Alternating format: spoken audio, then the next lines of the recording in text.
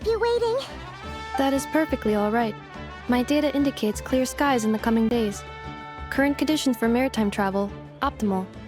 I'll be ready whenever you are.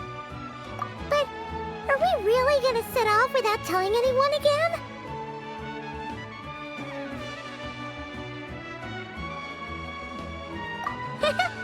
Funny you mention it. You'll never guess who Paimon saw on the way over. Hey! You didn't seriously think we'd let you leave without a farewell party, did you? No chance.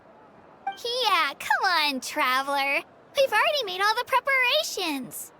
And most importantly, how dare you try and slip away without first paying your respects to the almighty Dragon Lord! A little bird told us you'd soon be leaving for Krai. So, we asked Paimon to give us a heads up before the date of your departure. You sure it's not time to think about changing that little habit of ours? Don't worry, we won't keep you long. Besides, everyone's there already.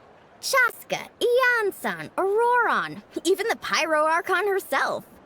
You're invited too, Inefa. Shilonen has a special gift for you.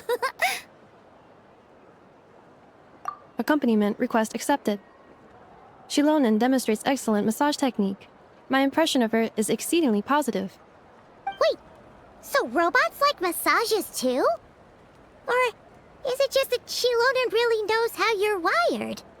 Alright, enough with the chit-chat. Let's head to the venue. Woohoo! Party time!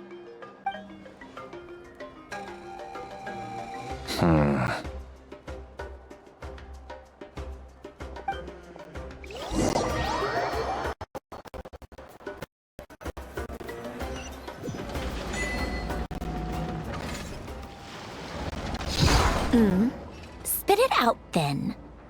They've set off. Just as my calculations projected. About time I met this variable in person.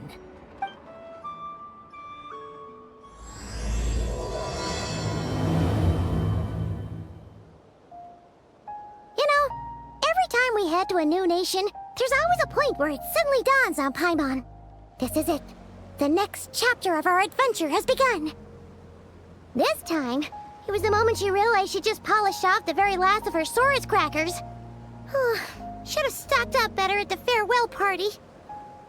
In other words, Paimon has marked the geographic coordinates from 2 minutes and 40 seconds ago as the boundary between Natlan and Krai. This deviates somewhat from the official coordinates stored in my database.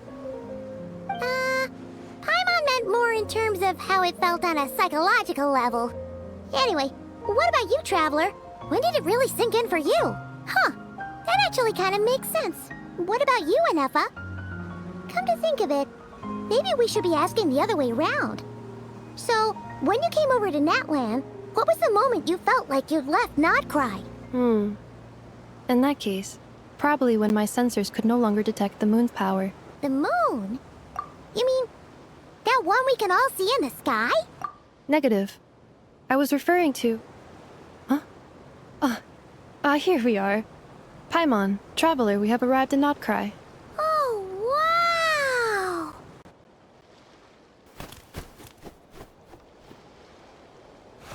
Paimon, Traveler, welcome to Krai.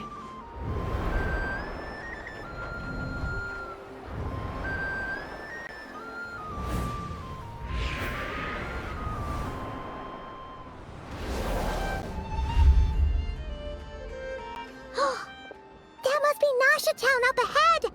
That's the place you were telling us about on the way over, right?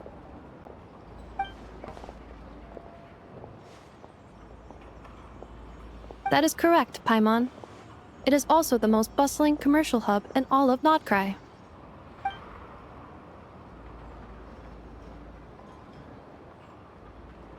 Oh, sounds like the perfect place to start trying out all the local specialties. Huh? Is something up, Traveler?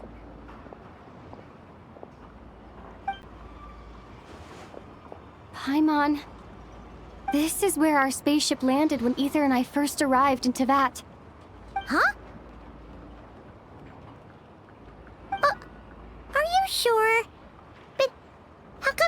mentioned that before. Seems pretty important to Paimon. Well, because those memories are really hazy. All I remember is Ether waking me up and us leaving the ship. But just now, setting foot on this land, I felt something. The kind of power I sensed in those moments. Are you referring to Kuvaki? Kuva, what now? The locals refer to it as Kuvaki. It is a unique elemental force found only in Krai, or rather, a pure, primordial form of elemental energy. That is correct. Another similar concept I have found in my database is the primordial sea. Legend has it that long ago, the moon that shines in the sky above us once rose from the land of Krai. Modern geological surveys and meteorite studies conducted in the region have since supported this claim. So, when you mentioned being able to detect the moon's power earlier, you were referring to Kuvaki?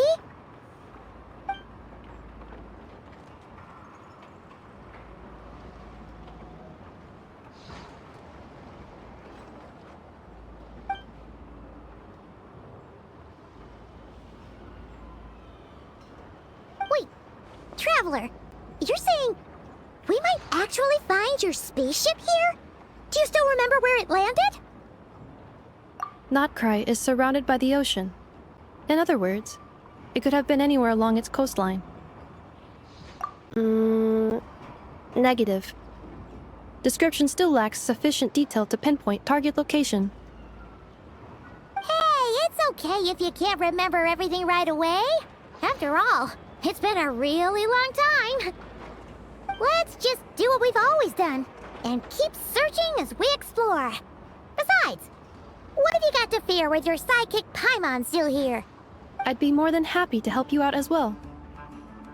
Our pleasure. Anyway, just knowing that your spaceship's here in Krai surely counts as a big step forward, huh? Like we've crossed another boundary? Paimon couldn't have put it better herself. You sure are a quick learner, Inefa.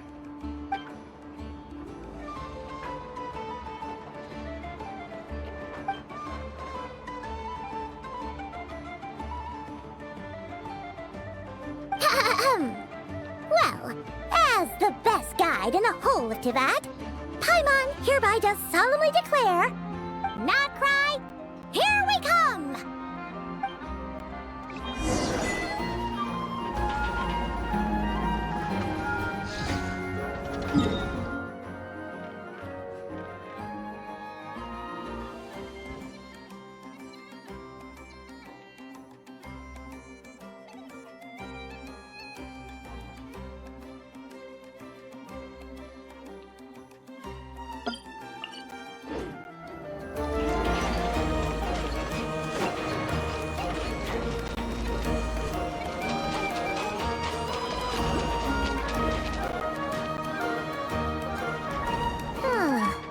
It just occurred to Paimon, if we were looking to put out a missing spaceship commission, or to learn more about Krai, wouldn't it make sense to drop by the Adventurers Guild?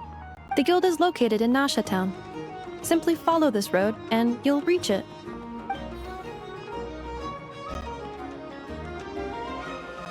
Huh?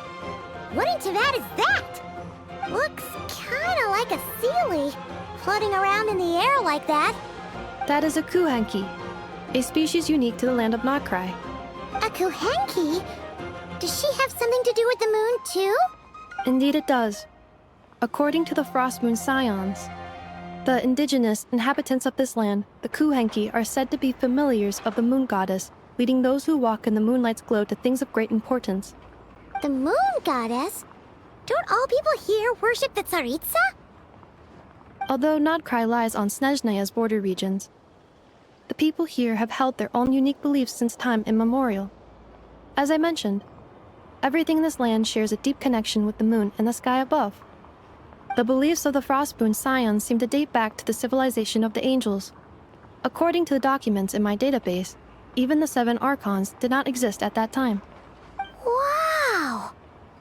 So the origin of their beliefs goes back even further than the Archon War? Correct.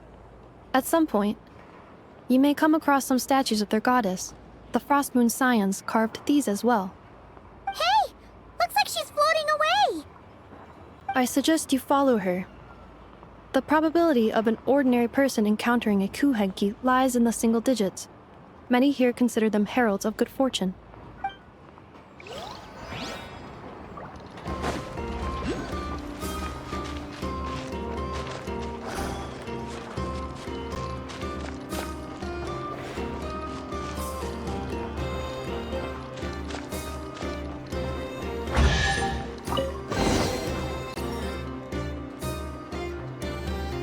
Is this a travel guide?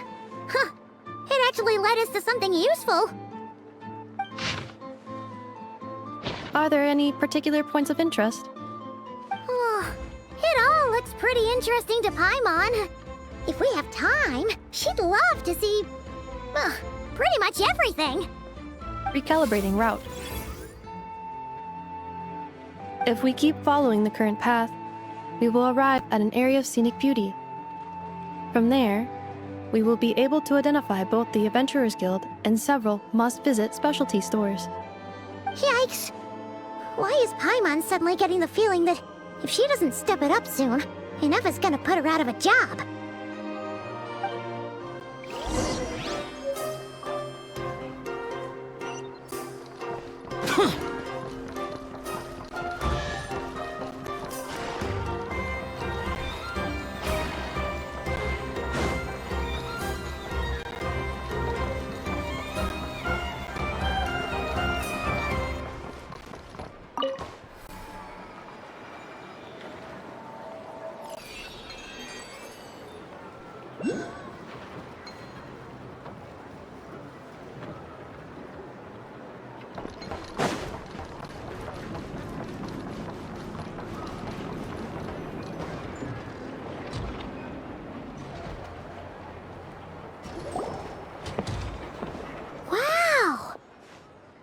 Town actually looks pretty big from here.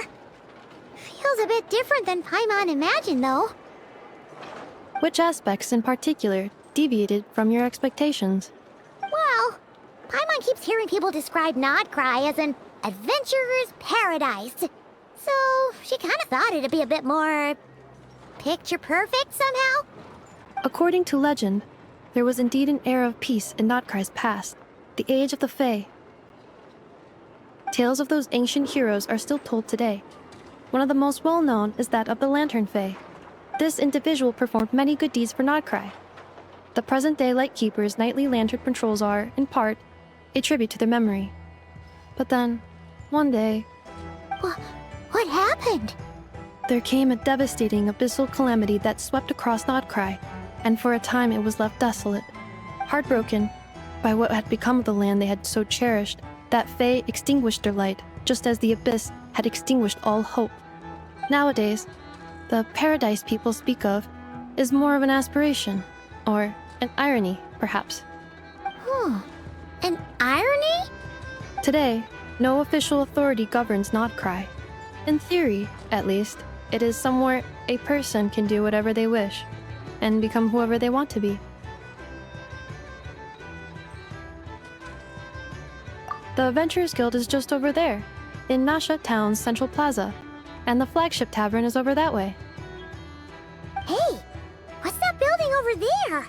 You know, the biggest, tallest one. That is Aino's Boom and Blast Kuvaki energy cannon. It gets activated when the wild hunt threat level outside Nasha Town reaches a certain threshold. But according to the scan I just ran, the energy cannon appears to be malfunctioning, likely due to a recent discharge.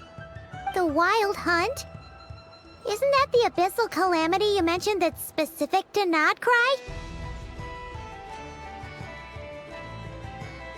It is a phenomenon that has been occurring for several centuries now.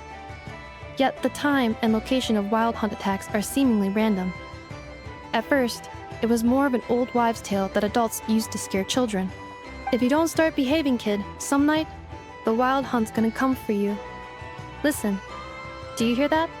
That weeping in the fog? Those are the cries of a young woman being dragged away. You're saying people actually hear things like that? I have not witnessed enough wild hunt attacks to give a statistically sound answer. But the oldest legends say that all people saw was the ghostly shadow of a woman in the mist. It wasn't until later that it became a full-blown calamity. Abyssal monsters and all. Oh, when you put it like that, Paimon's really gotta hand it to Aino. Not only did she repair you, but she's even built a giant cannon to keep the wild hunt at bay. Absolutely. Aino is very impressive indeed. Anyway, according to my schedule, it is time I took you over to the flagship. Oh, sure. After all, we shouldn't keep Varka waiting. Well, Paimon's not sure if he'll actually show up at the bar this early.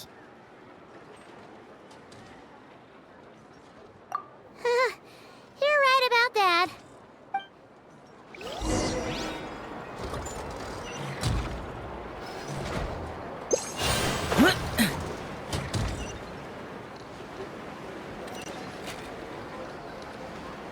Huh. Isn't this the Adventurers Guild? Why isn't anyone here? Does that mean that Catherine and Nodcry actually gets to clock out? Anyway, let's come back later.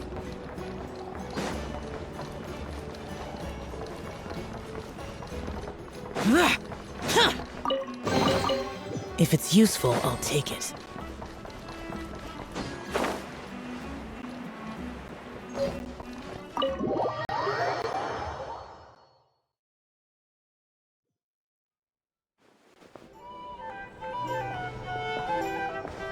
Here we are, the flagship. Varka told us to meet him here in his letter, right? Let's see. Varka? Varka! No matches, I identified. Huh. So he isn't here after all. Oh, guess we never did actually say we'd be arriving today. Hey, why don't we go ask the owner? If what they say is true, Varka's drinking prowess must have left quite the impression.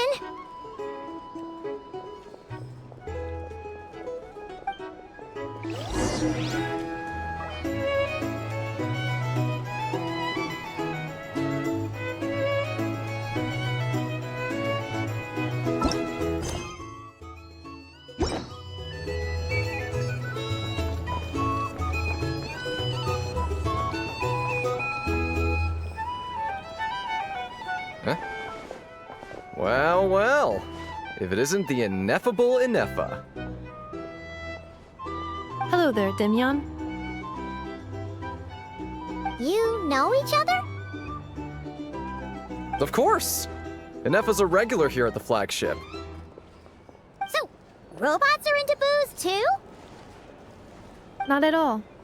The energy conversion efficiency of alcoholic drinks is very low, and most of them are full of impurities. Still, I can affirm that your berries and fried meat deserve a solid 9.12 out of 10. It has Aino's approval too.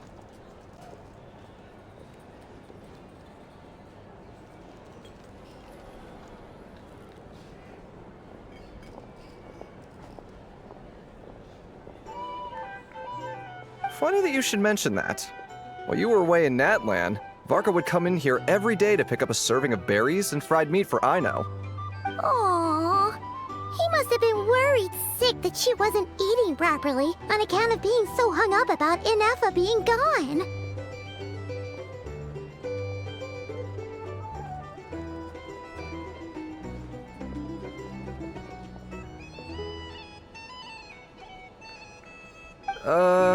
Actually it's 'cause Varka found out that Aino went wild after Ineffa left, gorging herself on snacks she normally couldn't get her hands on. So it was more worry that she wasn't getting a balanced diet. I think I might have just put my foot in it. Anyway, since you're back from Natlan, these two must be the ones Varka mentioned. The Traveler and Paimon, yes? Yep, that's us. So, from the sounds of it, you must be a close friend of Varka's too. Varka? Goes without saying. After all, he's the only one around here who's ever managed to stay standing after 10 rounds of the roulette special. Paimon can't believe he's made such a name for himself. Though, guess it's hardly surprising how. Right now? Must be somewhere near Anvantinyarvi. That's quite far from here. Huh? Where's that? It's a lake in the northern part of Krai. Word reached him of trouble brewing around those parts, so he took his knights to check it out. Oh. So, we missed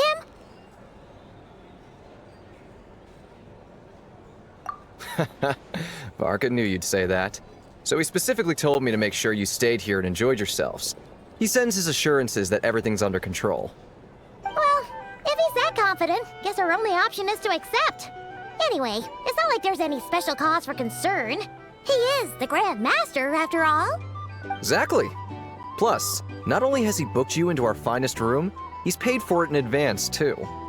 Whoa! That's so generous of him! We might not have met yet, but Paimon's got a feeling that we'll get along with Varka like a house on fire. Oh, and by the way, he also asked me to serve up a portion of berries and fried meat for Anefa. That was prepaid as well. Thank you. No, thank you. I'm the one who should be grateful for your business. Traveler, Paimon, why don't you go ahead and drop off your luggage? I can use this time to go pick up some components that Aino asked me to bring back. Sure thing. Besides, now that we've got ourselves a map, once we're done unpacking, we might as well go for a stroll ourselves. Why don't we meet up again later? Oh. So you no longer require navigational assistance? No worries, we should be fine. We've got a rough idea of our way around town, so Paimon's reasonably confident we shouldn't get too lost. Thank you. This translates into an approximate time saving of 30%, meaning I will be able to see Aino about 45 minutes earlier than previously projected. Oh, right. You must miss her a lot, too. In that case, we better get a move on.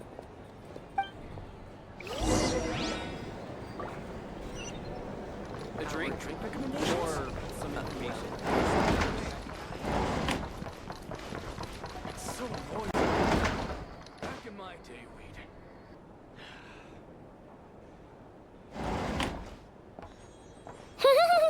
Feels pretty nice having someone sort out our food and lodging for us, huh? But is this really the flagship's best room? It's pretty big, make no mistake, but it looks a little worn out, right? Though, to be perfectly honest, that feels right at home with everything else we've seen of Nasha Town. You mean it's got something to do with Krai's history? Oh, that makes sense. But what exactly was this calamity?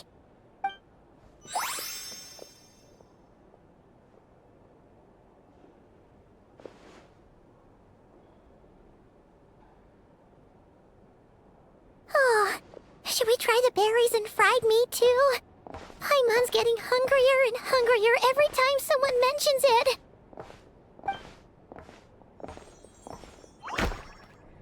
Oh, sorry about that. Paimon wasn't watching where she was going. Please, there's no need to apologize. If anything, I'm the one who should be sorry. Clearly, I shouldn't have gotten lost in my thoughts in the middle of a hallway. Wait a sec. Are you staying in the room next to ours? Ah, quite the perceptive one, I see. First things first, allow me to introduce myself. My name is Kirill Chudamirovich Flintz, but please, just call me Flintz.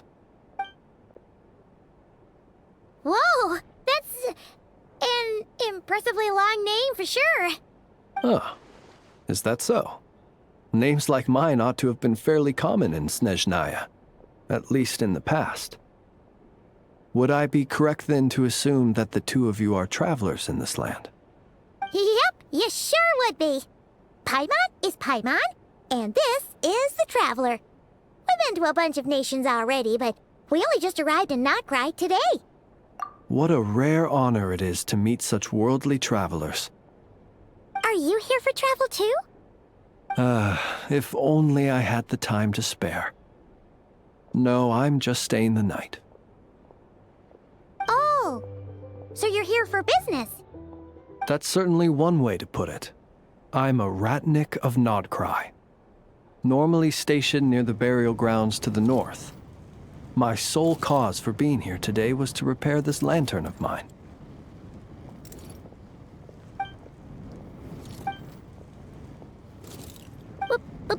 Burial grounds? Your surprise is entirely understandable. Most people cannot even begin to fathom the idea of a life surrounded by tombstones and decay.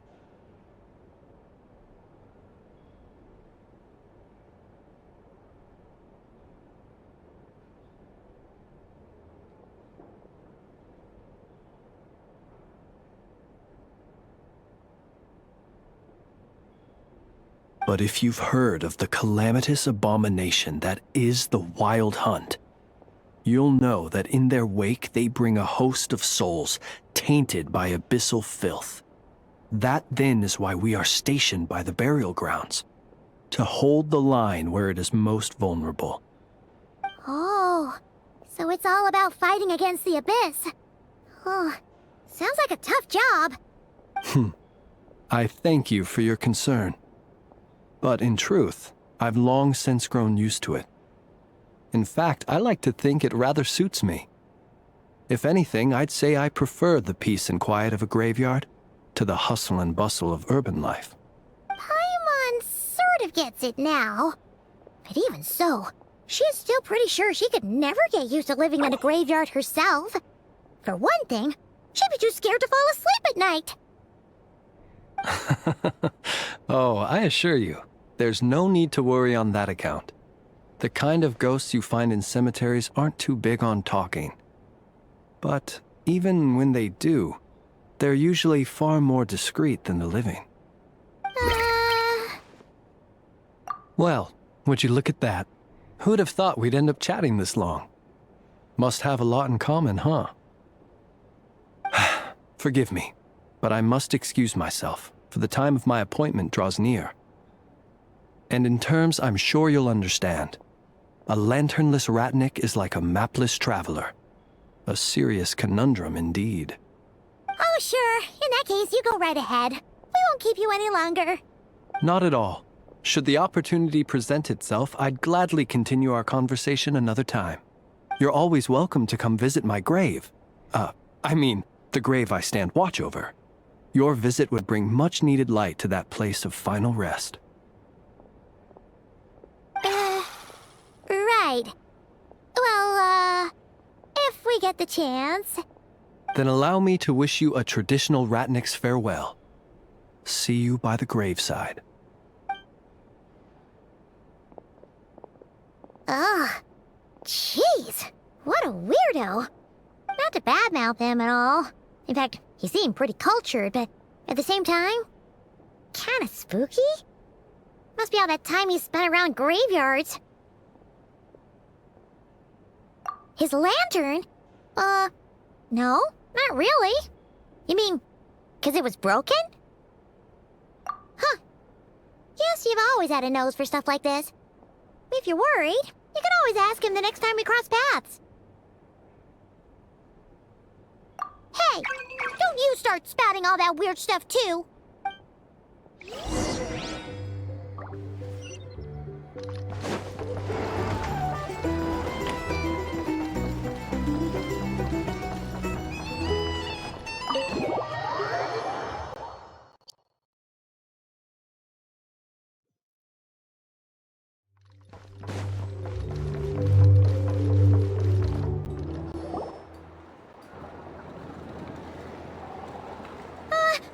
Paimon almost forgot something super important. Were we gonna go try out the berries and fried meat?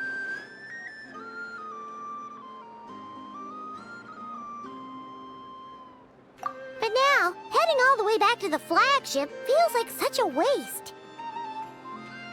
Please, accept today's boon.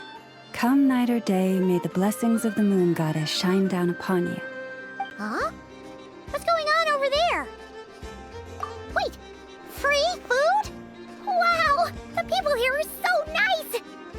Quick, let's grab some too. Paimon's super curious what their food tastes like. Moonlight illuminates the path before you, travelers from afar. Huh? How'd you know we were travelers?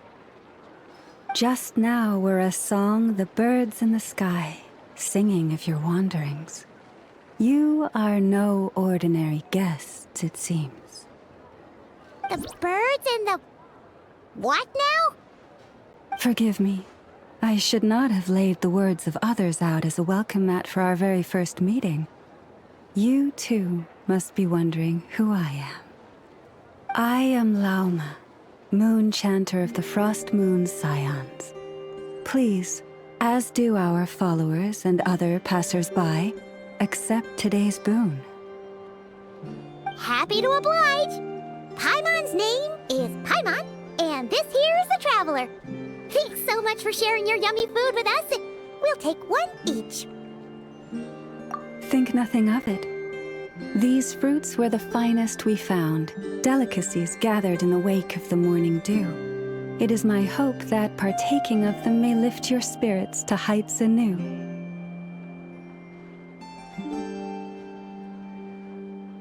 The finest you found? Wow! That sure is kind of you, but wouldn't you want to keep those for yourselves?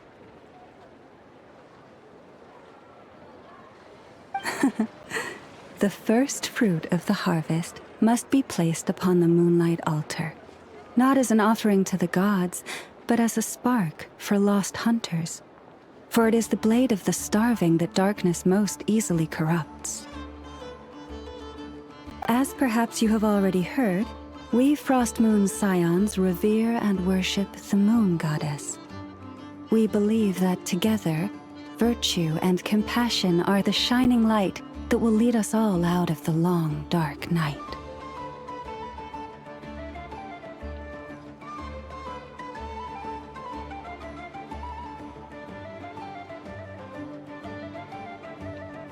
And now, with tides of haughty Fatui swarming into Krai, driven by greed, and greed alone, more than ever before, we must all unite under the banner of virtue. Huh! Look who it is again. Those unsufferably kind-hearted Frost Moon Scions. Got enough for us too? That's right! 2 servings each! We're starving over here! The Fatui! After what you've been doing to our sacred statues, how dare you even show your faces? Wilhelmina, bestow today's boon upon our guests.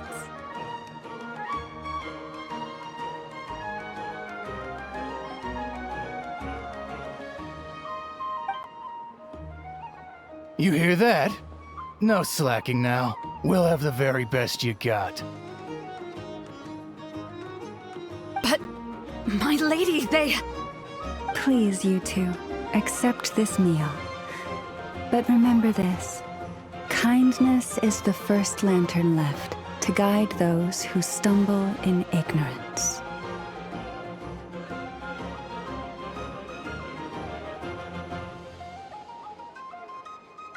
Come again? Let me finish.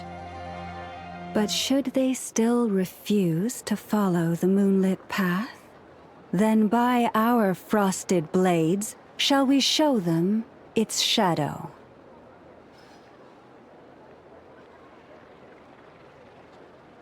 You! Hey, look who it is. Whatever. Just you wait.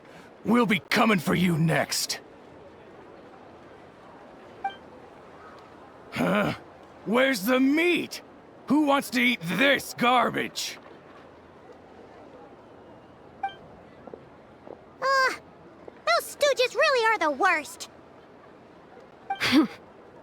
Ever since they came to Krai with all their weird equipment and built that so-called experimental design bureau, our lives have been turned completely upside down. Judging from how they reacted just now, it seems the Fatui already know who you are.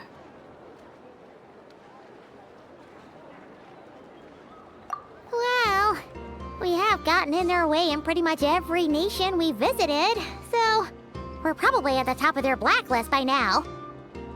I see.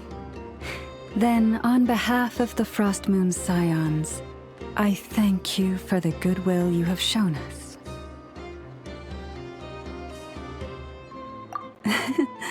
Because if they had gotten ahead of themselves just now, I'm sure you would have stepped in to help. Just as the birds and beasts put it, your arrival heralds joy to us all. Besides, for a weary traveler far from home, what better respite than to bathe in the moonlight? You will always be welcome at the Frost Moon Enclave, the place we call our home.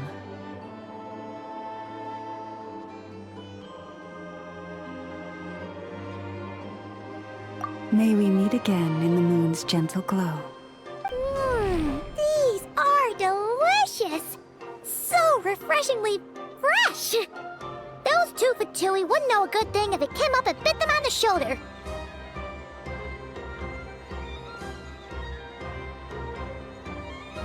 Looks like Inefa isn't done with her shopping yet, and the Adventurers Guild is still empty. Where should we head next? Good idea! Wouldn't want to let the Kuhenki down, after all.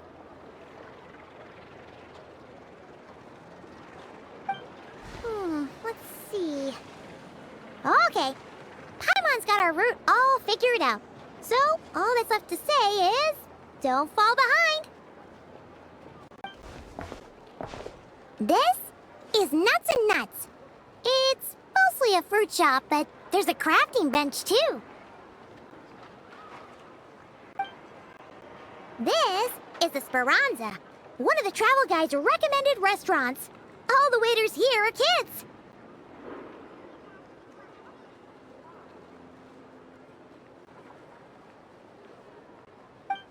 This is the Vesnitsi Prolecha Greenhouse. Apparently, their flowers are all made of metal, so they'll never wilt away.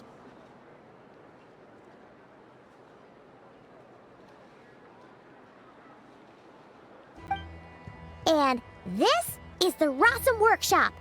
If you ever need a weapon made, this is the place to go. And over here, they've got a super tall observation deck. Whoa! Take a look at that! You can see really far out into the distance. That way's north, and that looks like something built by the Fatui? And then over there to the west, that must be the place Lauma mentioned, where the Frost Moon Scions live.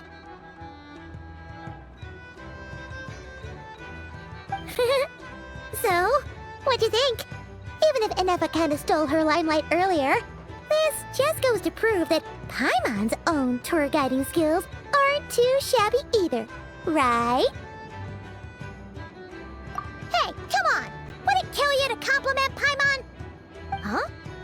Look! There must be someone at the Adventurers Guild now! There's already a line forming outside! Looks like we'll finally be able to ask about your spaceship! Oh, or was there anywhere else you wanted to stop by first? Where? Which one are you...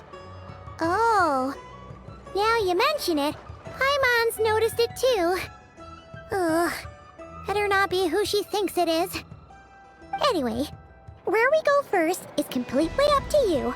Either the Adventurers Guild, or that suspicious-looking shop. A word of warning, though. If we step into that shop, be sure to keep a very close eye on your Mora.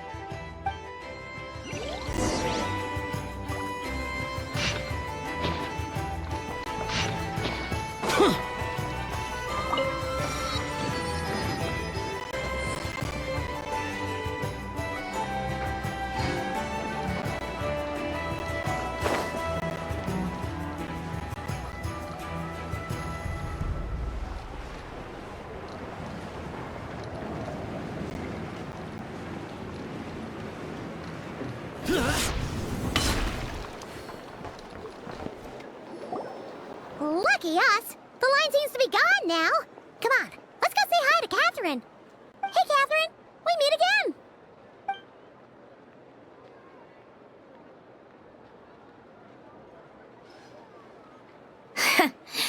How ridiculous. Huh? They often say that mortals, shackled by their own flesh and blood, may fail to perceive the truth of this world, even when it is right beneath their very noses. Yet I had not expected to have the pleasure to witness such heights of absurdity firsthand. But Paimon must have gotten the wrong person? At second glance, you do seem a bit younger than Catherine, and you certainly sound a lot less friendly. A creator might forgive ignorance, but being mistaken for one of my own creations is beyond all pardon. Look very closely, for standing before you is none other than Marionette, 7th of the Fatui Harbingers. A Harbinger?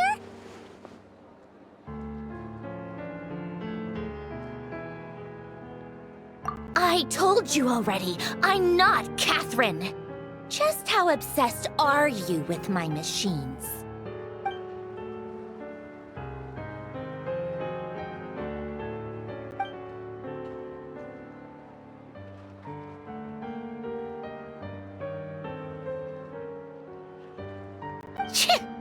Today's encounter is merely a courtesy call. A friendly warning, if you will. You interfered with my work once before, with that little robot. I let it slide. After all, it was nothing more than a distraction, a side project at best. But we are in Nod Krai now, and as such, I strongly advise you not to stand in the Fatui's way. Otherwise, the next time we meet, I might just have to drop all this meaningless etiquette. Oh, please. You've got some nerve coming out with barely veiled threats like that. You're the one stirring things up here. Oh, perhaps you have misunderstood. Just because Nod Krai lacks a ruler at present, that does not mean it should not be ruled. We Fatui are simply establishing a new order. Yeah, right. More like shady experiments, judging by your massive, creepy research facility. I've said what I came to say. What you do next, only you can decide. So why don't you start by using your already limited processing capacity to calculate your even more limited options? And, being the refined young lady that I am, I shall indulge you just this once. Ad Astra Abasask. Welcome to Nod Krai, Dominion of the Fatui.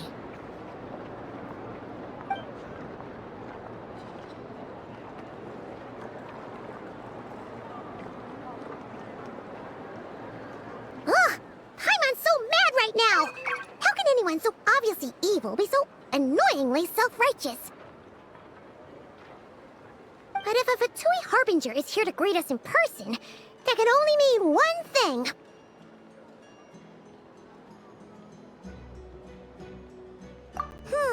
We'll have to be extra careful from here on out. Paimon hates feeling like she's being watched. Hey! The real Catherine's back! Ad Astra Abyssosque.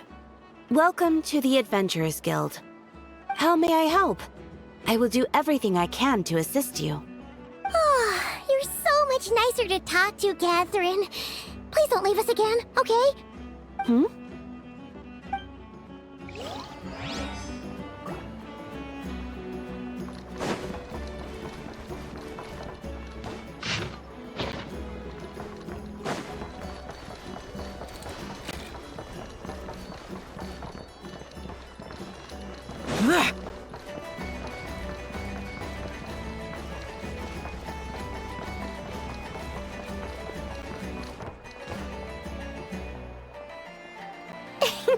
Please, here you go.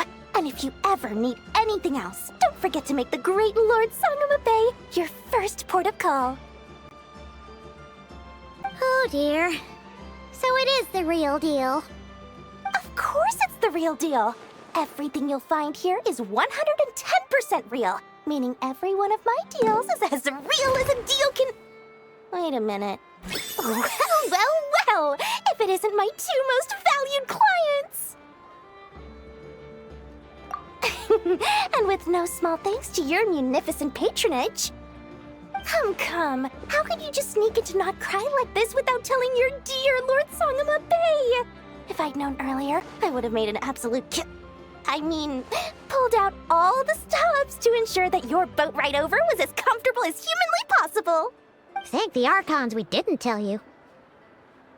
Oh, come now! You know as well as anyone how impeccably and conscientiously above board I am when it comes to doing business. Well, regardless of whether that's true or not, the main issue here is that we had no idea you had a branch in Not Krai. A clever merchant always has a backup plan, or two, or three up their sleeves. As the saying goes, a rabbit with many burrows fears not the hunter's arrows. A merchant with stores galore hears no debtors at the door. Since you're both here in Not Krai, would you care for some of my finest local souvenirs? Whatever you're looking for, I have it. Or if it's Sumeru you're missing, I've got that covered too. We literally just arrived. Do we look like we're on the hunt for tourist trinkets to take back for our friends? My, your high-minded tastes never cease to impress. In that case, I know just the thing. You must be on the hunt for something like this? What's that? Your hat? Information, of course. Information about Not Krai, locked securely in the otherwise impenetrable vaults of the Lord Sangama Bay's brilliant mind. I knew it! I just knew you'd appreciate the value of my wares. On the back of all our pleasant dealings in the past, I'll even take a hit by throwing in some insider info for free. Wow. You sure are feeling uncharacteristically generous today. What do you mean by uncharacteristically? I am the most generous person forget it. Anyway, the long and the short of it is this. The moment I set up shop in Not Krai, it struck me how many different factions there were, all competing against each other for power and influence. Well, as they say, there's no time for business like a crisis. Things got even more turbulent after the Fatui pulled down 2 ancient moon's remnants. People began to catch a whiff of the coming chaos.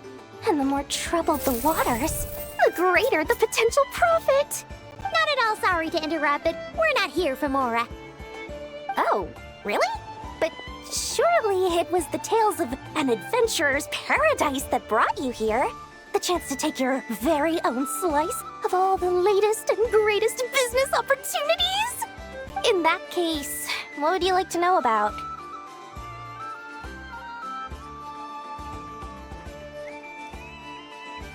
The Frost Moon Scions? You mean the people who believe in the moon goddess? They're not a bad bunch. It's just, well, they have such simple tastes. No luxuries, no indulgences, no nothing. Trying to earn a little more from that lot is like trying to squeeze blood from a stone. Still, things between them and the Fatui have gotten pretty tense. It's only a matter of time before the powder keg goes boom. And when that happens, that's when business will start to boom too. Oh, they're an organization set up to keep the locals safe. Apparently, they have a long and glorious history, and they're made up entirely of volunteers. But seriously, a volunteer organization in Not Krai? This place is hardly a magnet for noble hearts. No pay, all work. That's not a business model, and it's certainly not for me. Everyone knows they're here for the Ancient Moon's remnants, but no one's sure why they pulled them down in Not Krai of all places. Anyway, they've been acting mysterious enough, but if you ask me, that Kuvaki Experimental Design Bureau of theirs up north hides secrets wilder still.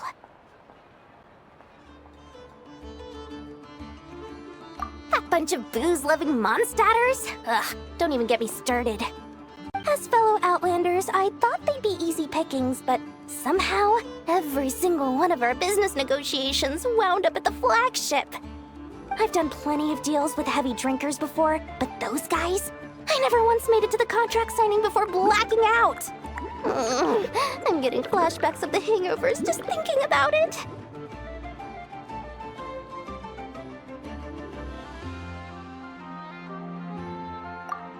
What now?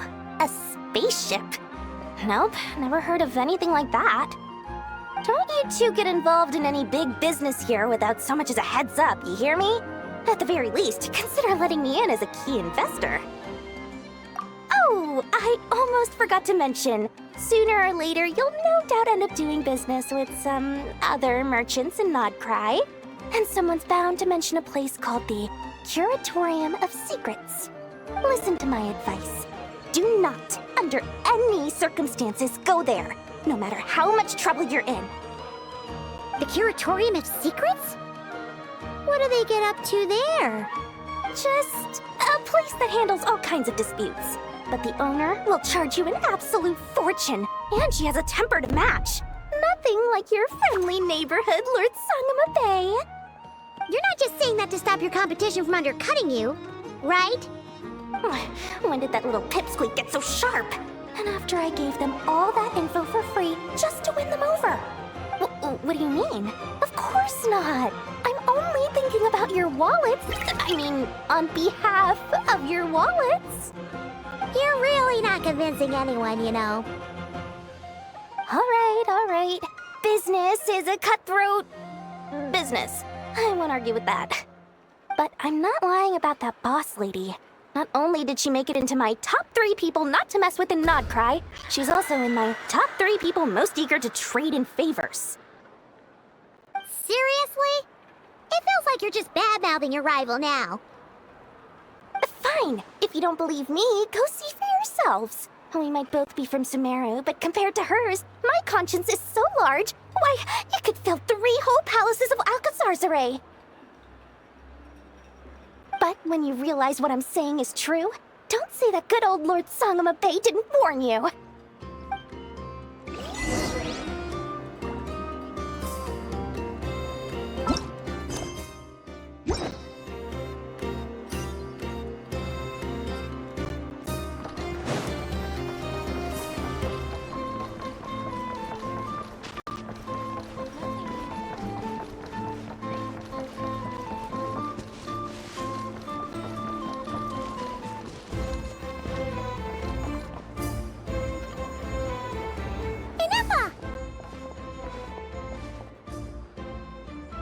Hello. I was just about to start tracking your whereabouts. Did you manage to get everything Aino asked for? I did. What about you? Do you need me to navigate or introduce any more places around town? Not for now. We've seen most of it already. We probably need some time to process everything we've learned, though. Any progress with the spaceship? No. Catherine came back just now, so we asked her, but even she hasn't heard a thing. One possible explanation is the vast stretch of time that has elapsed. Additionally, given the limited resources available in Krai, it is entirely plausible that the wreck was scrapped for parts, or even mistaken for a pile of broken machinery. Aww. Understood. In that case, why don't we go ask Aino together? After all, she was the one who salvaged me. Ancient dragon technology and all. If there really are any unusual parts floating around Krai, there's a high chance they've passed through her hands at some point or another. Good point. And since you keep mentioning her, we're curious to meet this whiz-kid mechanic too. Understood. Then I'll handle navigation as before. ETA at the Clink Clank Krumkake craft shop. 34 minutes ahead of schedule.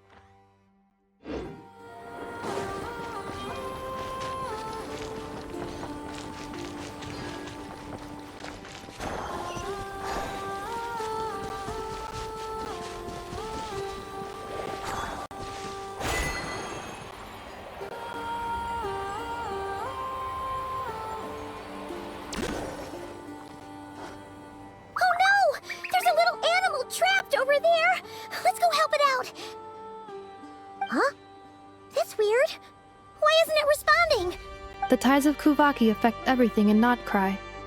So much so that many creatures have evolved a kind of dependency upon it, growing stronger or weaker as it waxes and wanes.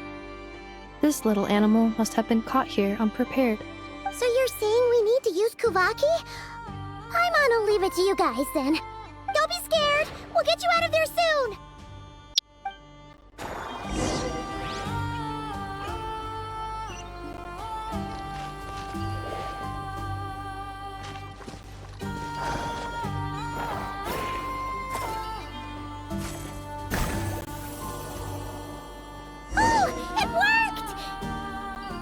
Off you go now, little one. Don't go getting yourself caught again.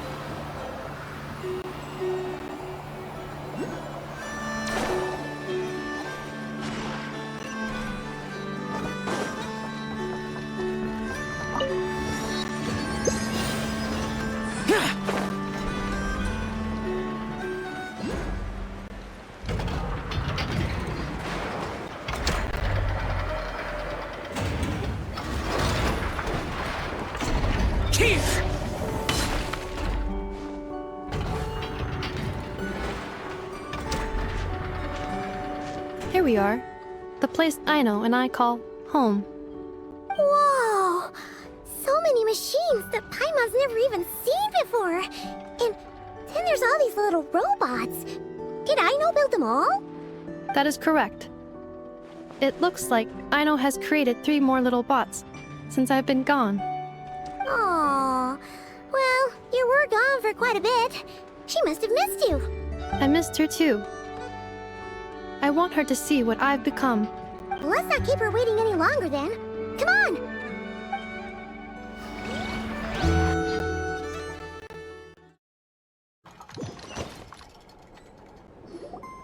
Aino, I'm back.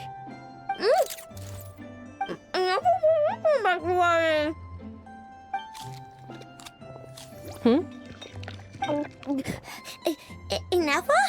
You're back significantly earlier than I expected. Like a whole 30 minutes at least. Everything went very smoothly, which saved me quite a bit of time, so I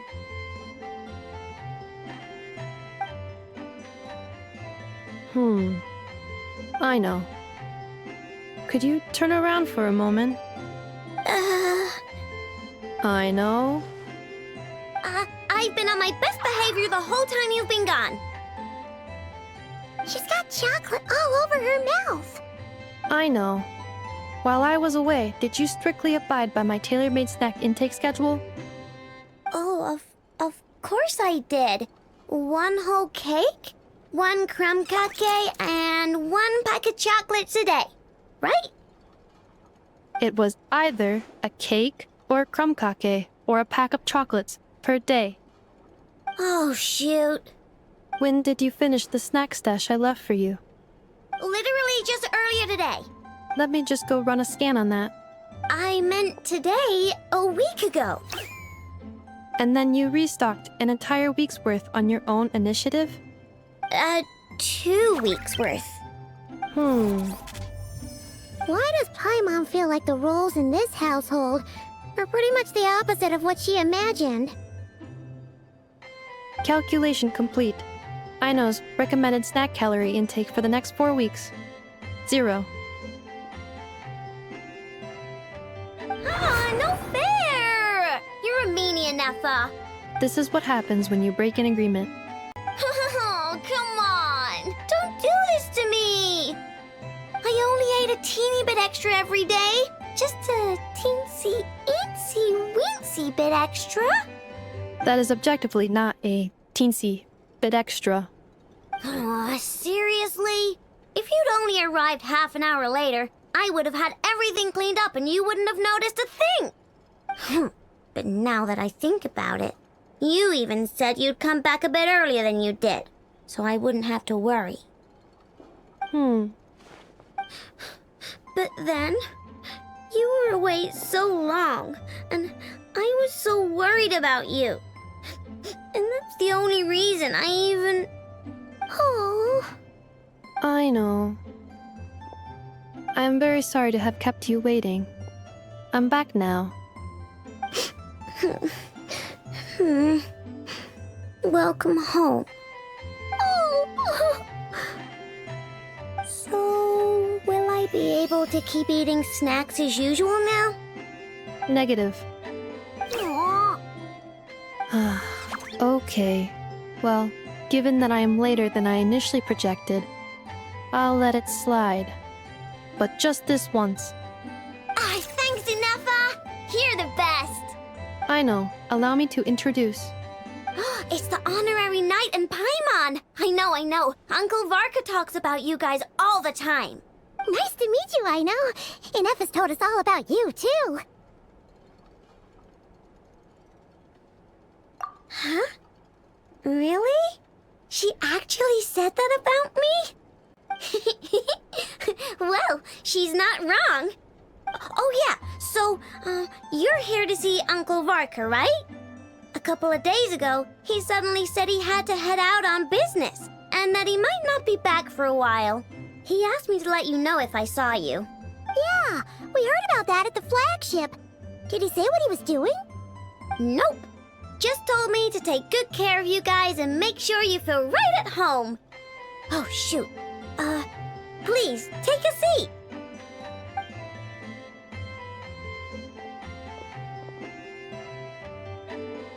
Do either of you need my help with anything? Anything at all? After all, I'm the head of this household.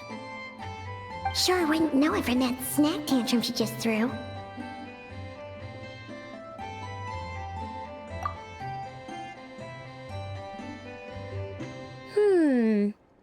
A spaceship, huh?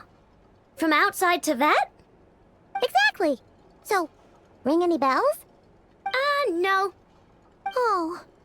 You sure? Nope means nope. Never seen the slightest trace of it. More specifically, by nope, I mean, I've never seen a single piece of tech in all of Krai that might have come from out of this world. Not in any new machines or in any old ones either. Huh. What I know means is that your spaceship almost certainly has not been disassembled nor repurposed as parts for other machines. Oh, so that's what she was getting at. Yep. I've taken apart pretty much all the fun stuff in this city at one point or another, but I don't recall ever seeing any components that were anywhere near that special. So, either your spaceship crashed somewhere it's never been found, or someone did find it and then hid it really, really well. But who would even do something like that? Beats me. Maybe someone who thought they could stash it away for a rainy day. Just like how I sometimes hide snacks in the...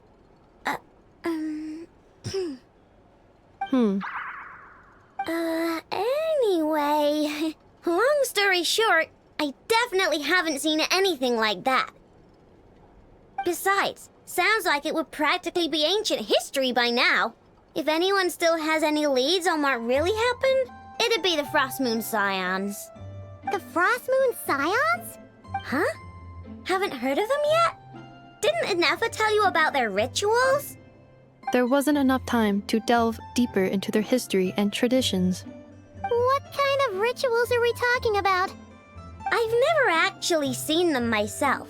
Just heard bits and pieces here and there. They say that each of their moonchanters has had access to an ancient relic that lets them see the true past. Not sure exactly how it's meant to work. I can't get my head around anything that can't be explained by either machines or science. And to tell you the truth, I don't like it much either. Looks like we'll have to try our luck with the Frost Moon Scions. Aw, leaving so soon? Sure you don't want to hang out a little longer? It's getting late, I know, and these two still need to head over to Hisi Island. It would not be convenient for them to linger much longer. Aww. Alright then. Don't worry. We'll be sure to drop in on you as often as we can. Really? You promise? Sounds like my type of visitors. You're welcome anytime. I'll be staying to look after Aino today, so I won't be going with you. Hey, don't sweat it. We'll find our way just fine. I'm glad to hear that. Also, I must admit, I have very much missed the charging bed that Aino made for me. Oh, are you here to play with me? My name's Aino, and I'm an inventor. Me and Anefa live together. I could probably eat all the cakes and cookies in the world because I love them so much. But my favorite kind of all is Lackaberry Crumb Cake. Come visit my Clink Clank Crumb Cake craft shop whenever you want. Anyway, that's me. What about you? Tell me something about you, then we'll be friends.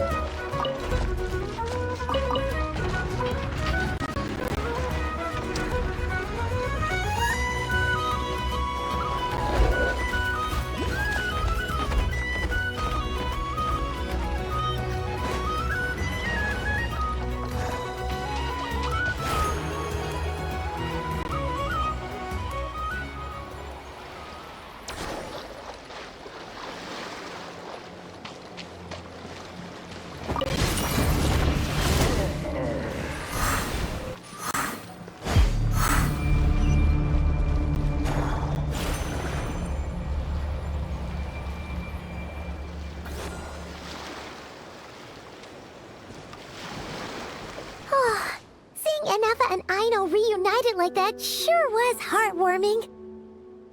We should definitely hang out with them more in the future.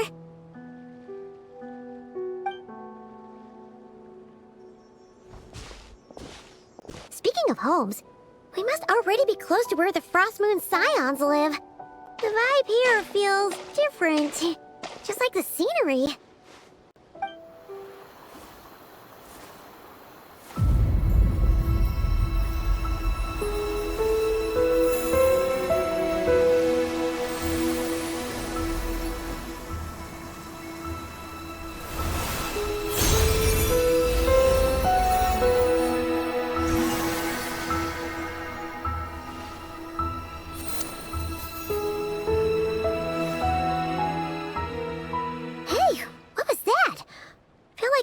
Sort of breeze blew by, and then the petals suddenly turned into...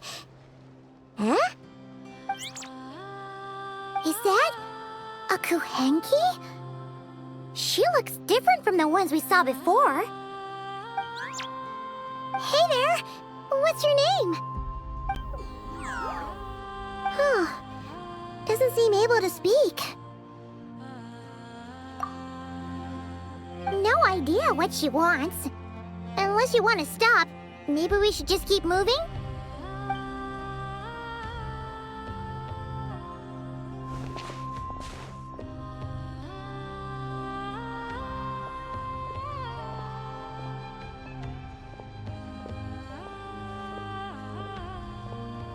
She's following us!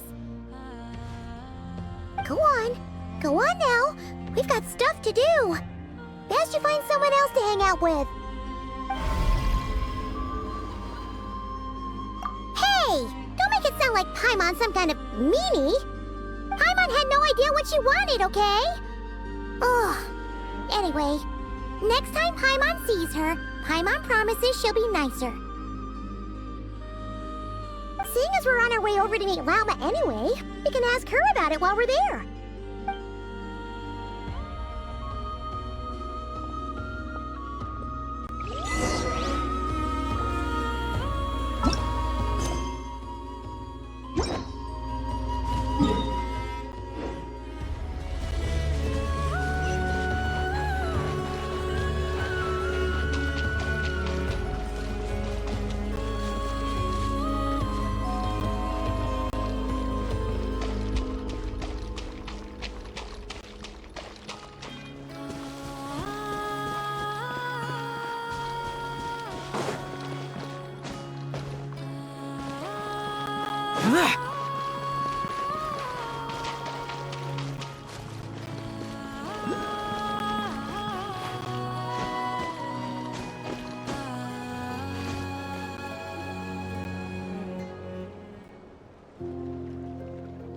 Huh?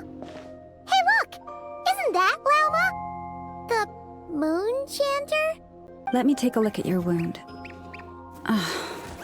You must be more careful. Doesn't matter how much of a rush you're in, your safety always comes first. Oh, you're back too. How is your day? You what? Those two Fatui? The ones who were causing trouble in Nasha Town? You went to teach them a lesson? And you put that in their food? You naughty little thing! How could you do that?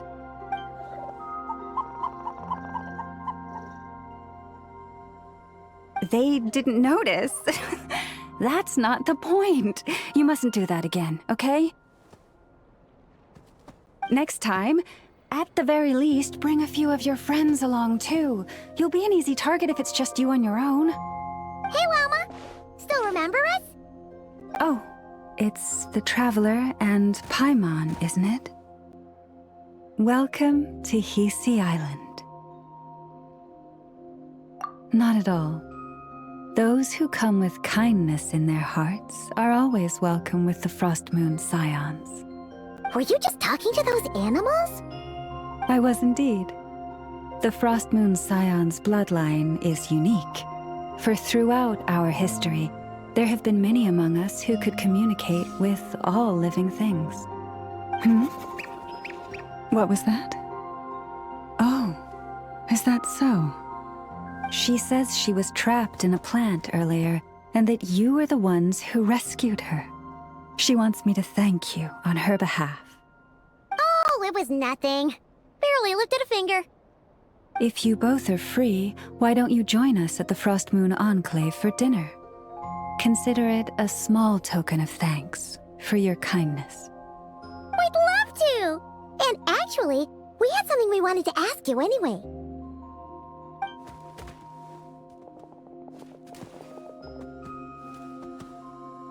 Oh, you're interested in the story of Kutar? Kutar? Yes, Kutar is our moon goddess, the moon maiden who guides us.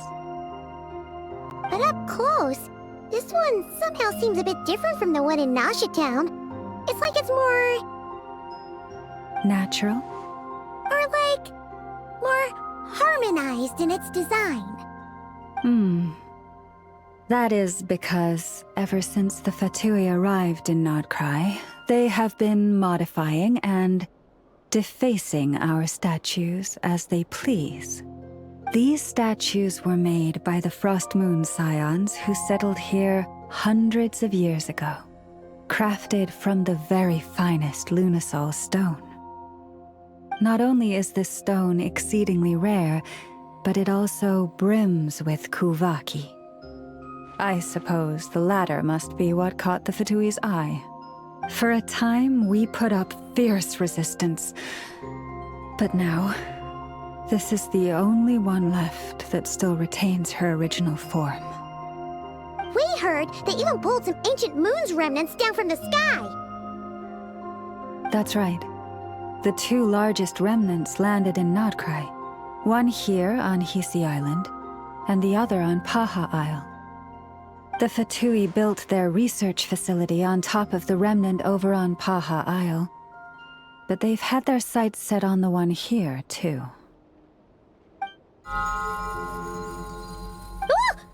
Oh! It's that little Kuhenki again! Surely that can't be. Hey! We've been wondering what was up with it, too. It just appeared out of some petals and hasn't stopped following us since. No, that is no ordinary Kuhenki. These we name Luonnotar, beings born from the moon goddess's blessing. Can you understand what it's saying? We honestly haven't got the slightest idea why it's been following us. I'm afraid not. I cannot fathom its thinking any better than you can. Sometimes a long time must elapse before the moon goddess's blessings turn into Luonnotar. Perhaps you two were simply there to witness that transformation. Oh, maybe. Legend has it that the Luonnotar bring good fortune. Given that it seems to have taken a liking to you both, why don't you let it come along with you? Really? Then you can start by helping us find some more treasure chests along the way. Capiche? Twilight approaches. If you would hear more of the moon's story, then let us make our way to the Frost Moon Enclave. Beneath the gentle moonlight, I shall share this tale in full.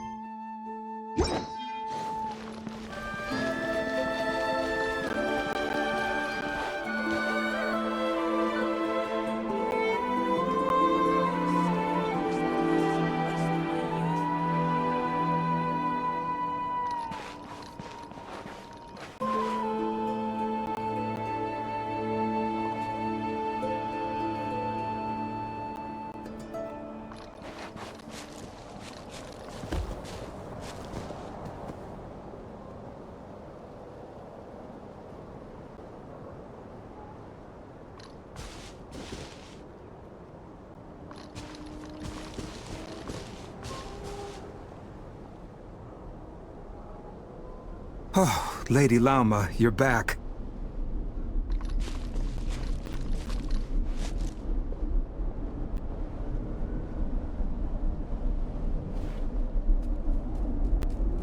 Come day or night, may the blessings of the moon goddess shine down upon you.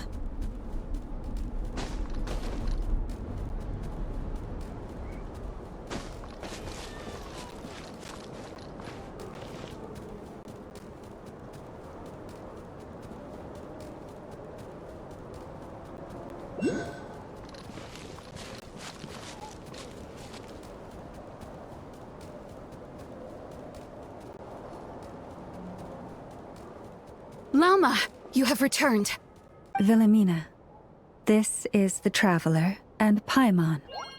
Kindly arrange for 2 additional dinner settings for our honored guests. Of course, my lady. Wow! Everyone along the way here pretty much saluted you. Are you, like, super important around here? I am but a moon chanter. One entrusted to convey the moon goddess's will. Nothing more. She's just being modest. The Moon Chanter holds the highest rank among us Frost Moon Scions. Lauma is our leader. Wilhelmina? I know. I'll send word to the kitchen. 2 meals coming up. Whoa! Paimon had no idea you were such a big shot. It is merely that the unique traits of our bloodline have manifested themselves especially strongly in my person. That is no accomplishment of my own. Please, follow me this way.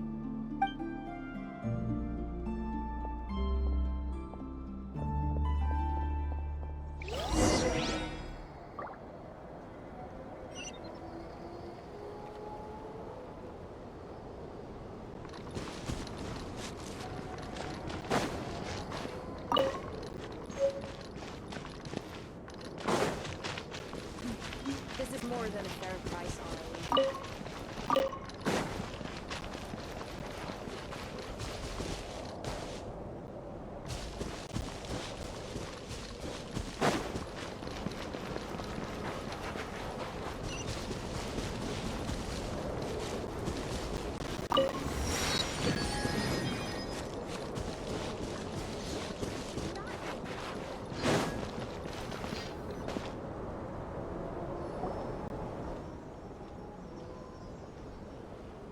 Even to this day, I am still trying to piece together the many fragments of our past. It is a story not only of the Frost Moon Scions, but also of the moons themselves. A story of the moons? Yes. We Frost Moon Scions are the last descendants of the ancient golden realm of Hyperborea. Its former glory may have faded, but what remains is a memory uniquely ours. In the distant past, Teyvat had not just one moon, but 3. It is said that they were created by the primordial master of this world, cast into the firmament to keep peace in the land below. Firstborn was the eternal moon, largest of the 3. Legend has it that it was her immense Kuvaki that gave rise to the ocean tides. Next was the Frost Moon. Smaller than her big sister, yet brightest in radiance. Her glow became the cold, undying lantern of the night. Finally came the iridescent moon, smallest of the sisters. Most of the time, her light was barely visible to the naked eye. Yet when she shone, her fleeting halos were all the more mysterious for it. Wow! Sounds like it all happened so long ago. So, what happened to them afterwards? Afterwards, well, as you have seen, the 3 moon goddesses perished. This happened in a war triggered by the Descenders, and of the 3 lunar husks, only the Frost Moon survived unbroken, while the others were shattered to pieces. Oh, so that's why there were ancient moon's remnants in the sky. Yes. It is also said that when the moons shattered, most of their fragments rained down upon this land like stardust. That is why Krai is blessed with such an abundance of Kuvaki. As for the remnant that the Fatui recently pulled down, that belonged to the Eternal Moon.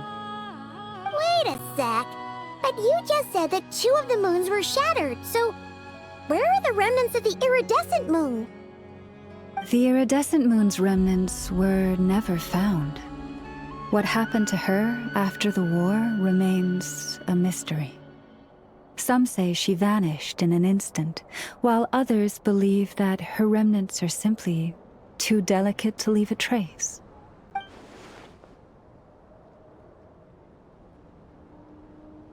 Yet, though the era of the 3 moons has long since faded into legend, successive generations of Frost Moon Scions have always passed down a prophecy that one day the moon goddess would return.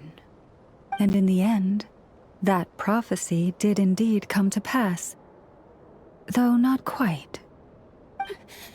Lady Lauma! Lady Lauma, are you there?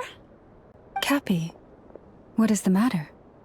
Lady Lauma, it's my daughter, Karina. Her illness.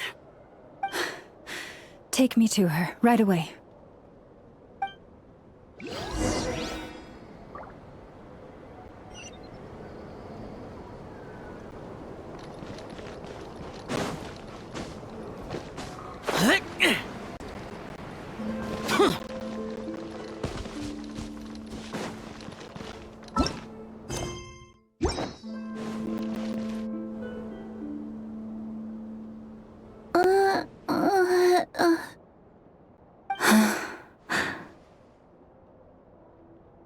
Her sensitivity to Kuvaki is flaring up again.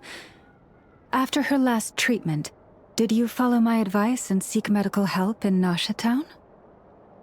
But those doctors are all Snezhnayan.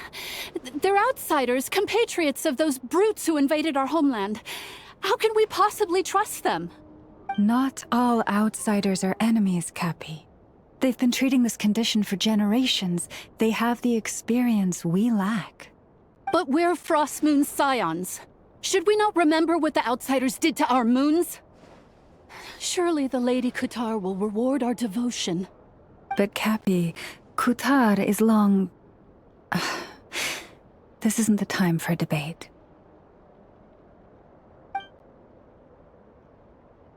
O lost child, snow-swept and buffeted by the howling winds of the frigid night, let not the silver flame within you fade. By the frost moon's grace, I shall warm you, curled up as a fledgling in frozen soil.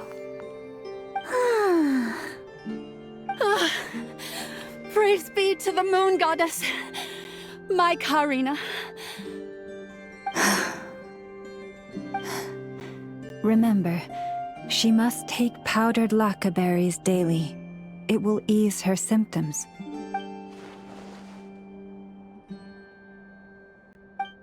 Lauma? Philomena, what is it? Dinner is ready. I see. Cappy, let her rest here for the night. I'll have someone bring her a blanket. All right. Thank you so much, Lady Lauma.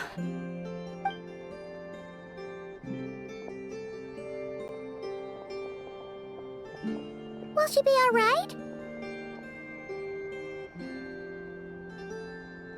Yeah. If there's anything at all we can do, please don't hesitate to ask. Thank you for your kindness. For now, though, Karina should be fine. She'll be feeling a lot better tomorrow.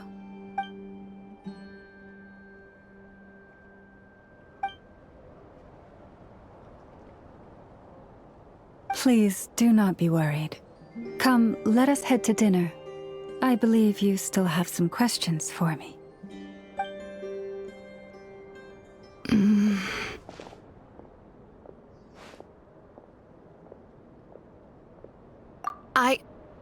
Oh, sorry. Yes, I'll be coming too.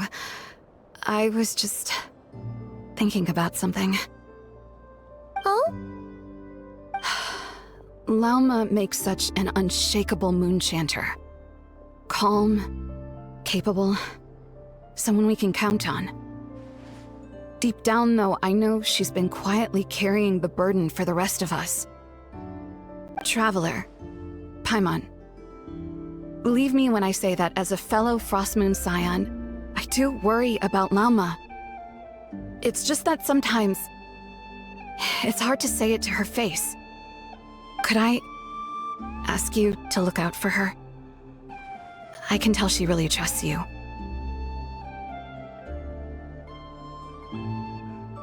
Thank you. It means a lot. Sometimes I really admire her strength. But at the same time, I can't help feeling powerless myself.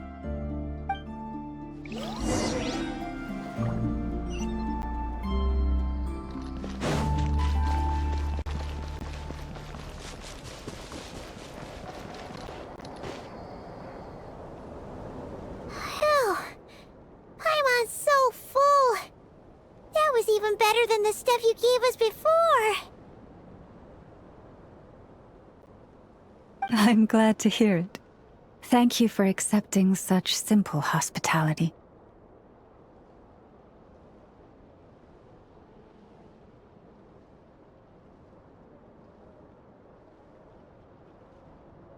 Hey, we should be the ones thanking you.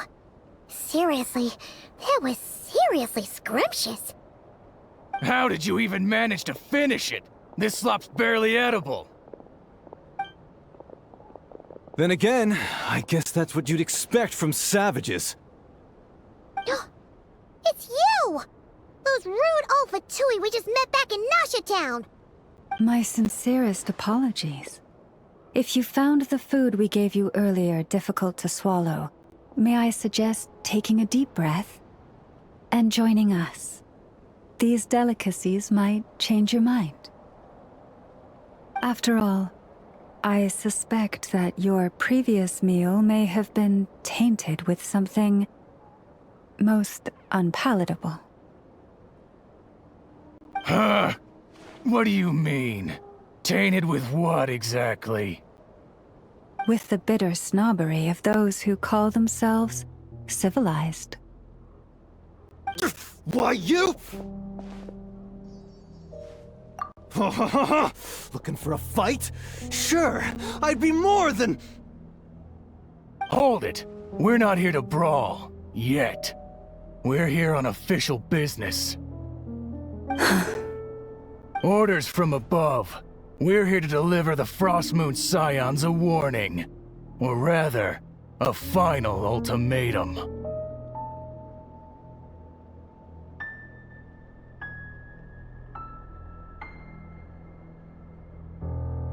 You have 3 days to hand over the relic and reveal the whereabouts of your so-called Kutar. If you fail to do so, the Fatui will immediately begin the cleansing of Hisi Island. Which, by the way, is the sovereign territory of the Tsaritsa of Snezhnaya.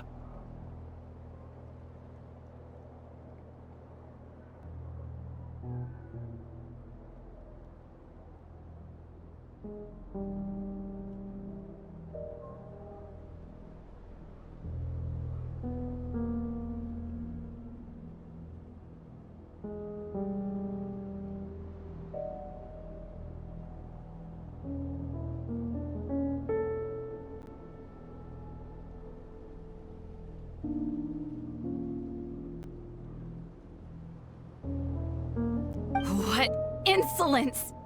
Your demands are outrageous! For generations, this land has belonged to the... Dear guests, allow me to save you both time and trouble with a speedy reply. The Frostmoon Scions will never hand over anything to the Fatui. And to those who set foot on our land with ill intent, I say this. With your blood, we shall draw an inviolable line in the snow. That applies to you, too. Stubborn savages, the lot of you!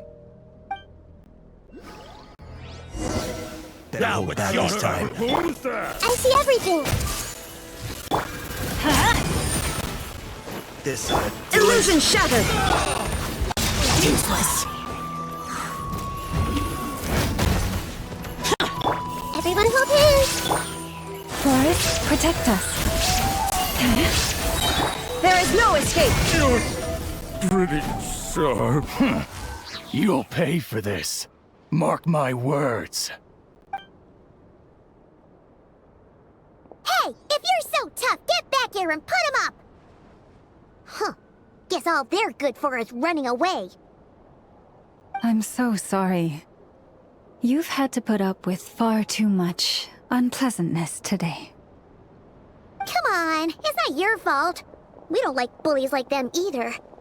But still, they mentioned a relic and Kutar. What exactly could they be after?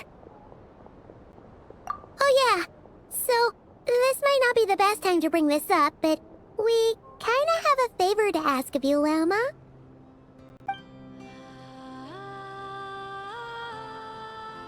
I see. So your questions concern the sacred relic too. Please, do not hesitate to speak your mind. Unlike those insolent intruders, you walk in the moonlight with open hearts.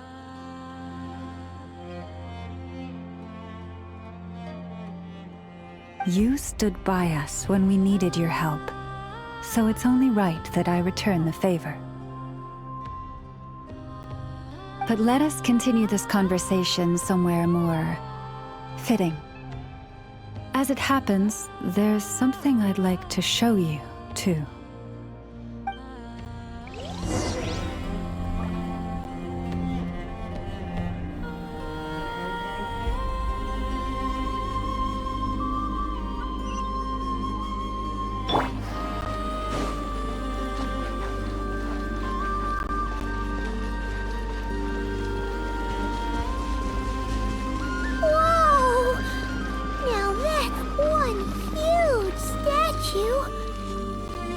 This is the statue of our goddess, the Moon Maiden Kuthar.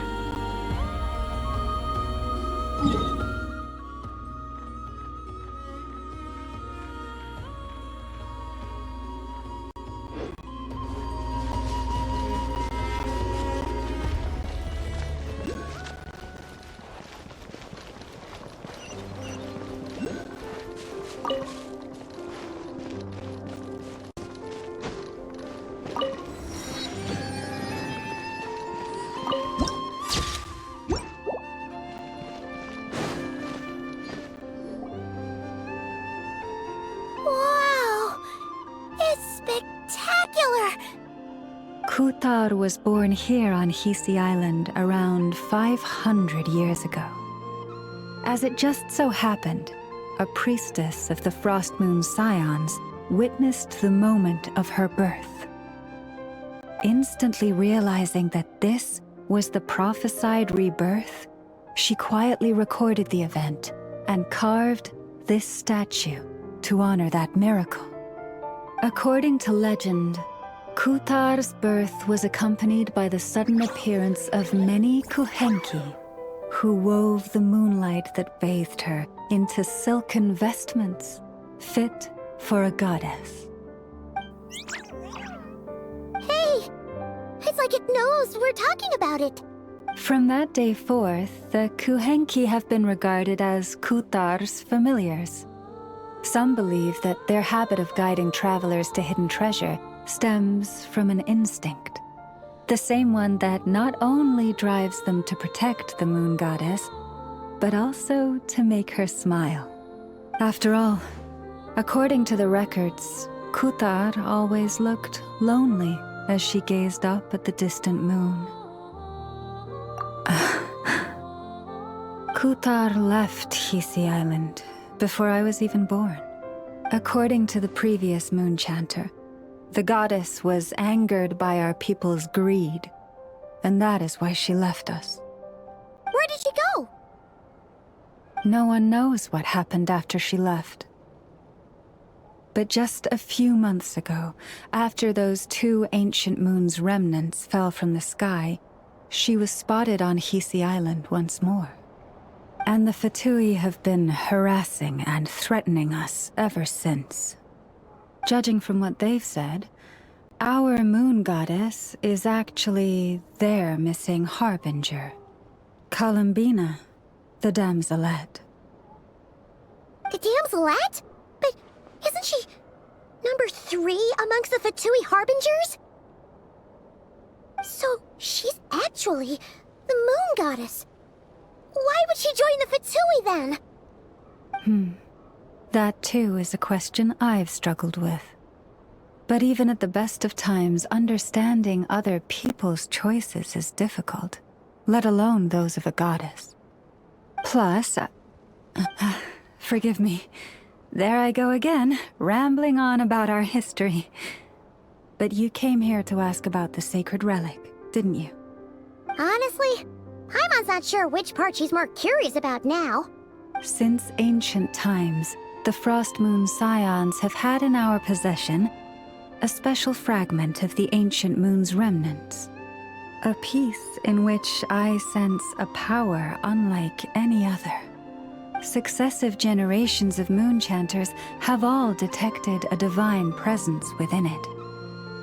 We call this unique remnant The moon marrow. We heard you can use it to see what happened in the past. What is it in particular that you seek from the past? Well, basically, to cut a long story short, the traveler here is actually from outside of Tibet. Oh.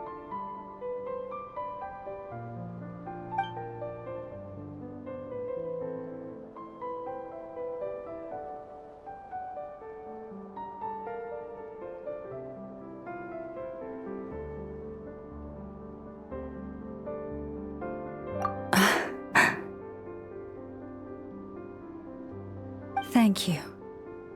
Your honesty is a sign of your trust, both in me and the Frost Moon Scions. Unfortunately, though, I won't be able to use the moon marrow to shed light on your past just yet. Our people revere the moon marrow as a sacred relic.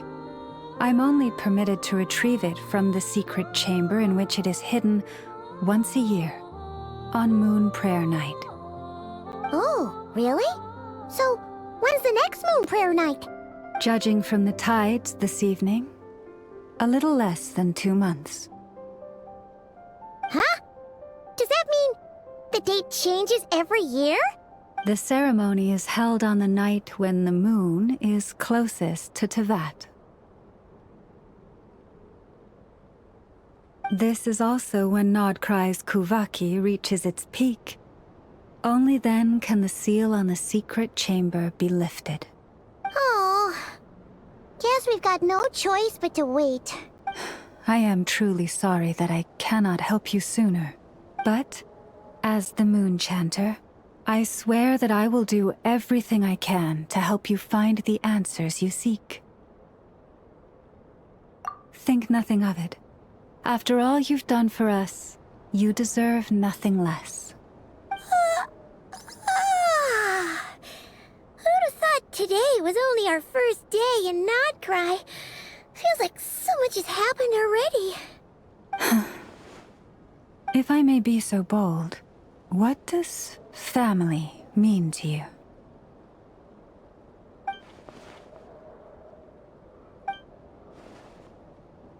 If you are aware of something, a secret that could hurt your family, would you be honest with them? Or try to hide it?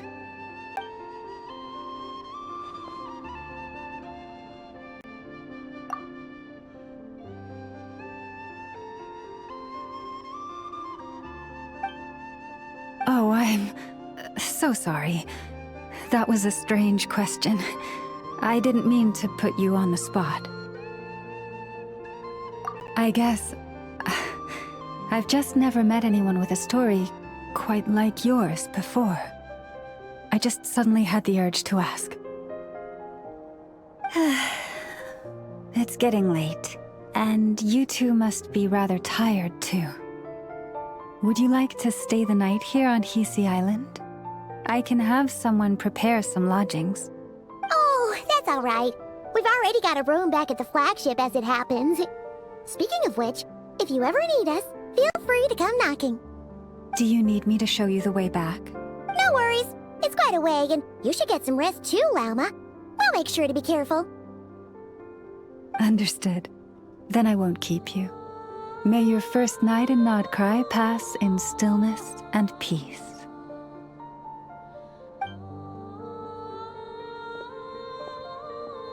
So, what you thinking? Sure was an eventful day, huh?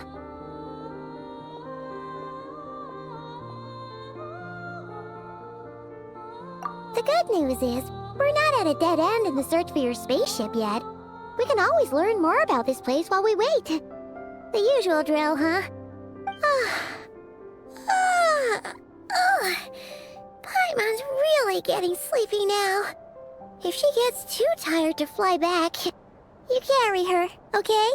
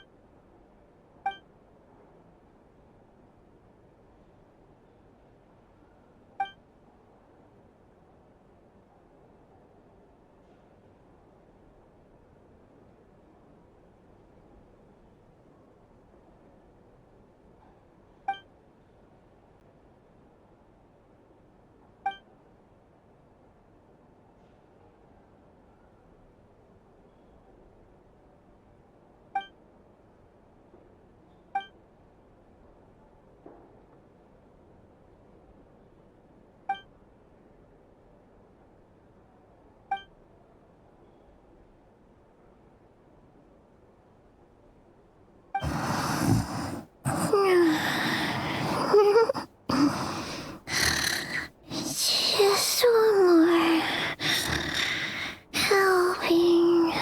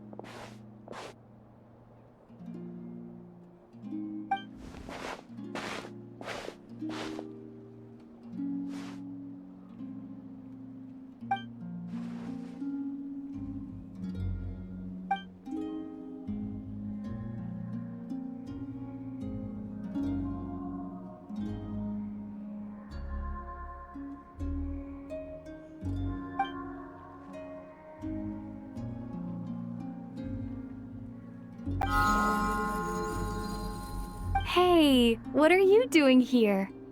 Oh, these flowers. I remember when you first appeared, there were flowers like this all around you.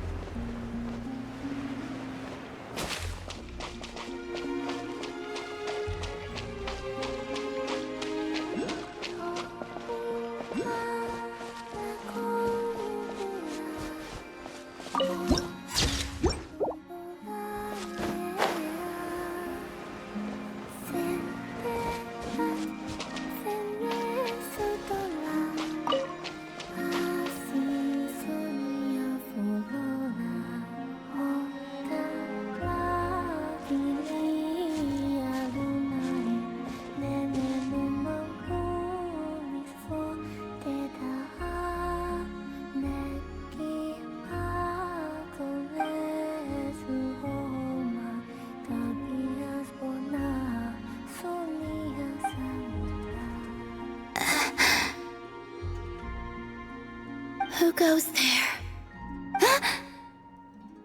How did you get in here? I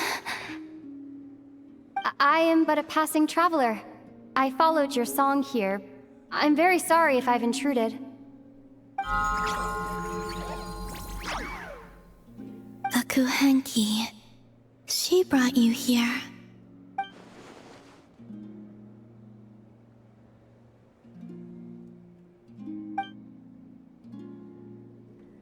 May I ask, are you the one they call Kutar?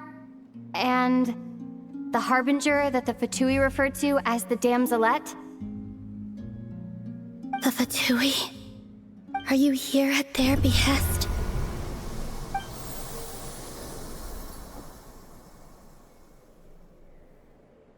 Please don't get me wrong. I have no intention of doing anything for the Fatui. I just wanted to ask you about Krai. And the moons. The moons? Do not believe in what you can see. What truly matters is what you cannot.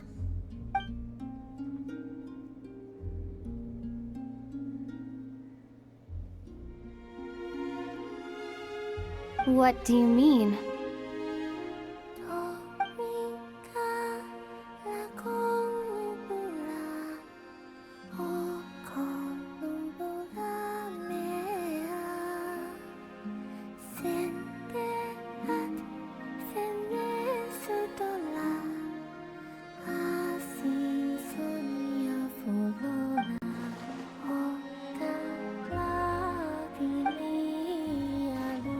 Listen, I'm the Traveler. I'm on a journey through the nations of Teyvat. Hello.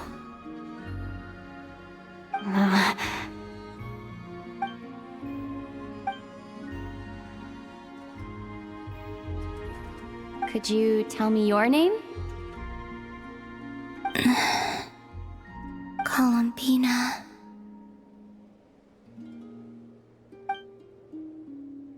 Kutar, the Damselette, the Moon Goddess. Pick whichever takes your fancy. I do not know my own name.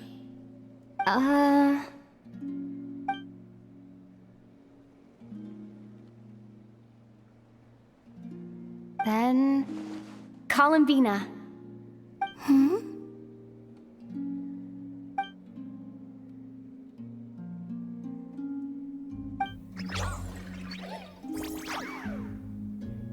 This Kuhenki, this Luanatar, did you bring her into being? Come here, little one.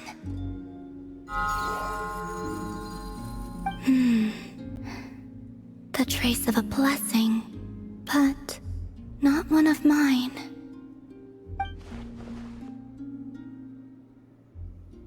People always assume I can do many things. Assume I have done many things. But I haven't. All I ever wanted was to.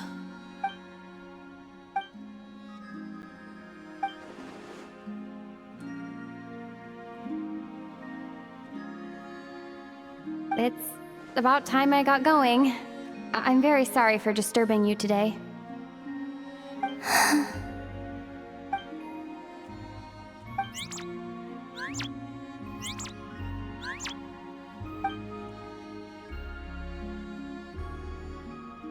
Columbina, that Kuhenki...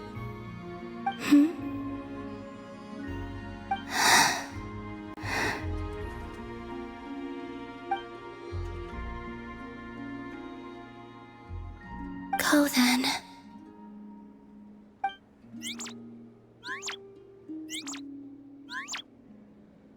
Goodbye.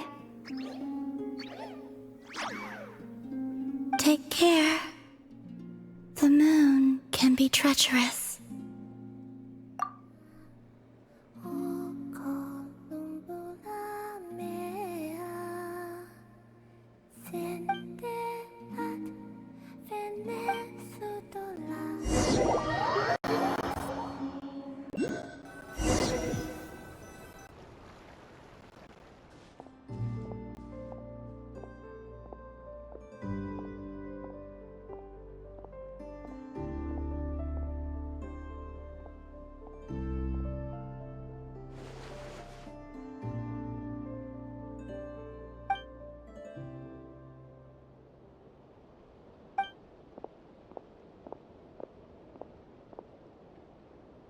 Wait, is that...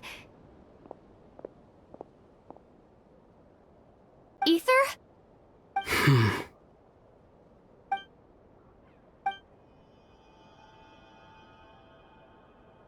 Ether!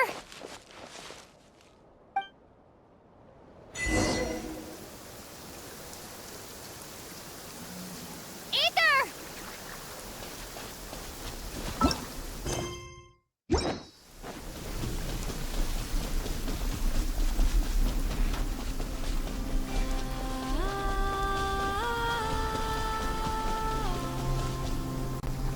Ether... Lumine, it's you.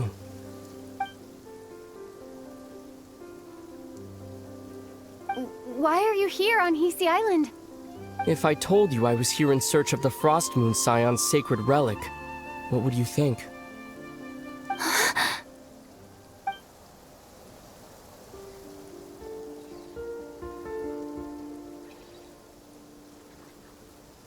Are you also here to uncover the truth about our past?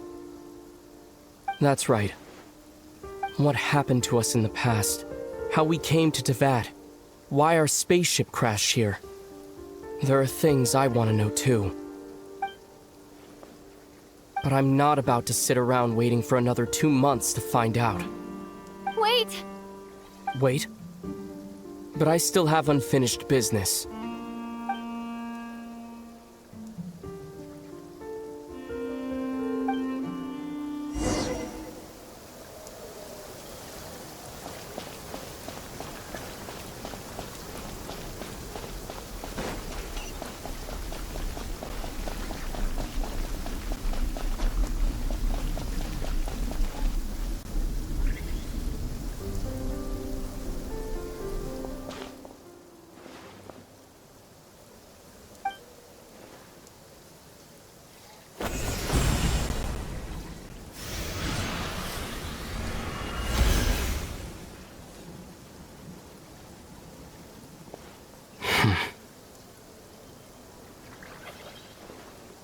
Hold on a second. What's wrong?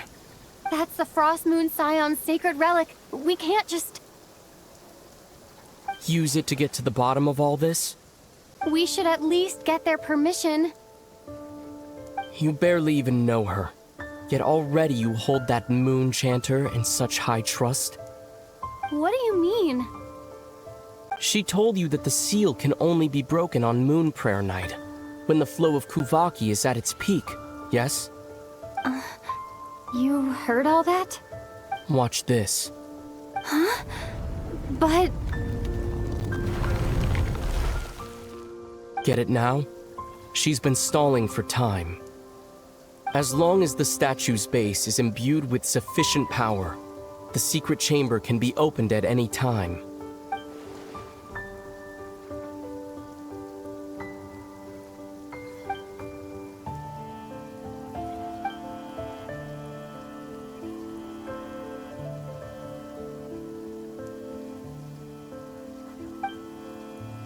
Is it such a sin when I don't put all my cards on the table for you, but not when someone else is doing it? It's not like that. Is it? Ether, you've got it all wrong. This whole time I've wanted to ask you, what happened to make you like this? I admit, I've been having trouble accepting it. But after all this time apart, I've finally come to terms with who you are. Willful side and all. I trust you. I still do. Through all the worlds we've traveled, you've always been there by my side. If there are things you can't explain yet, I can wait while the journey goes on. I'll wait as long as it takes, until the day you're ready to talk. Lumine.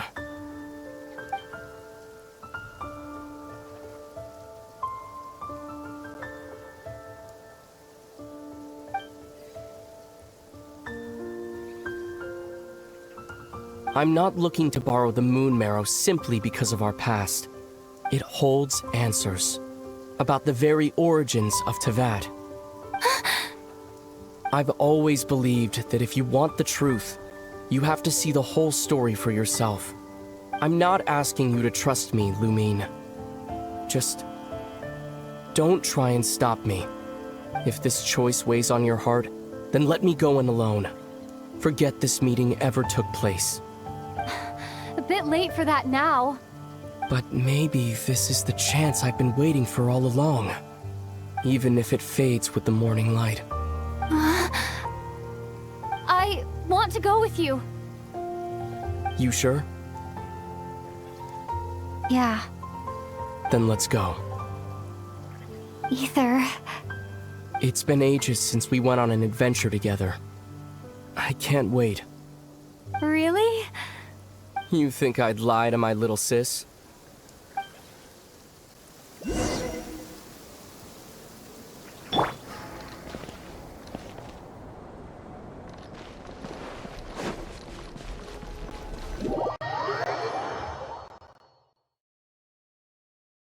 From what I understand, the path ahead is likely to be full of trials and challenges. A deterrence against intruders, and a test for those who truly seek entrance. Nah, I doubt the two of us will have any problems. I agree. Still, if we get separated, things could get tricky. Best we move together and watch each other's backs. Even the sound of your footsteps takes me right back. As a warrior, as a traveler, as my little sister.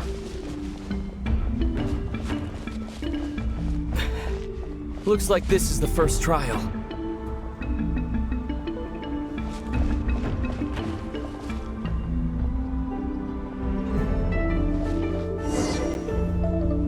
Lumine, do you understand how Kuvaki works? How it exacts force through push and pull? Let's see. How about this? I'll temporarily neutralize the Kuvaki on the cliff face and move the platform into the center. Once it's in place, you'll need to utilize the repelling force of Kuvaki to reach the other side. Okay, I'll leave it to you then.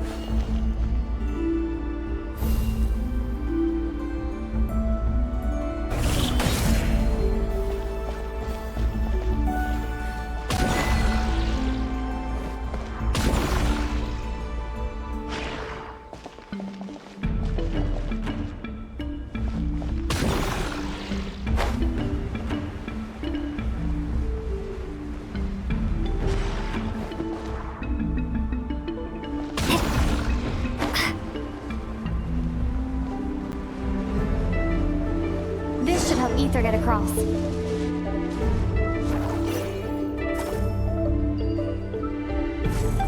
Ether!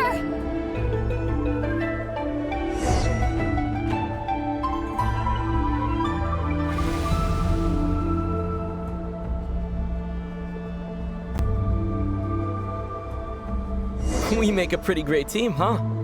Just like the old days.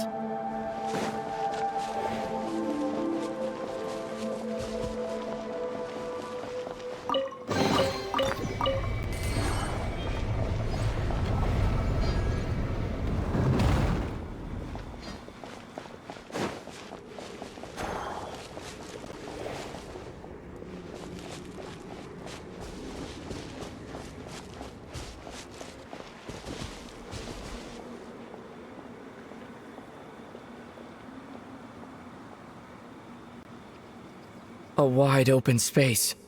Must be in for a fight.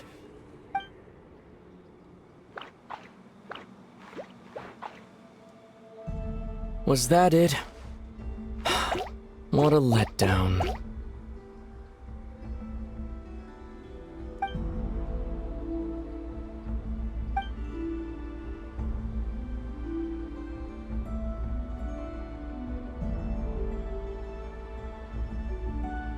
Lumine. What is it? Why are you looking at me like that? Those enemies were weak, were they not? Maybe it's because the trial's only just begun. Actually, I've got an idea. Why don't we have ourselves a little friendly competition? Let's see if your journey has made you rusty. You're on.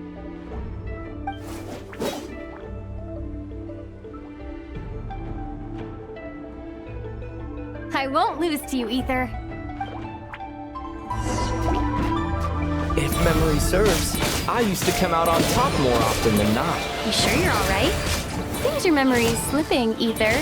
Save it. We'll know who's stronger soon enough. Let's see what you've got.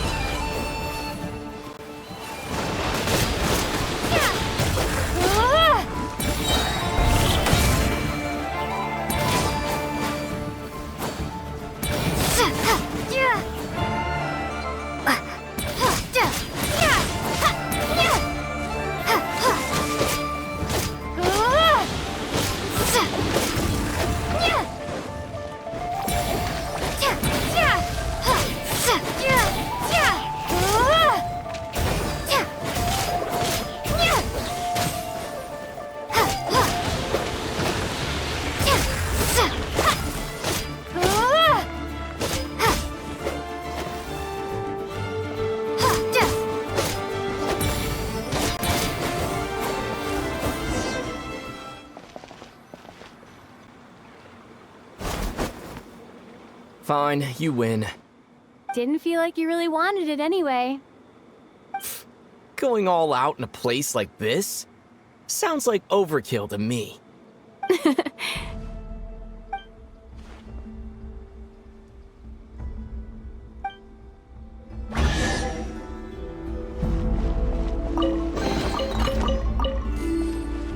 Let's keep moving.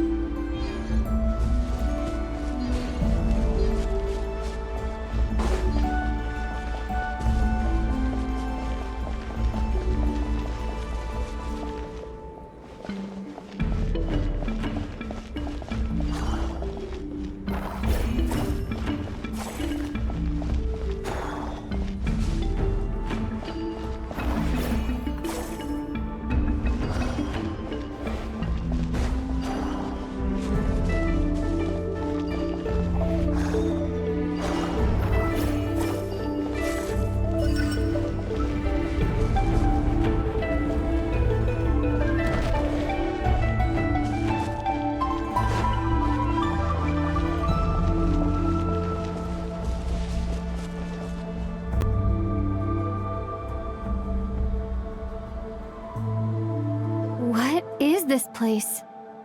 No sign of any monsters. Feels like a ritual site, but something's missing. It's a head, inside that thing that looks like a mirror. I can feel it, but maybe it's sealed within?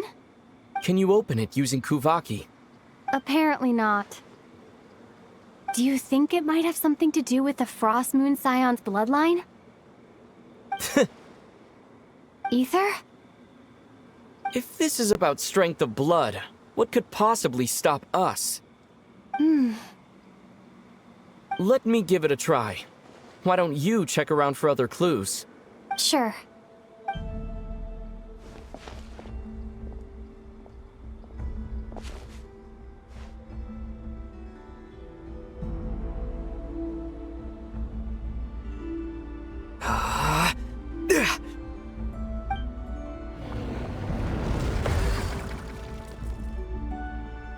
Found it. This should do the trick. Okay.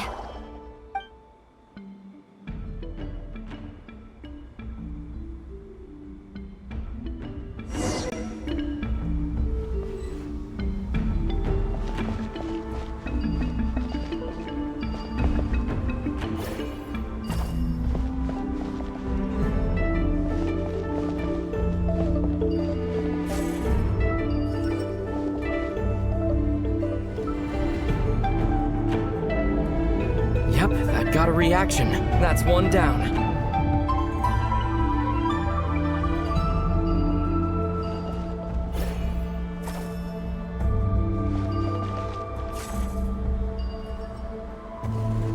Nicely done.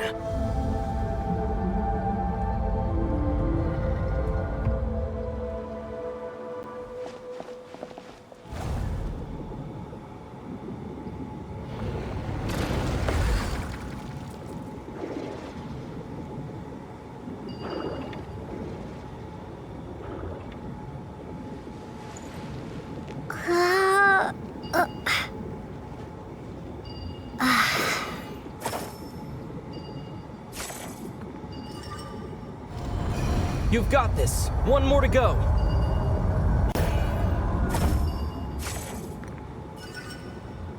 Good work, Lumine.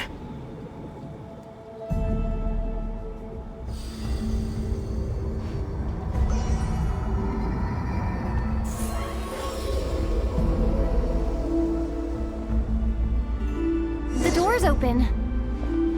Come, we must be close.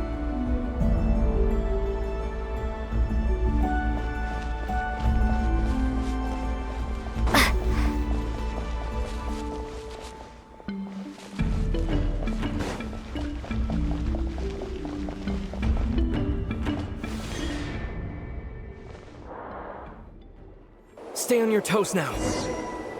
Have you considered that I might be the more experienced between us? Is that so?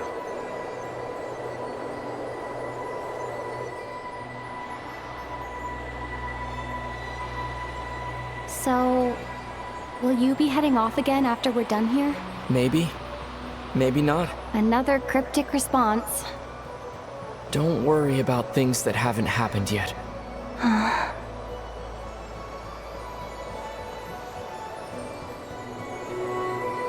At the end of all this, what do you think we'll find? Whatever it is, we can handle it. What about the end of our journey? That's not something we need to worry about right now.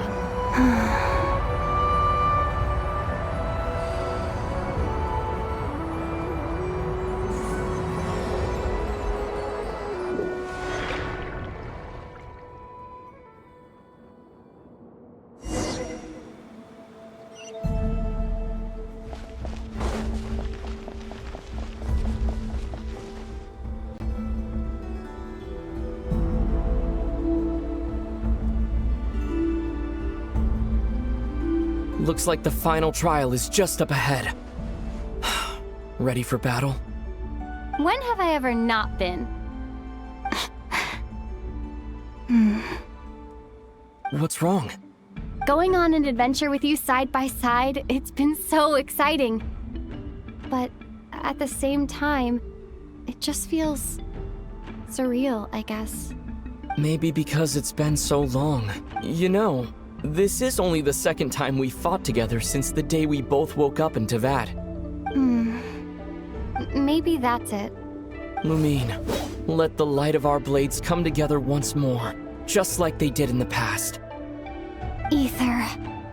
This is a night of miracles, an adventure that belongs to us. Let's not weigh it down with worries and regrets. This is our adventure.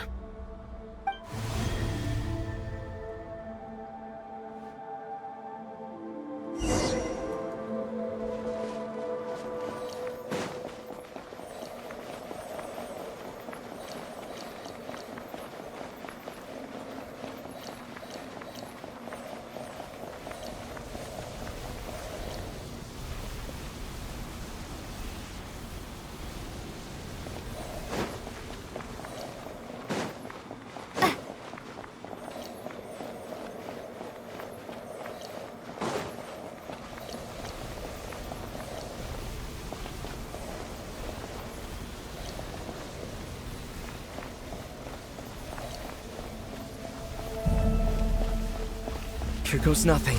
Prepare for battle. Stay focused! Dodge its attacks! Don't forget to heal yourself!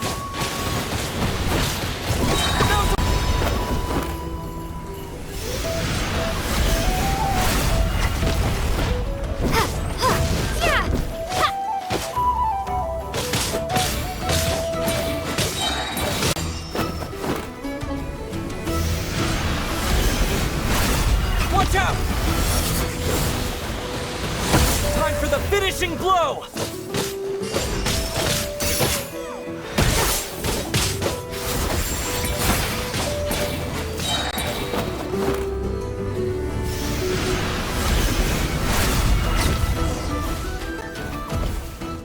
It's over.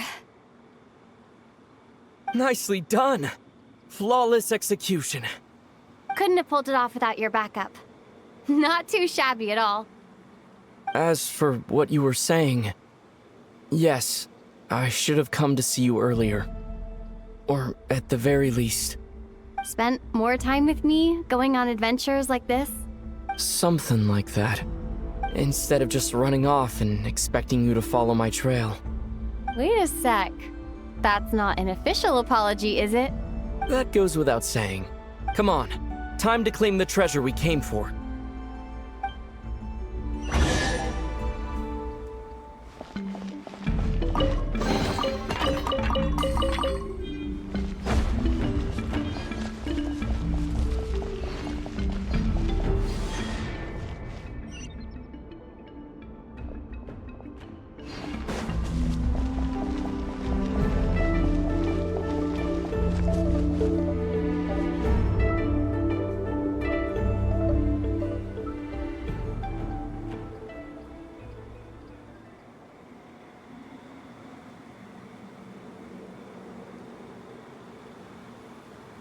So this is the Moon Marrow, the treasure we've been after.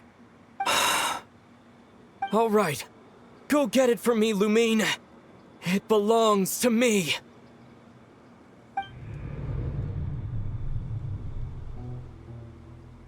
What's wrong, Lumine? After everything we've just been through, you still don't trust me? Don't you want to know the truth too? Just like I do? Rest assured, I'll share the truth with you afterwards. Now go, bring it to me.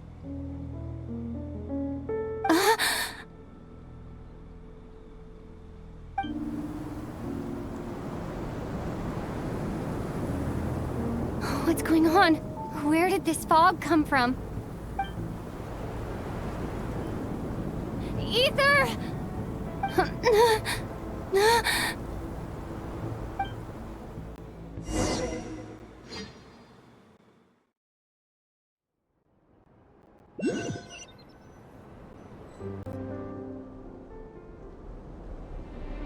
Ether!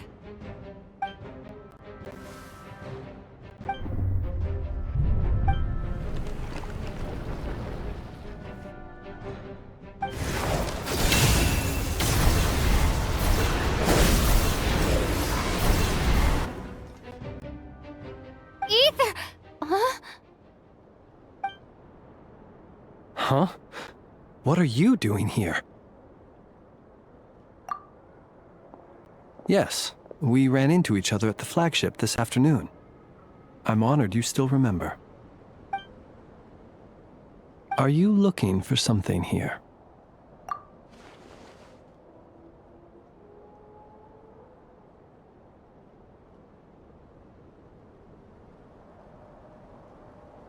And you just happened to end up surrounded by the Wild Hunt. Sorry, I did not intend to come off as pointing fingers. Indeed, perhaps our courses of action do not differ so greatly. Not exactly. We Lightkeepers are accustomed to patrolling at night. A long-held tradition, you understand. I was just passing by when I noticed that the Wild Hunt had struck. So I simply did what I am duty-bound to do. As a matter of fact, I just saw someone leaving in quite the hurry. Was that your companion?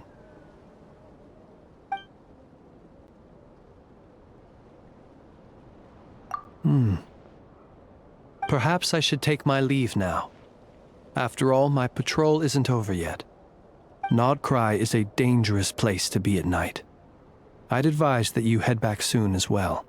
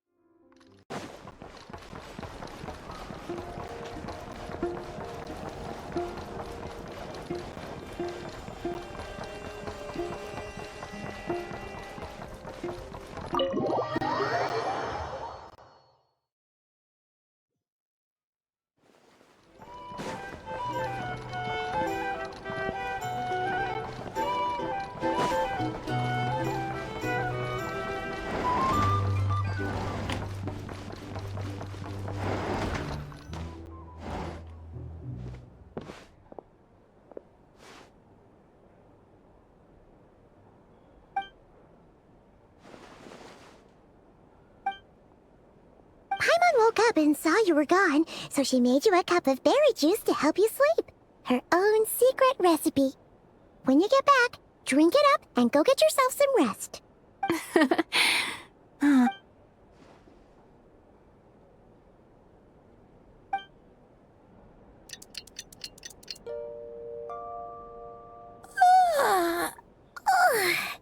Good morning?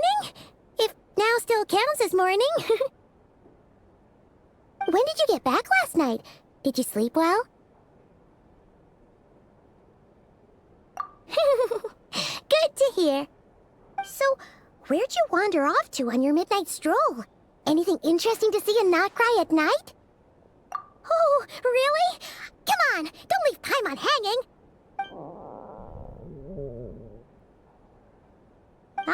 All right. Guess we'll have to feed your stomach before we feed Paimon's curiosity. Let's go grab something to eat while we talk.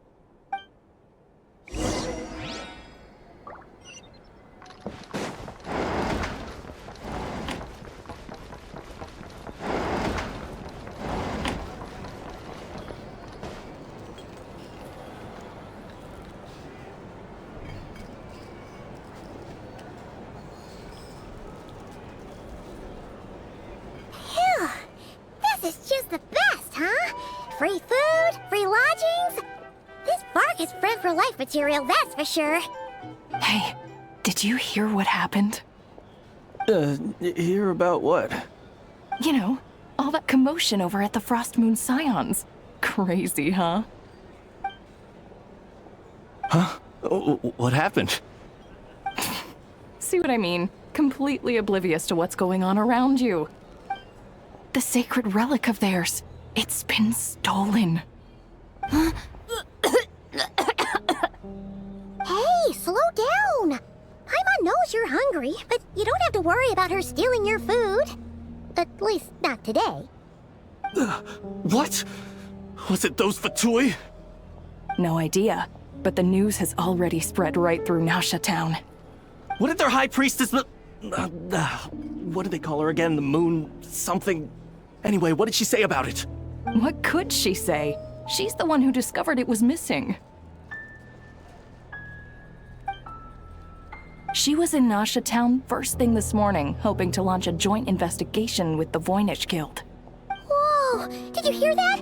Lama and the others, their sacred relic's been stolen! Who in Tivat would even have the nerve? Paimon bets it was that bunch of good-for-nothing, rule-breaking, troublemaking Fatui!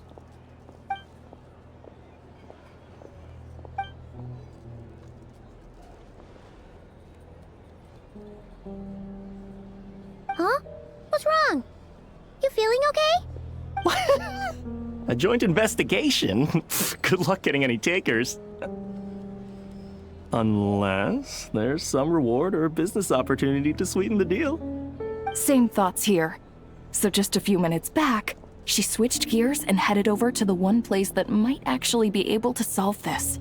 The Curatorium of Secrets. You scared, Paimon! What is it?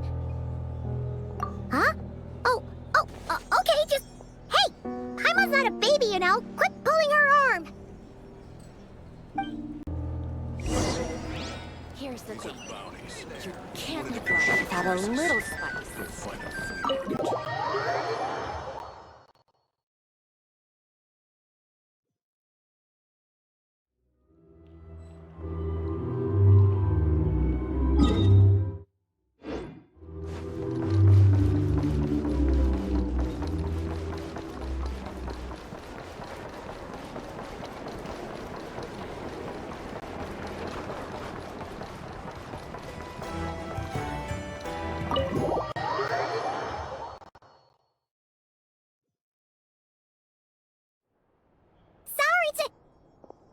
Huh? There's no one here. But didn't they just say Lauma came this way a few minutes ago? No one except for a cat watching over the front desk. Excuse meow? Are we supposed to check in here? no idea what that means. Is this Lauma's personal receptionist or something? Pretty sure she'd be the only person who could actually understand it.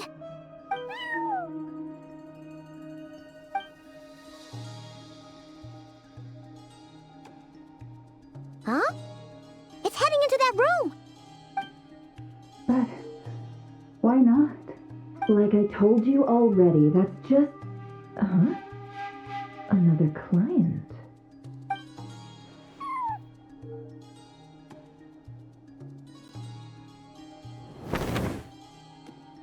Ah! So, you were in this room the whole time? Something I can do for you? Traveler. Paimon.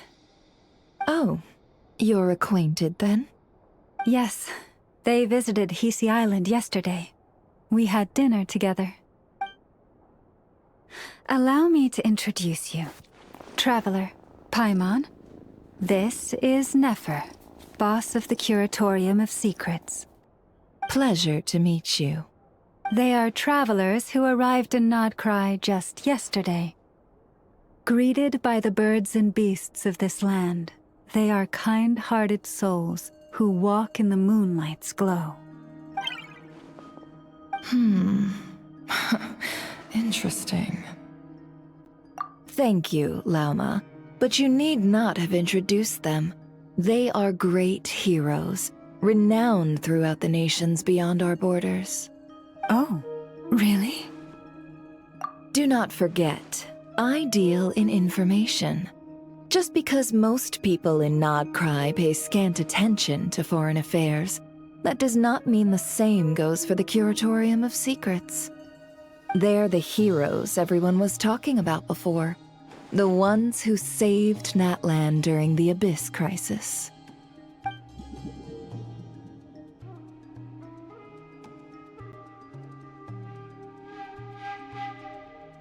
I see. We Frostmoon Scions seldom leave our domain, so I had not heard of your heroic deeds. Please, forgive my ignorance. It's no big deal. We were hoping to keep a low profile anyway. If we had to list all of our titles and good deeds, we'd be talking till sundown, and then some. Huh? What's wrong? Still not feeling great? So, what brings you both to the Curatorium today? Oh, so basically, we were just eating when we overheard people talking about how the Frostmoon Scion's relic had been stolen, and then she dragged Paimon over here. I see. Ah, I see. So you came over here because you were worried about Lauma. A combination truly befitting of great heroes. Strong at arms and pure of heart. In that case, Lauma, I've got a suggestion. Why not ask these battle-hardened heroes to take the commission for you? Honestly, it's a little beyond the means of such a modest establishment as ours. Your modest establishment? Unable to handle a commission? You just don't want to take it, do you? You're right. I do not. What kind of commission is this? Surely it's not to recover your stolen relic? Yes, that is it. Recovering the relic is both my duty as a moon chanter and a step toward fulfilling the promise I made the traveler, to help uncover the truth of the past. But Nefer has already declined our commission multiple times. And yet, just as it always has, the moon will continue to illuminate the sky above the Curatorium. Come night or day, may the moon goddess keep you. Enough of that.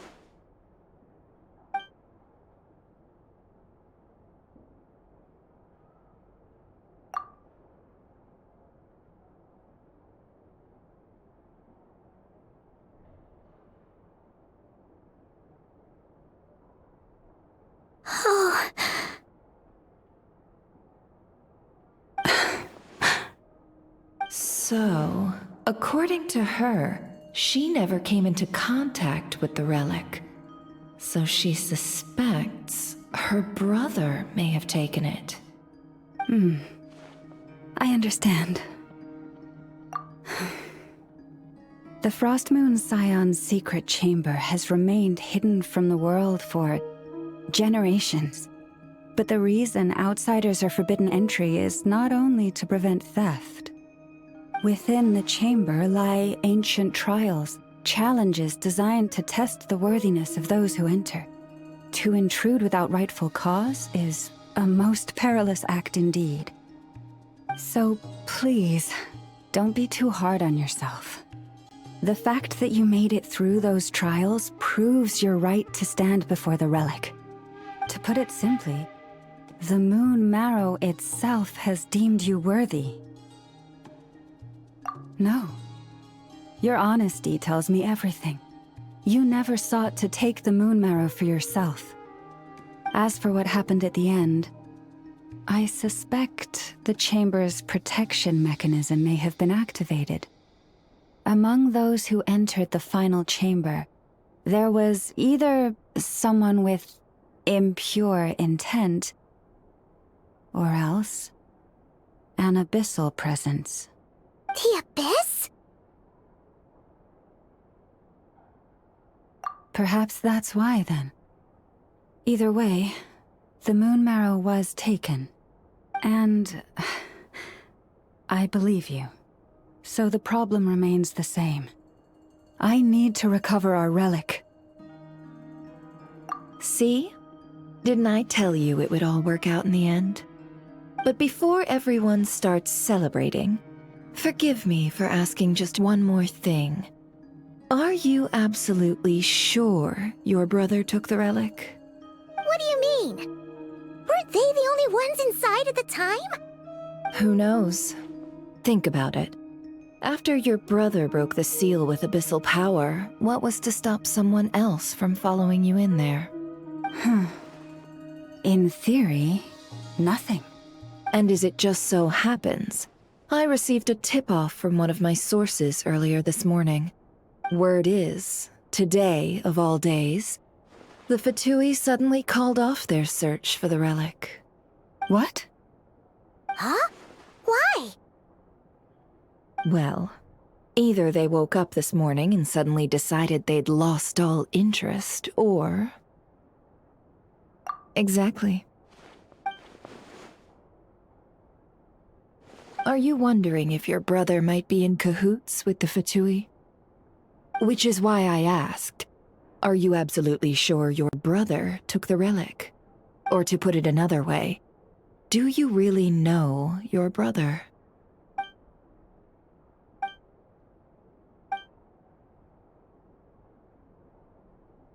In other words, it's highly likely that the Fatui already have the Moon Marrow. So, basically, all we need to do is find our way into that Fatui research facility, and we should be able to get to the bottom of this, right? Congratulations, you've found your answer. Looks like the Curatorium won't need to lift a finger this time. Well, Lauma, there we are. On behalf of our long-standing cooperation and the great hero by your side, I'll waive your consultation fee. But just this once. You're really not planning on helping us? I think I've helped more than enough already. If we're to stand any chance of infiltrating that facility, we'll need the help of a specialist. Just so you don't get the wrong idea, let me make myself crystal clear. The Curatorium of Secrets has always striven to abide by a policy of strict neutrality. We do not take sides with any faction in Nod Krai. I cannot help the leader of the Frostmoon Scion sneak into a Fatui facility. That would make me their enemy. When one of their harbingers asked me to help them infiltrate your territory, I gave them the same answer. No. All right. I understand. But I do have one final request. I promise it's my last. It had better be. No matter who it is, I want you to help us persuade the next person who walks through that door to join us.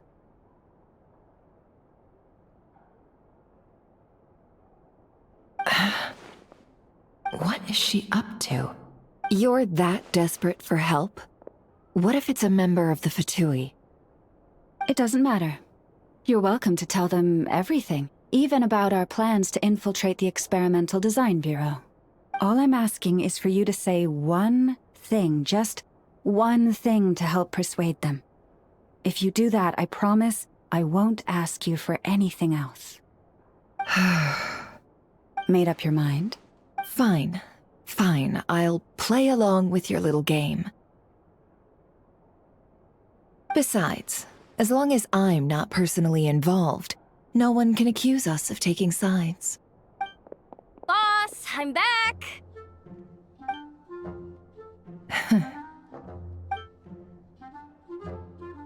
You won't believe the luck I've been having today. Remember you sent me to find that runaway cat, yeah? And you said I'd only be back after dark? Well, guess what? Right after I left the house, this big ibis flew over and the missing cat was right in its claws. And once it got close, it loosened its grip and... Boss, you're meeting clients. I'm so sorry.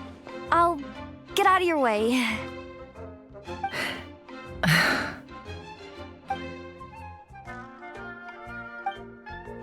Yehoda, dear, come here. Huh? Me? Is something the matter? Oh, hi there. My dear Yehoda, I have a request. Yikes! Why does the boss sound so scary? Did I do something wrong?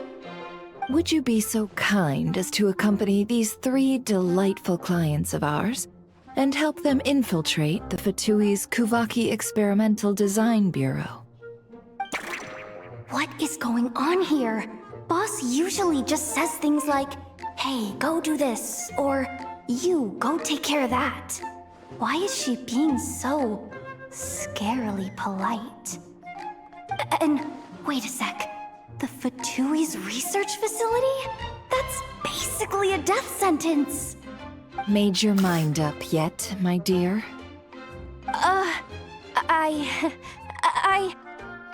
What is up with Boss today? Am I supposed to say yes to this? Or maybe it's because the mission's too risky, so she's actually looking out for me? Why is everyone looking at me like that? Is this some kind of test?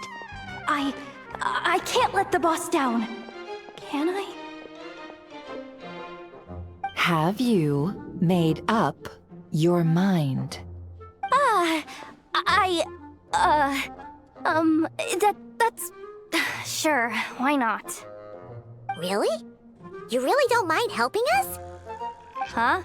Oh, yes. I mean, no. Of course, I guess I do. Oh, thanks so much! We owe you big time! On behalf of the Frost Moon Scions, too, thank you, Yehoda, for your help. What the? Seriously, what just happened? Why does the boss look so fed up? Oh no, was I supposed to turn them down? All that mentoring, time spent teaching her how to deal with different factions. In one ear and out the other. Never. You got what you wanted. You promised that was it. I know this goes against your principles. I won't forget the favor. Trying to get me to change my mind now? Of course not.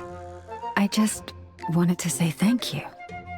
So, thank you. Oh. Yehoda, we'll leave the planning to you. Let's discuss the details elsewhere. Huh? Oh, okay. Oh, what have I gotten myself into? Oh, by the way, Yehoda, before you go... What is it, boss? You're fired. Huh? Effective immediately. As in, this exact moment. The curatorium will take you back, of course, but only once you've completed this commission for our 3 clients. What? Is there some issue? Well, here's the upside. Without me taking a cut from your commission, you'll earn more. Seriously? Can someone explain what's going on here?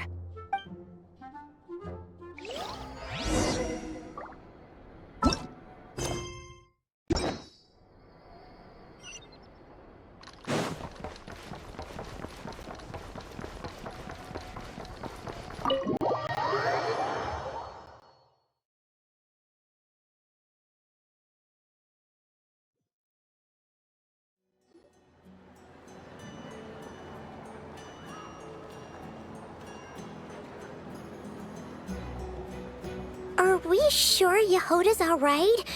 She looked totally crushed just now. She'll be fine. She's just in shock. But one thing's for sure. The curatorium's professional standards are beyond question. The fact that she only requested 1 day to prepare says it all. As an apology, I'll ask my animal friends to help her out more often in the future.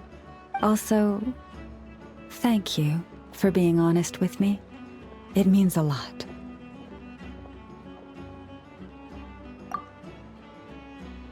Was it really, though? As far as I see it, trusting your family is never wrong. In this case, let's call it a misjudgment. But the truth is, we all make mistakes every now and then. What matters is how we deal with the consequences. So, in return for your sincerity, there's something I'd like to share with the 2 of you as well. Oh? What is it? Perhaps it is something best said under the moon's gentle light. Would the 2 of you meet me on Hisi Island tonight? Oh, it does sound important. You're right, there's too many people here. Somewhere quieter makes a lot more sense. Thank you both for understanding. Then let us meet beneath the moonlight.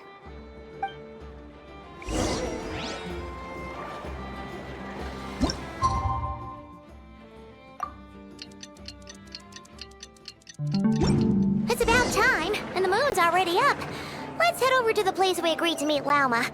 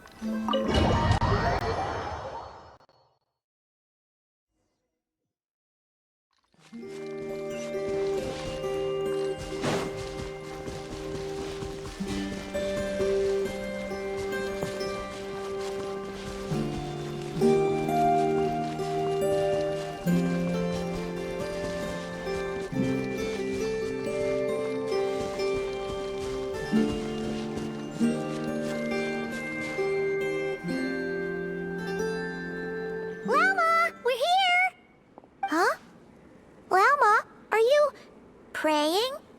I am indeed. For the moment I was born, my people exclaimed, "Behold, eyes like the moonlit tide, antlers like the crescent moon, and blood that glimmers silver as the moon's reflection." From as far back as I can remember, I was revered as the Frost Moon's emissary and the Moontide Maiden. The first words I ever learned were prayers to the Frost Moon. The first gestures, those of our sacred rites. Wow, that must have been tough. Back then, I didn't know any better. It all just seemed so natural. The Frost Moon Scion's bloodline has long since begun to run thin.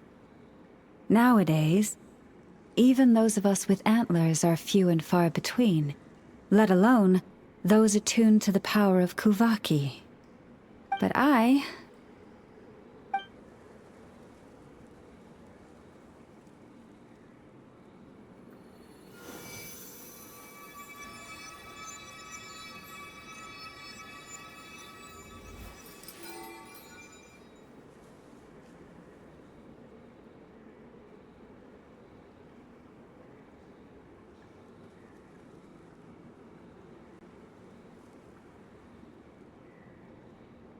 Whoa! Your antlers are so pretty. They say it's an extraordinarily rare condition. Once in a century, if that. I am unusually sensitive to the moonlight, as well as to the Kuvaki's ebb and flow. As a child, I could barely sleep because of it. Oh no! It was that serious? To others, fluctuations in Kuvaki are something you easily get used to, like a gentle tide lapping away at the shore. But to me, that same tide is a towering tsunami, a surging swell crashing against me. Of course, as the years went by, I learned how to suppress my senses and my power, enough to keep it all from overwhelming me. But because of that, I also had to walk the path of concealment. Concealment? From the moment I was first taught to pray, my kin would point up to the night sky telling me, that Lauma is the Frost Moon, the last of the moons, the sole surviving truth. But I would ask them in response, why? Why can't I feel anything from it at all? Later, I came to understand that they simply could not tell where the real tide was coming from. They couldn't sense it. The true moon, beyond the sky's veil.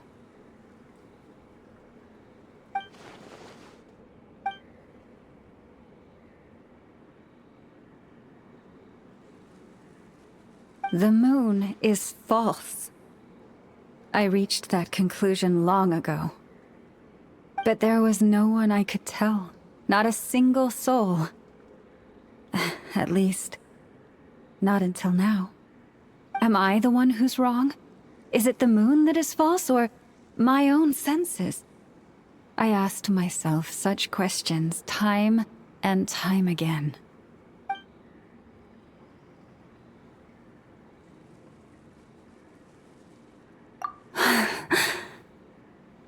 Thank you. When you called yourself a descender, I had a feeling you might be able to confirm what I had always suspected. And now that you have, it's exactly as I imagined. I feel relieved. Oh, Paimon kinda gets why you couldn't tell anyone now. It's not easy to change people's minds on something they've believed for hundreds of years. That's what I meant by concealment. I knew too much, so I had no choice but to keep my people in the dark. Every prayer I offer feels like a lie to keep myself going.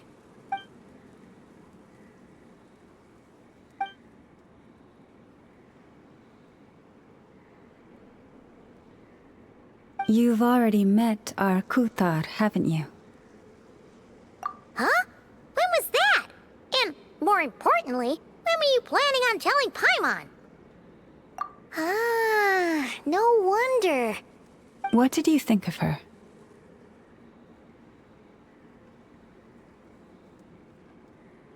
What exactly do you mean by up in the clouds? I understand what you mean.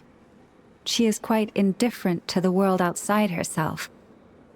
But I find it hard to hold that against her. Yes, it was shortly after the fall of the ancient moon's remnants.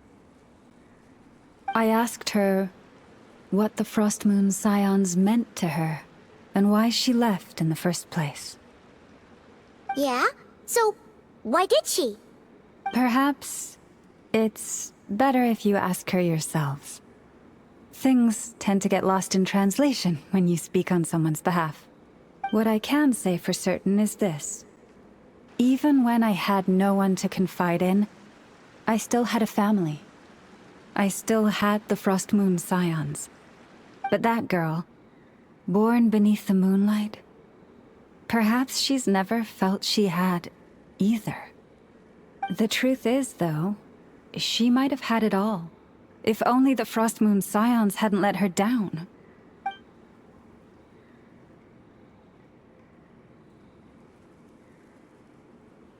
The Frost Moon Scions now walk a path of error.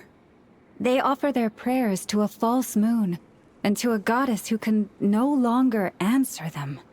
I want to change all that.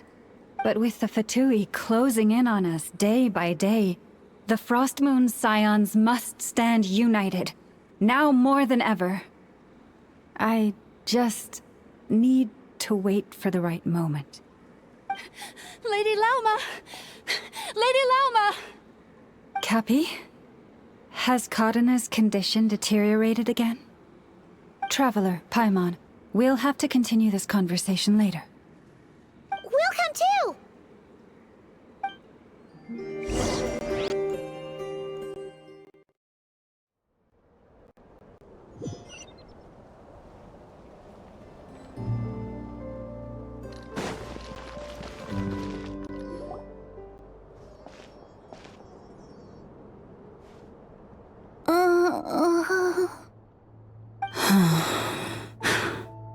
Why? Did I do something wrong? I've been praying to the moon goddess every day. Why isn't she getting any better?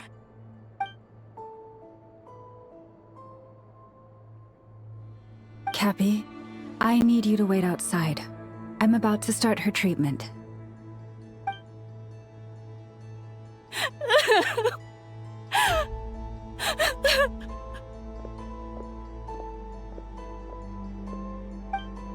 Is there anything we can do to help? Just don't be alarmed by what you're about to see. And please, don't let her mother see it.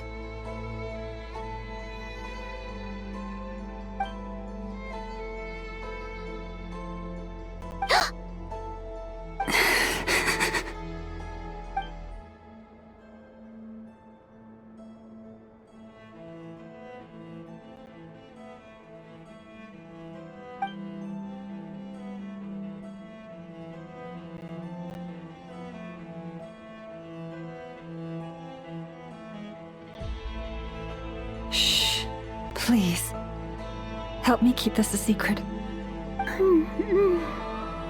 She looks much better now. But, Lauma, was that? A medicine prescribed by a local doctor. For ordinary people, my blood has the power to counteract any adverse reactions to Kuvaki.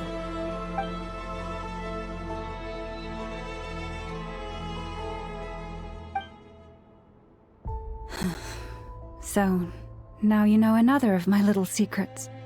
I had hoped to guide the Scions out of error before Karina's illness reached this stage, but clearly, I was too late.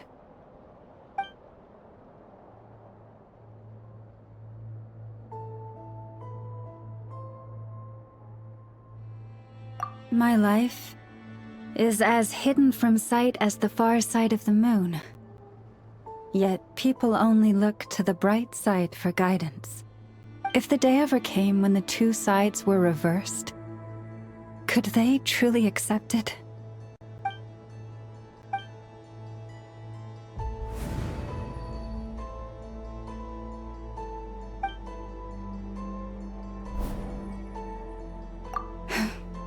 Hearing you say that puts my heart at ease. Mm-hmm. And if there's anything we can do to help the Frost Moon Scions, just let us know. Our priority, right now, is reclaiming our relic from the Fatui. But I now understand that the day I will tell everyone the truth is no longer far off.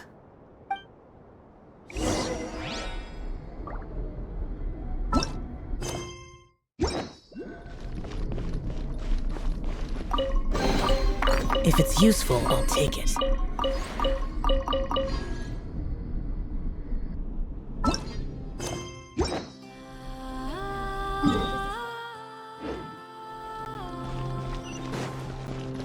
Prices like these are just outrageous.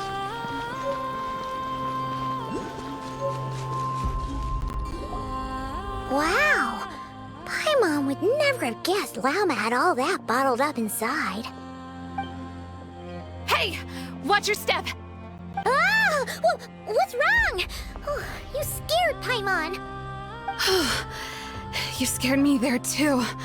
Almost stepped right into one of my traps. A trap?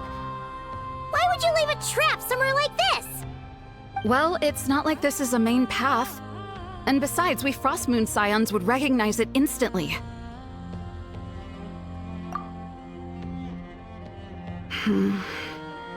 Alright. You don't seem like you're with the Fatui, so I guess there's no harm telling you. Lauma asked me to set up these traps to keep the Fatui at bay.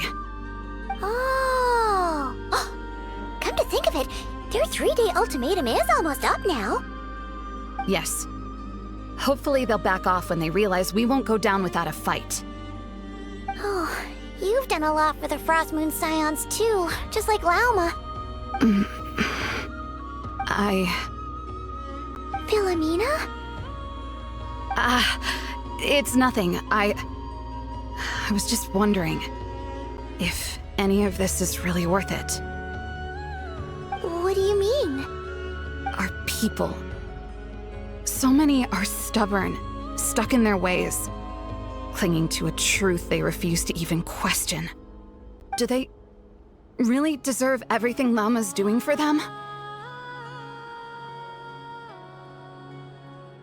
Afraid. Huh. I suppose. Maybe you're right. No. I shouldn't be saying this. Just forget it, okay? Bye. Huh? Why did I say all that? Or really, why am I still doing any of this? Either way, this will be my final night with the Frostmoon Scions. Wow, she sure took off fast. So, are we heading back to the flagship for a break, or what? Wait, you're not thinking of visiting that damsel up in Cloud Cuckoo Land, are you? Huh. Given who she is, pushing her won't get us anywhere. Hey! Why don't we... Let's bring her something tasty! If she doesn't want to talk, we'll have to win her over with food. Hey! No harm in trying. At the very least, it shows we're trying to be friendly. Let's see... How about an F is 9.12 out of 10 berries and fried meat, the Frostmoon Scions boon of the day, and one of your signature dishes. Your choice. Should be a good mix of meat and veggies. There's bound to be something she likes.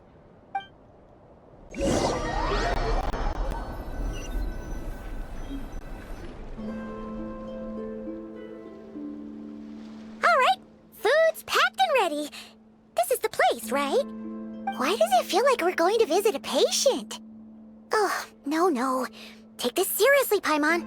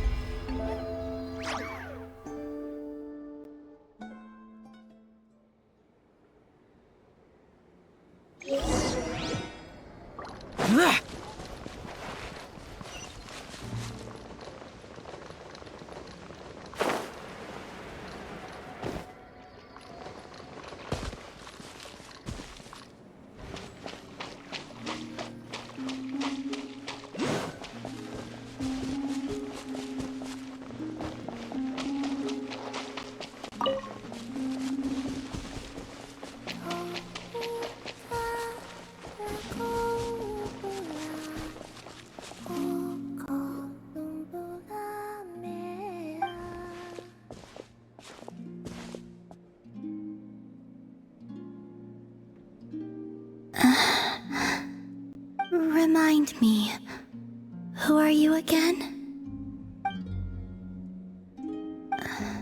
A different one floats by your side today.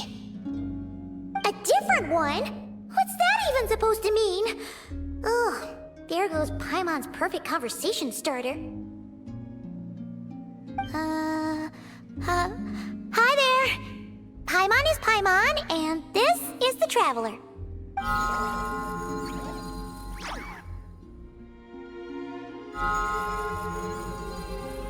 Oh, there you are.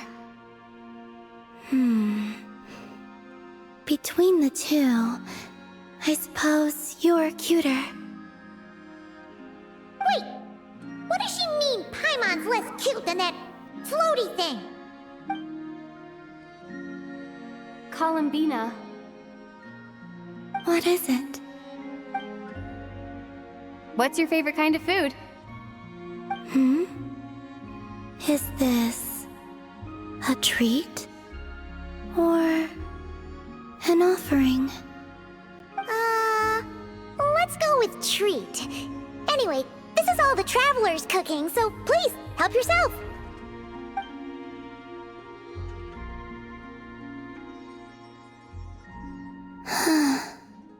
Oh, that wasn't exactly a yes, but she didn't turn it down either. What could she be thinking?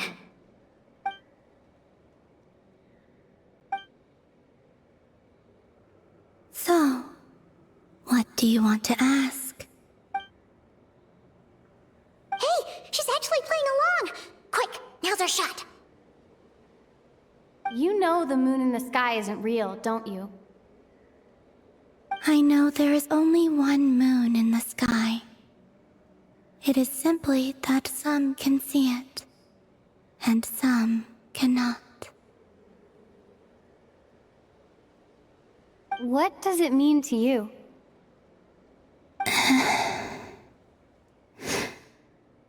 The missing prologue. What?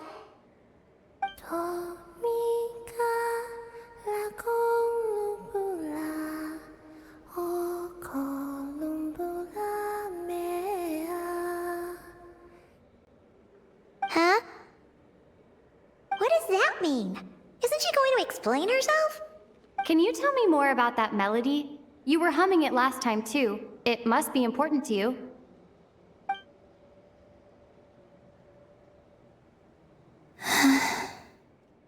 It is all I remember from the moment of my birth. A melody. A few lines of lyrics. Like a lullaby from a foggy dream. Oh, so who was singing it? I do not know. I have nothing else. Just that song. Huh? And the Frost Moon Scions who found me. They had nothing either, but hope.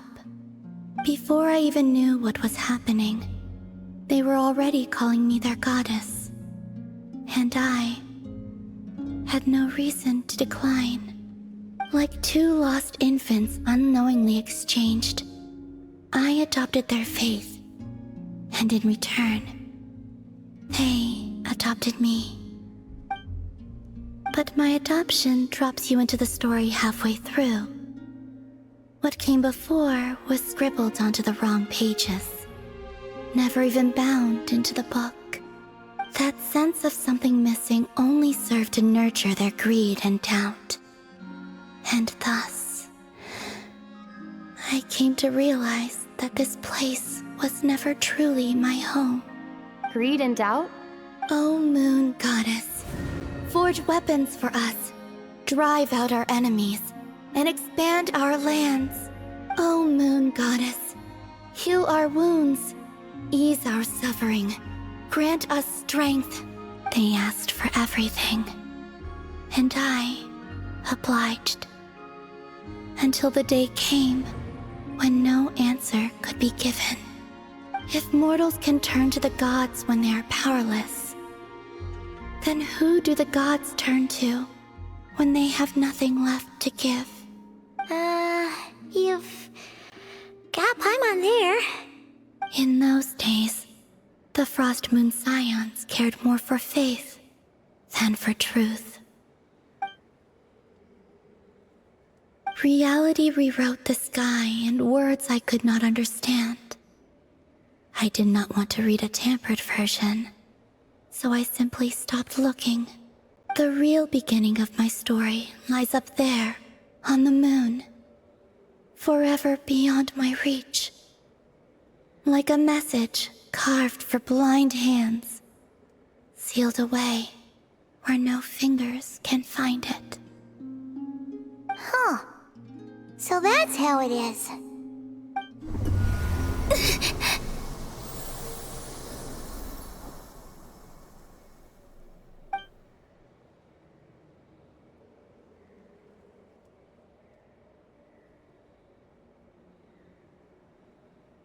What's wrong?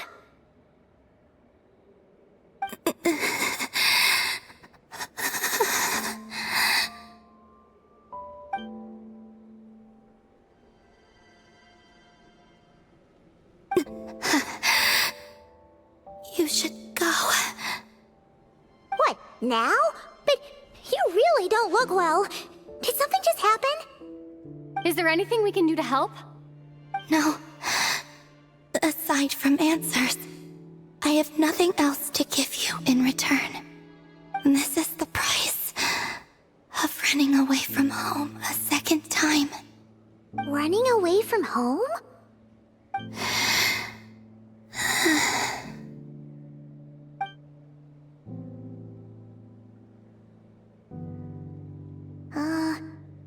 Is she heading towards the food? Did all of Paimon's questions make her hungry? Do you still have many questions? I know I should offer more in return for your kindness, but I'm feeling a little worn out. Oh, we're so sorry about that.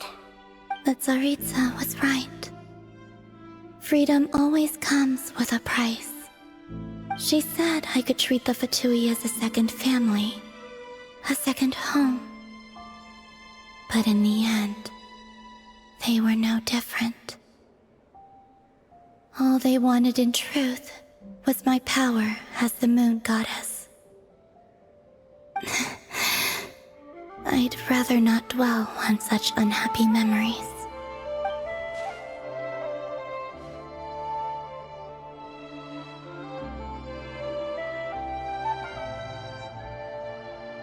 I have fulfilled my promise to the Tsaritsa, though it has used up much of my power. So you see, this has nothing to do with betrayal. So, you're just staying here for now, resting and recovering your strength? Yes. What about these flowers? They have grown in Krai for many generations. They're highly sensitive to the ebb and flow of Kuvaki.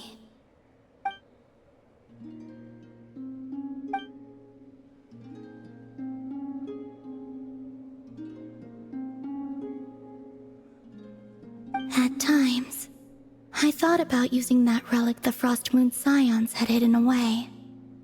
I could sense the power within it. But going out is such a hassle. People might see me, and I promised Lauma I wouldn't show myself to anyone. Besides, I know it's gone now anyway. Really? Lauma asked you to stay in hiding? Uh-oh, she's looking back at the food again. But Paimon's still got some little crumb cupcakes here. You could have these for dessert if you wanted. Lauma said she wishes to change the Frost Moon Scions, which is why she asked me to stay out of sight. I don't really understand what she meant, and to be honest, it's not something that concerns me. But I wasn't planning to see anyone anyway. If they found their way here themselves, that's hardly my fault.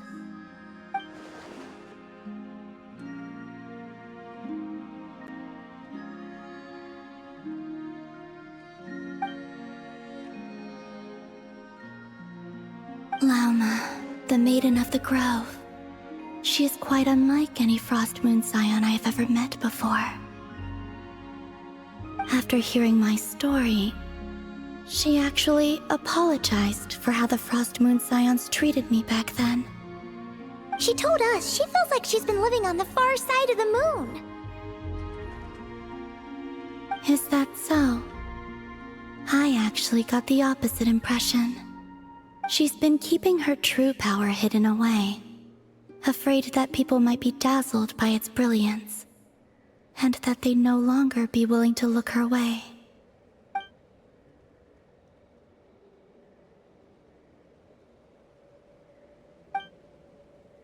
So, what do you wish for now? I wish to return to the moon, to the home where my story is written. Right now, that is all I wish for.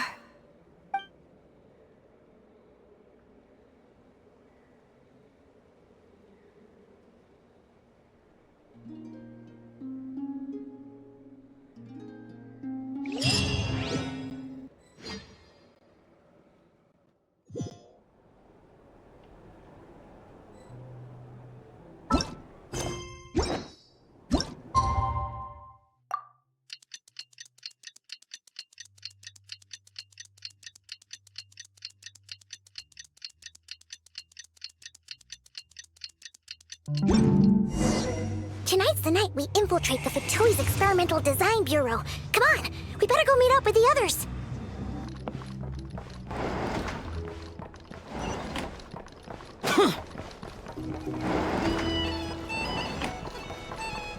Our drink recommendations? Here's the thing.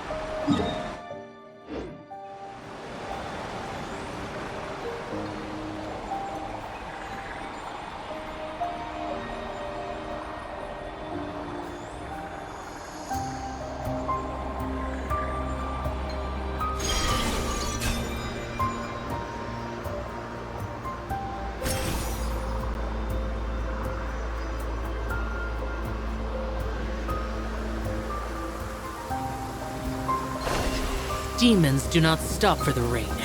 Move.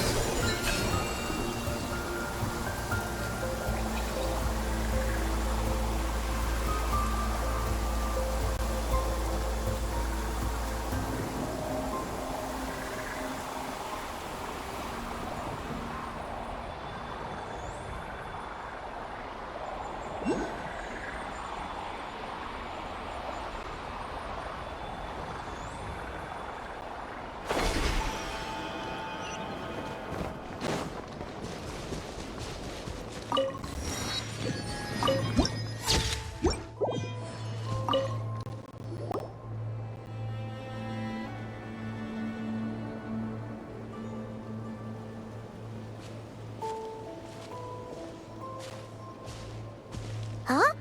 How come you're here by yourself, Lauma? Where's Yehoda? I haven't seen her.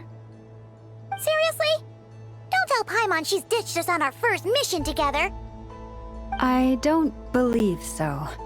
Nefer and I have our differences, but that shouldn't interfere with our shared objective.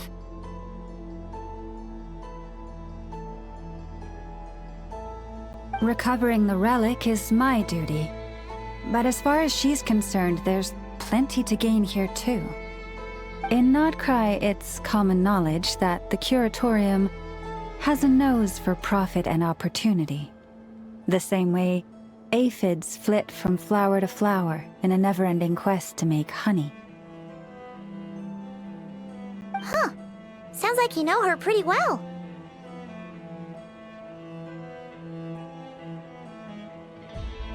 Still, Yehoda sure is taking her sweet time.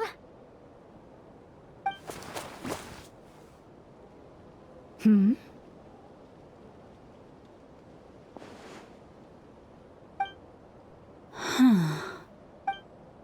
I believe we may have misjudged and underestimated Miss Yehoda. Huh? What do you mean?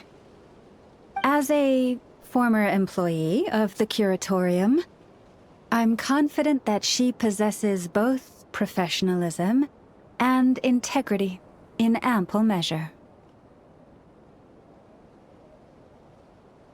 Huh? Huh? What was that noise?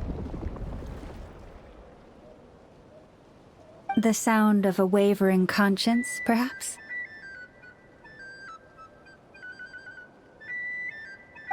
Ah! Whoa! Something just fell down. Hello, everybody! What kind of an entrance is that? Wait a second. Have you been hiding nearby this whole time? Yeah. I was just, scouting things out from up high. Darn it. How did Jane Doe even notice me up there? I can't believe I'd only realized I'd run out of smoke bombs this morning. What if something goes wrong inside? How am I supposed to make a quick getaway now? Thought I could just hang back and wait for the clients to get cold feet. But nope. Turns out they're all completely fearless.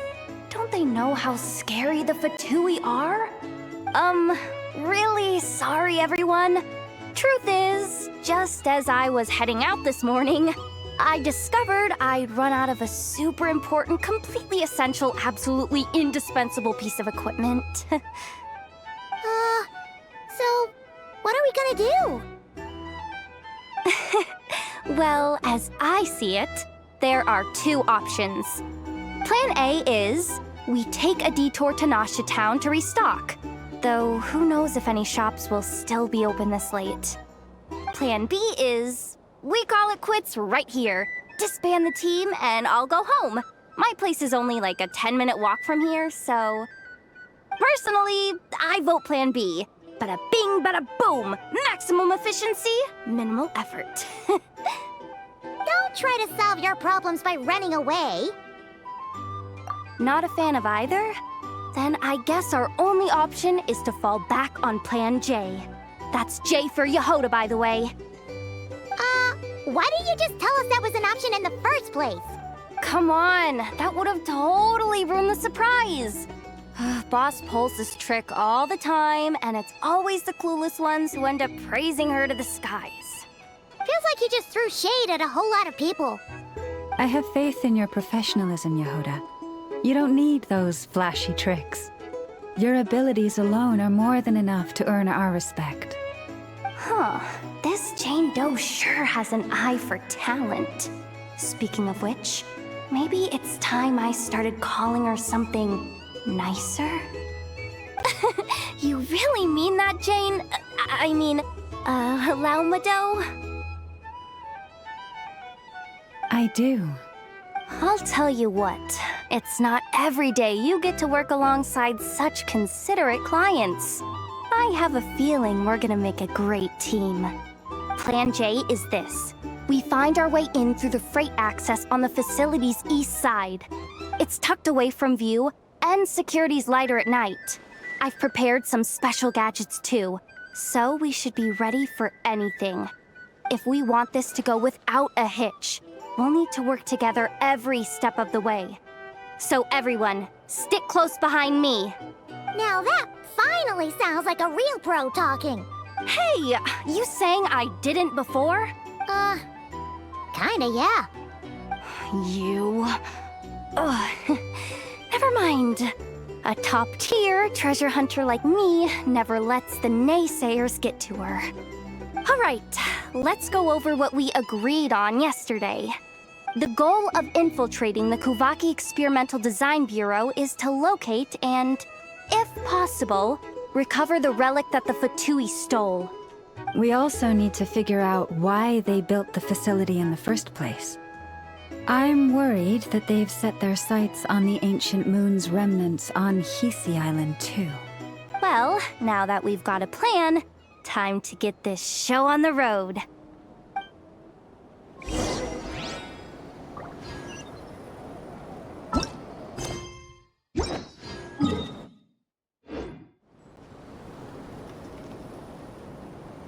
The damned will sooner die again.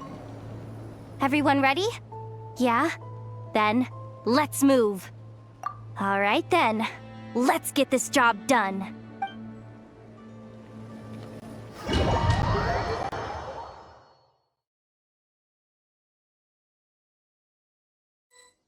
Go, go, go!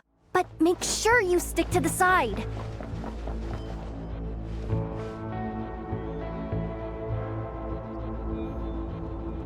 Just as I thought. There's a gate controlling access from the outside. Good thing I brought this keycard, huh? Well, technically I stole it. But no need to tell them that, right? Blame that chump who thought it was a good idea to get wasted at the flagship during work hours. Ooh, is it top-level clearance? Course, that goes without saying. Let me read it out loud for you. Fatui Experimental Design Bureau number 183574, maximum clearance, maintenance intern. That doesn't sound very top-level to Paimon. Never underestimate interns. Even the most legendary of thieves started out as rookie pickpockets, you know? Besides, if it wasn't for this person's selfless generosity, we wouldn't be able to just waltz in like this, would we? Feels like you're trying really hard to change the subject. Allow me to teach you the first rule of treasure hunting. First and foremost, use every resource at your disposal.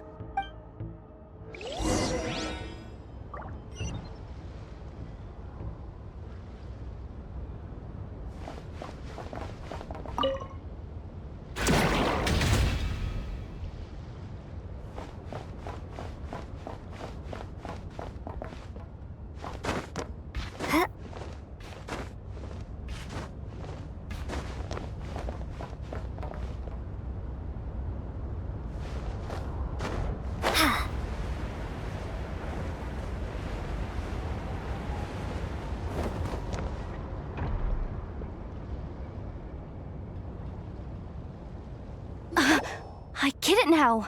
It's like a pair of light bulbs just lit up in my head. What did you just get? The blue light, aka Plan A. is telling me to take the path along the left side. It'll be a lot stealthier, but that might mean a bit of a detour. The red light, aka Plan B, is saying, just charge straight in.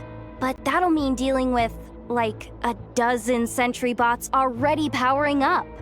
Although, I might be able to switch them to training mode. Their attacks will be weaker, but we'll still be in for a fight. Can't you just put them in sleep mode? Hey, I told you, I'm just a maintenance intern. Give the new recruits some time and space to blossom, will ya? We're still pretty close to the entrance. Surely they'll call the whole thing off once they see what these bots can do. Anyway, I say we go with Plan B. Either way, I won't be doing any of the fighting, so the shorter route sounds good to me. If we can avoid fighting at this stage, we should. Plan J is to call it a night so we can all make it back to bed before sunrise. After all, the deeper we go, the more dangerous this is gonna get. So we might as well give up while we still can. Okay, here are the bosses. Just don't forget, whatever you do, don't let those recon bots spot you. Let's see. No kidding. Enough told me about something like this before. I can't believe that dumb robot actually helped me out for once. All you gotta do is this, and the recon bots will be reassigned to another position. That way, when it's time to move forward, the path will be clear. Which reminds me, it's about time I taught you the third rule of treasure hunting. Go with the flow. What about the second one? You skipped that one. Huh? Did I? Oh geez, must have gotten them muddled again. I mean, the second rule is exactly the same as the first. Guess that's what you meant by going with the flow, huh?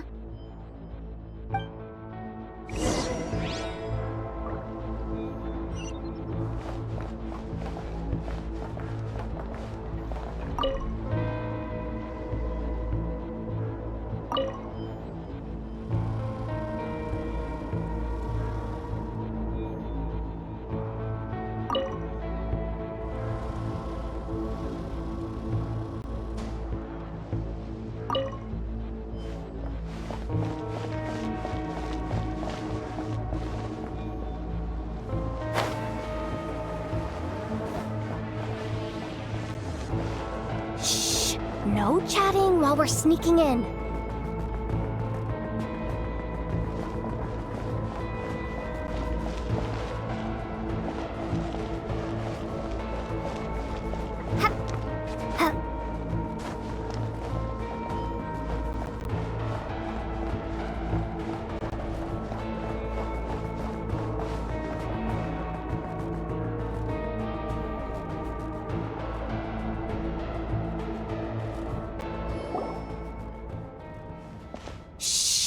Someone up ahead!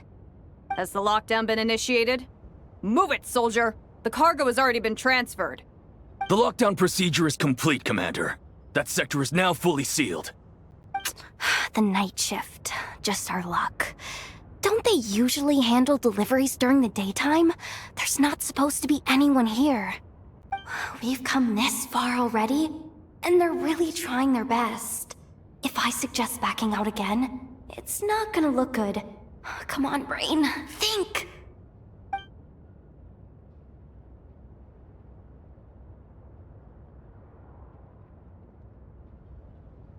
Got it! The freight shaft to the upper levels. We might have a shot there. Let me see. Huh? The recon bot in the middle's not responding? A double lock failsafe? We've been outfoxed. Stay calm. Stay calm. One step at a time. Let's just find a way across first.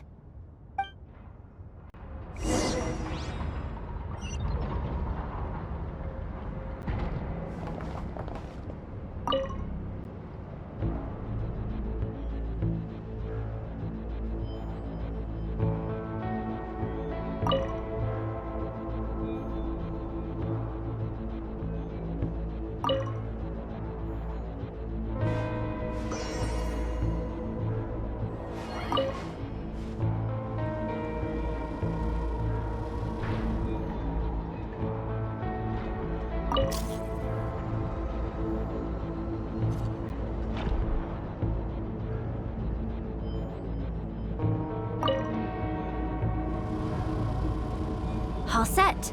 Let's head down this way.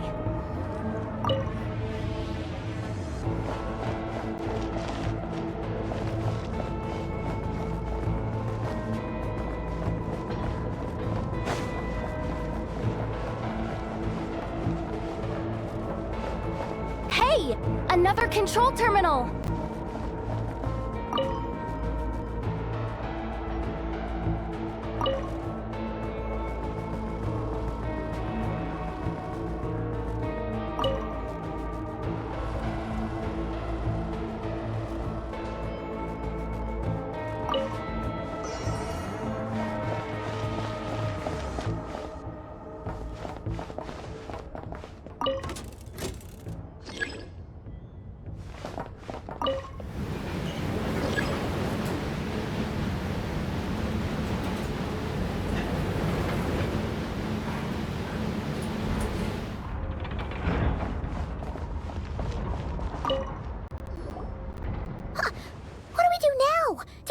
Here too. Don't worry. Bots are way easier to deal with than people. At least their behavior is predictable. First, let's find a safe spot to land. Good. That spot shouldn't draw their attention. Let's go. Let me just try something. Maybe I can use the terminal to command them to move out of our way. Security verification? With 10 questions? Are you kidding me? Are you serious? Doesn't she trust me? Or is she just trying to make things easier for me? No. Judging from her body language, she really isn't afraid of the Fatui. What kind of person is she? And what has she been through?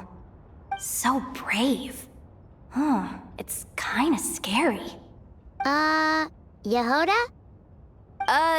No complaints from me. You go for it. Then let's make this quick.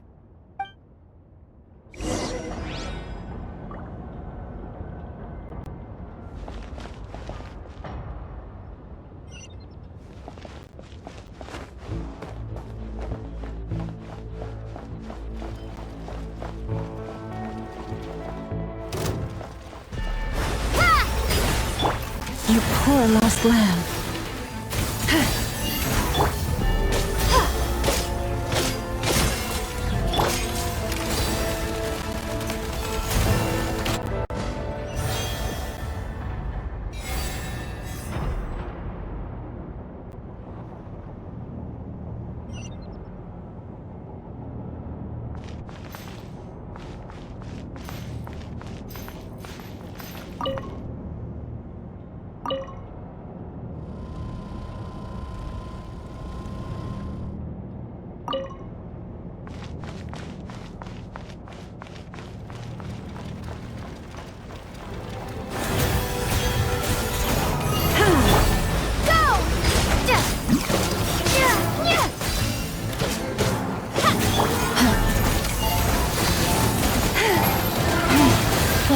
Protect us by the Frostmoon of old. Water jet!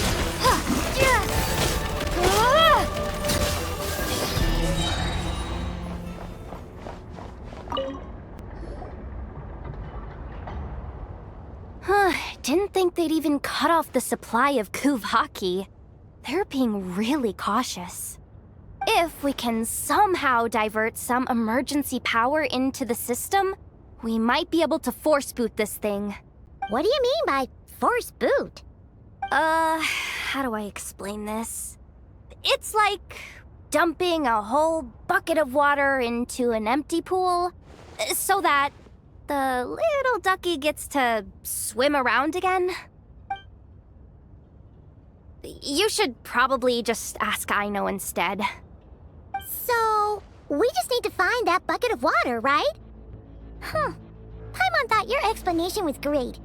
Kinda adorable. In a childish sort of way. Hey, you could have just skipped that last part. Here, bucket, bucket, bucket. Where are you hiding? Judging from the concentration of Kuvaki, over there. Wow!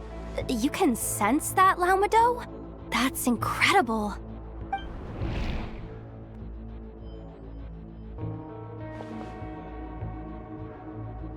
Let's move the recon bots above them out of the way first.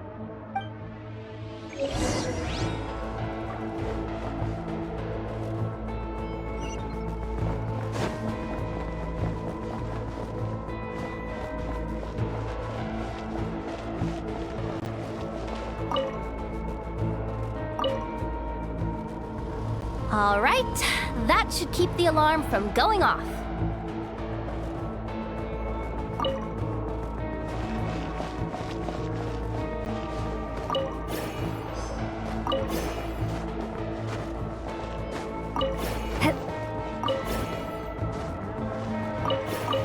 Time to plug in the charging component.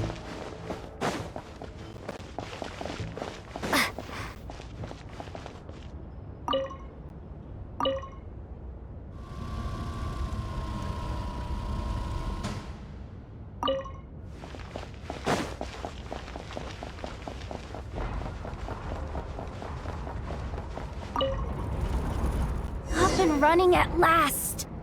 Let's hope nothing else goes wrong. Please, everyone, step inside. Oh, it's so dark in here. Well, it is a cargo crate after all. No point in being picky about lighting at this point. Ah! Something sharp and pointy just poked me in the back! Sorry. That was probably just my antlers. It's pretty cramped in here, so I had to crouch down. Oh, having antlers must be inconvenient at times like these. Ah! What's going on? Don't tell me something's gone wrong already. Looks like there was only enough juice in the emergency power supply to lift us this far up. Ugh. Awkward. Am I gonna get docked for this? Based on the boss's policy of docking pay for every screw-up, No, wait a sec. I've already been fired. Doesn't look like it's moving again anytime soon. I think we can get through if we follow the ventilation duct along the outer wall. The entrance has gotta be somewhere. Don't worry, this was totally part of the plan.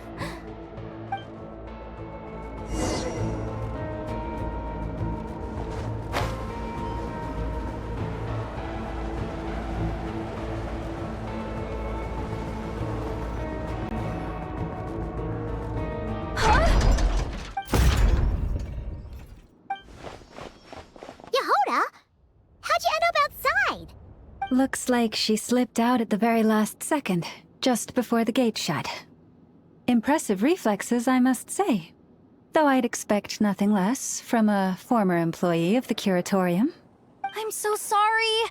That was pure survival instinct. I didn't mean to ditch you. Anyway, you guys just stay where you are. I'll figure something out.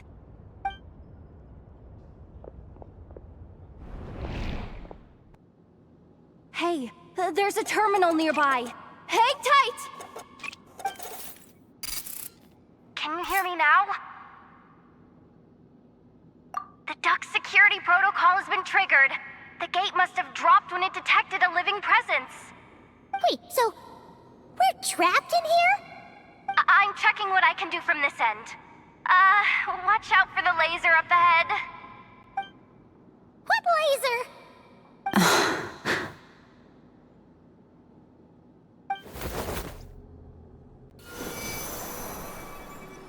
Oh, we see it now. Good thing we didn't move. Got it.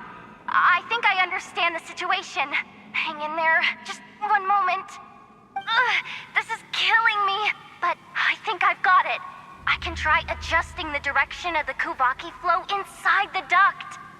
If I've got this right, you might just be able to dodge the lasers by utilizing the Kuvaki's pull in reverse. Oh, Paimon thinks she gets what you mean. But I can't see where you are from here, so I'll need your constant input. Just tell me what to do. I'll follow your lead.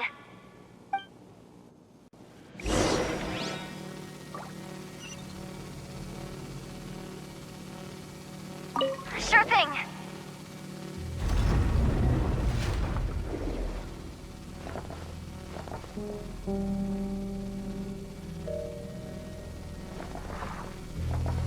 So, wanna grab dinner after our shift?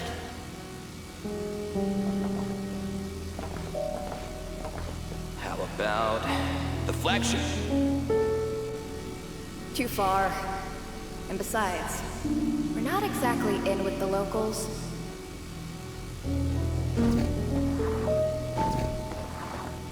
This is not the end. Then how about the staff cafeteria? Brimming with bright ideas.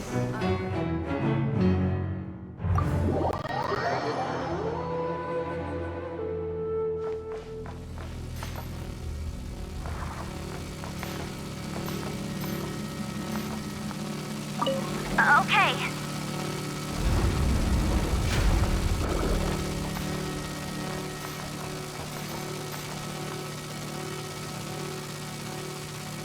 Yep.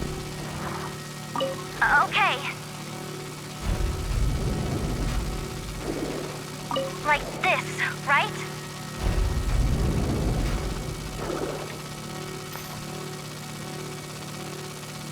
Okay.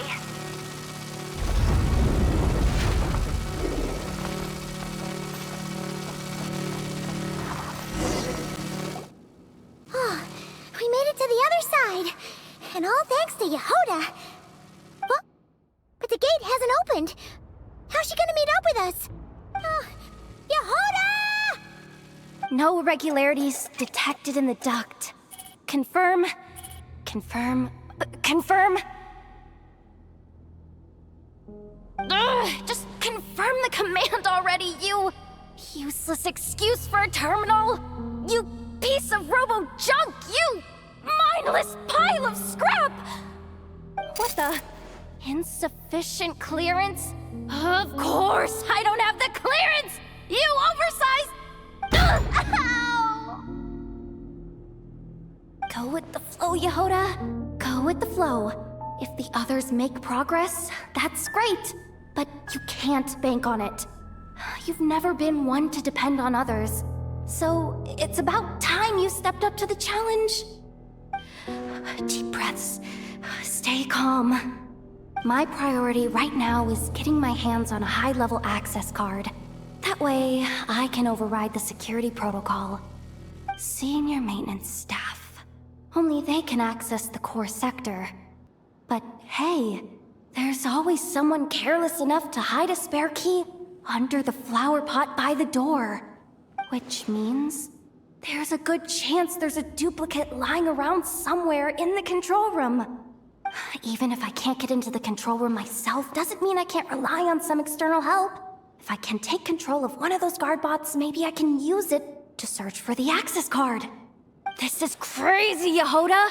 You're all alone. You've got nothing. And yet, you're charging ahead like fear's a foreign concept. Maybe that's exactly why. 'Cause I've got nothing left to lose! Confirm! Am I a genius? Whoa, this feed's super clear. This is gonna be a piece of cake. Wait a second. This thing's not a guard bot. It's a janitor bot.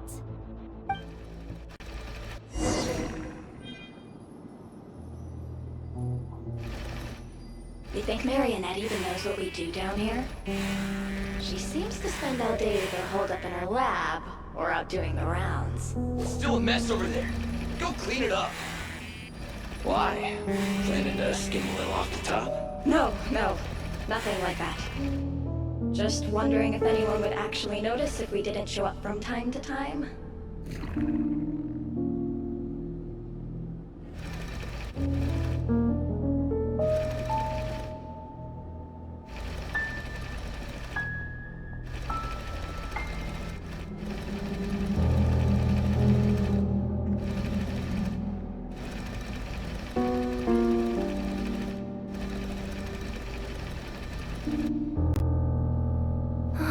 Let me see. Ah, there it is! Hey! Why'd you stop? You haven't finished sweeping that corner. But, I can see the car from here. Ugh, guess I have no choice but to swallow my pride and stay in character for now. Sweep up the crumbs by my feet. Yeah, good luck with that. What are you gonna do when they ask for a progress report?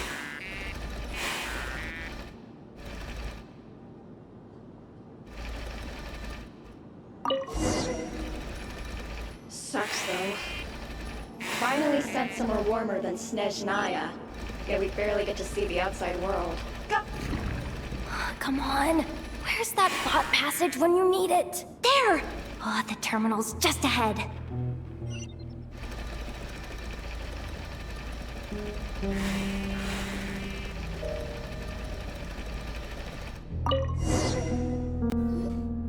But will Yehoda be okay? Paimon? She said she'd use every resource at her disposal, so let's have some faith in her abilities. Besides, when it comes to surviving in Krai, she probably knows more than any of us. So, they really do believe in me. But how long are we gonna have to stay here? Paimon doesn't want to get caught by the Fatui either. Does Paimon mean the two Fatui in that room? Let me see if there's a way to distract them. Wait, did you hear that? Huh? The alarm? What's going on? Let's go check it out. This looks like somewhere important, but there's nothing here. Hey guys! It's me! Yehoda, are you okay? I'm fine. I managed to swipe a high-level access card and triggered an alarm to draw the guards off. But we don't have much time.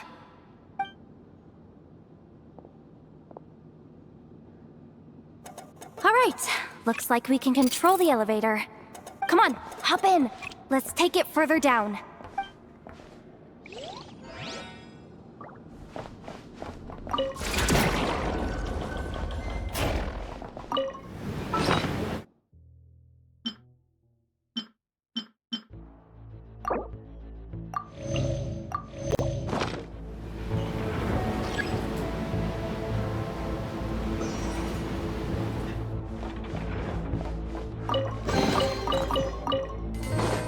We should be able to use the terminal to move the drawbridge. Here's the access card. I'll keep watch while you handle the controls.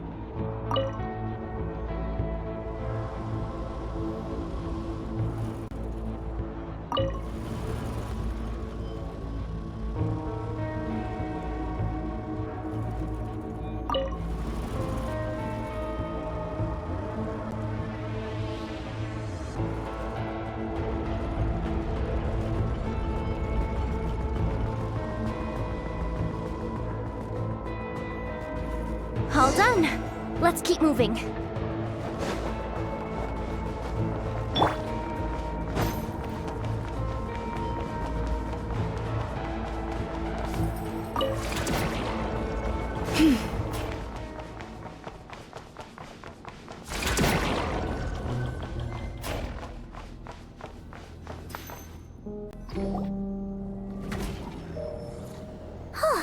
There's no one here! That's good news for us. Let's head inside. Looks like a rest area for the Fatui's Oprishniki. Huh? The terminal's still on?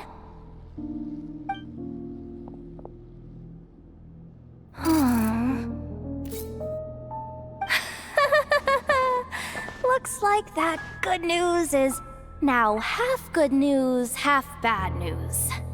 What do you mean?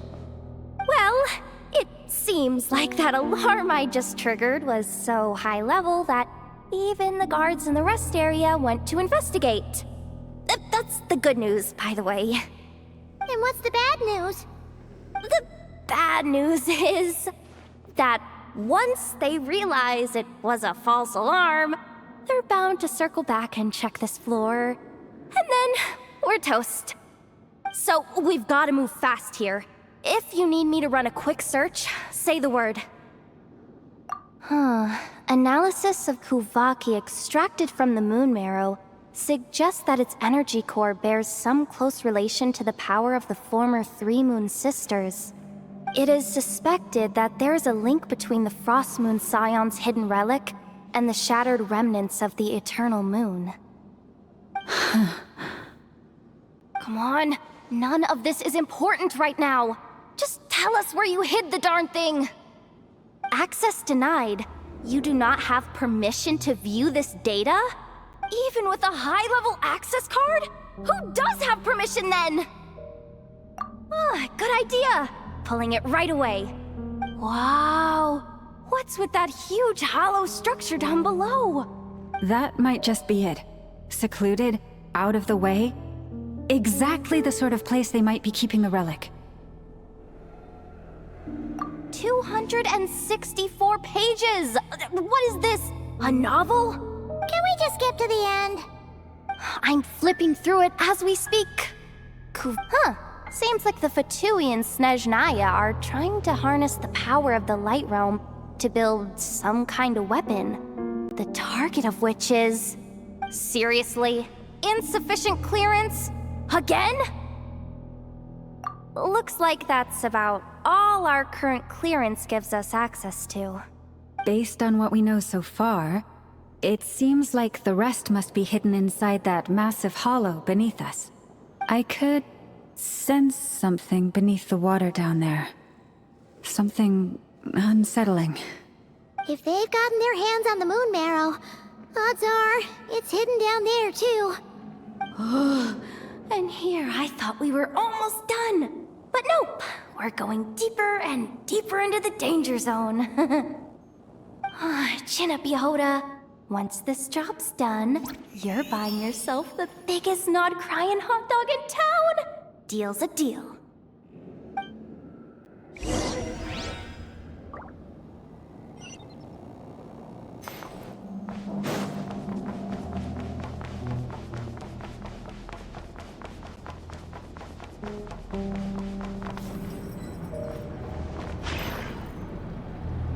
Watch out for that defense bot! It's aiming right at us! You'll have to use Kuvaki to deflect its attacks back the way they came!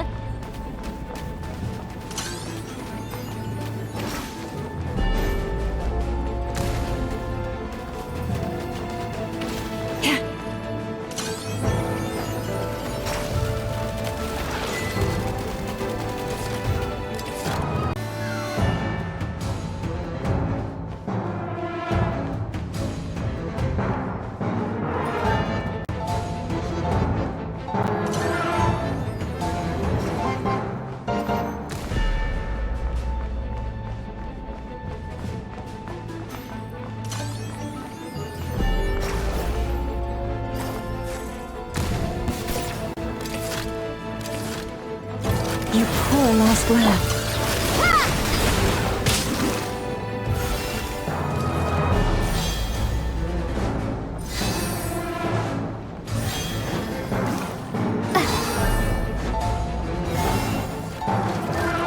Water jet! Leave this place.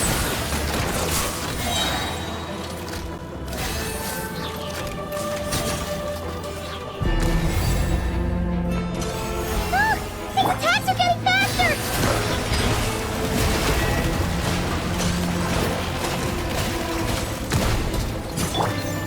With one heart, we pray.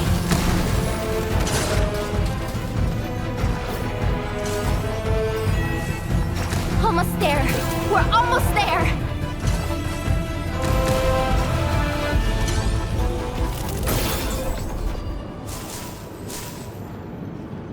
It's finally down. Quick, let's hurry down to the lower level before we're spotted.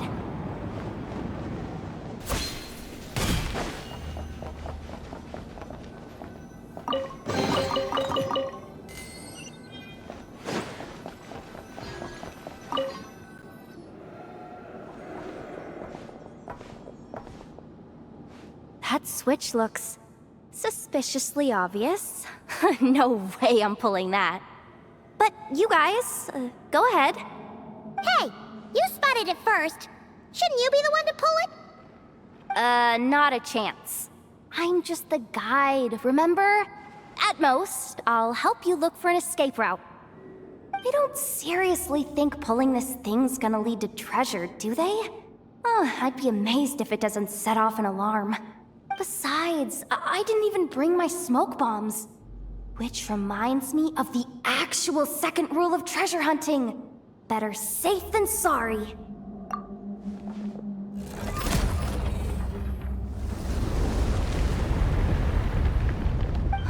The ground, it's shaking!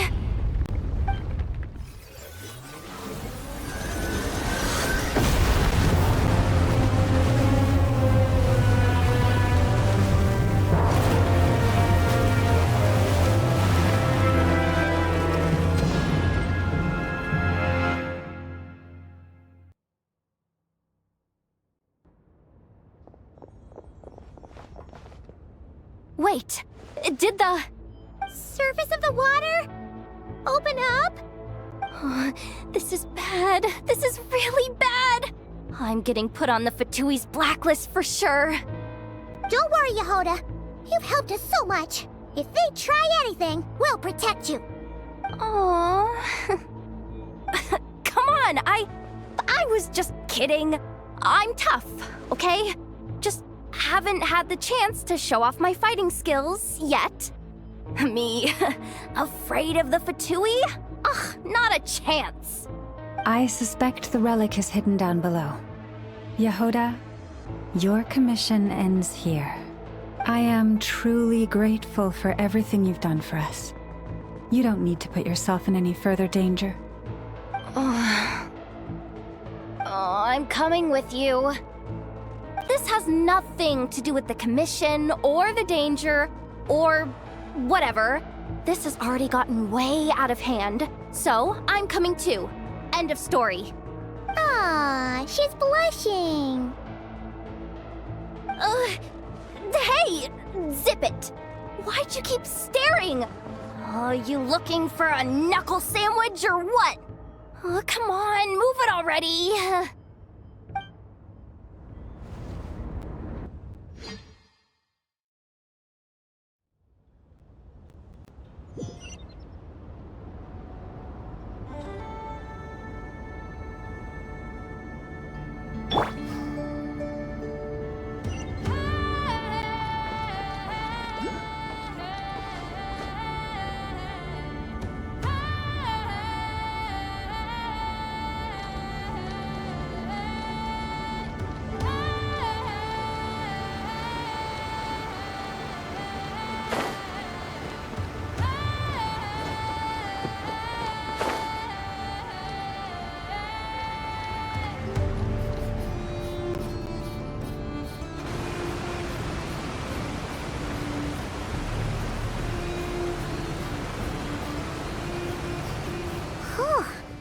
It's really deep down here.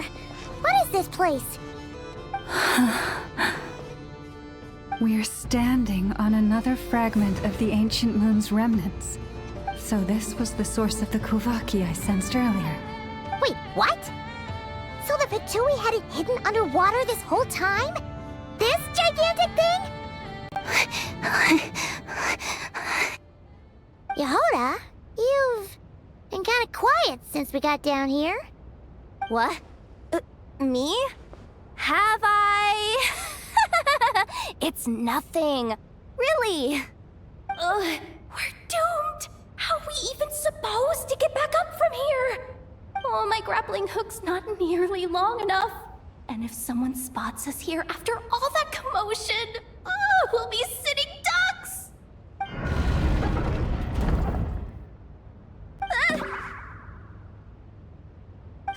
Oh no! That door's opening!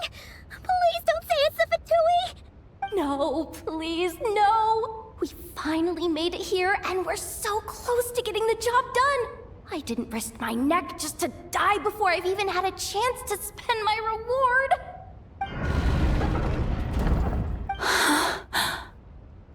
What happened? Why did the underwater barrier open? How could this be? Huh? Lauma? And... you guys... Wilhelmina? What's going on here? Looks like... there's no point trying to hide it anymore. What are you talking about? I thought you might come, but I didn't expect to see you here so soon. Forget it. The Moon Marrow isn't here. You... joined the Fatui? Yes. When? The day I could no longer bear to live a lie. At first, the Fatui wouldn't accept me. But then, one of their harbingers noticed me and said she'd give me a chance.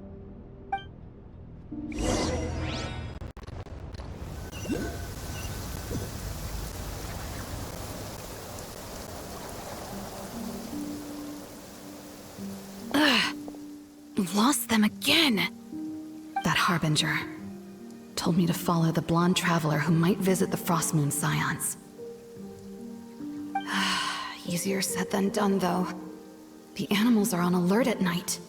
If they see me, Llama will catch wind of what I'm doing sooner or later. Am I really doing the right thing? No. It's too late to turn back now. The empty prayers, the stubborn displays of faith like Cappy's today. This isn't the life I want. Huh? Is that... Ah, the Traveler's back. I won't let her slip away this time. Wait, who's that with her? They look so alike. They seem to be heading towards the statue of Kotar.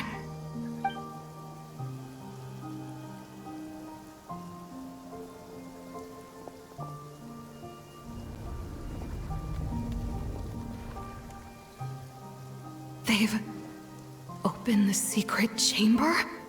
But wasn't it meant to be sealed? Wait a second.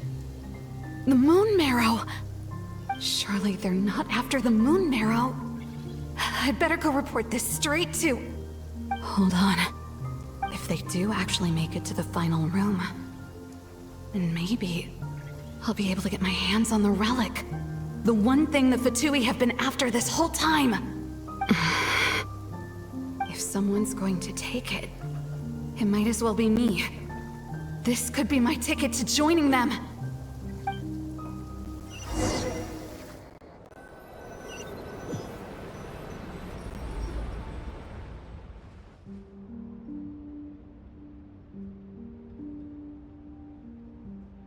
Yes. And in your final moment of hesitation, I took the chance. And then you gave it to the Fatui? But when we talked to you before, you seemed so genuinely worried about Lauma. Because I thought she was as fed up with the Frostmoon Scions as I was. We grew up together, Llama. I know you were chosen to be the next Moon Chanter when you were just a child. They never gave you a choice in that. I saw the look in your eyes when you were treating that child. That sense of helplessness. Surely you too must see that this blind, inherited faith of ours is simply holding us back. If our prayers are never answered, then why keep praying? Do they really deserve all of your devotion? Or are you trapped by the responsibilities they imposed on you?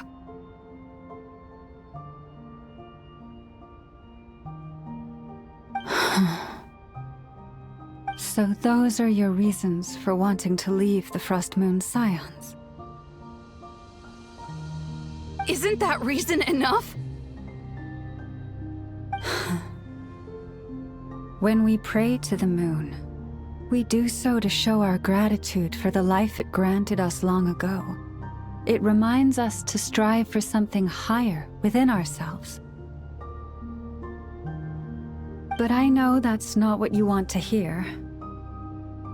You're right, Wilhelmina. I have indeed kept secrets from you.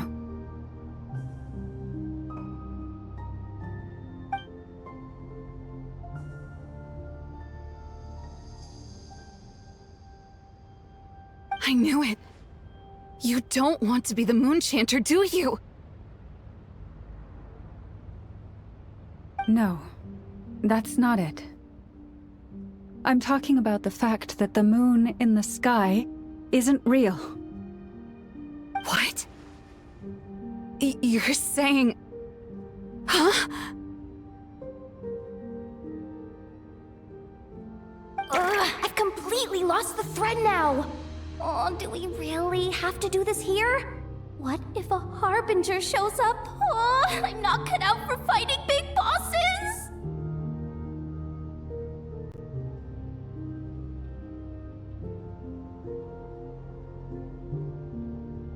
The pain you sensed in me was the pain of hiding this truth.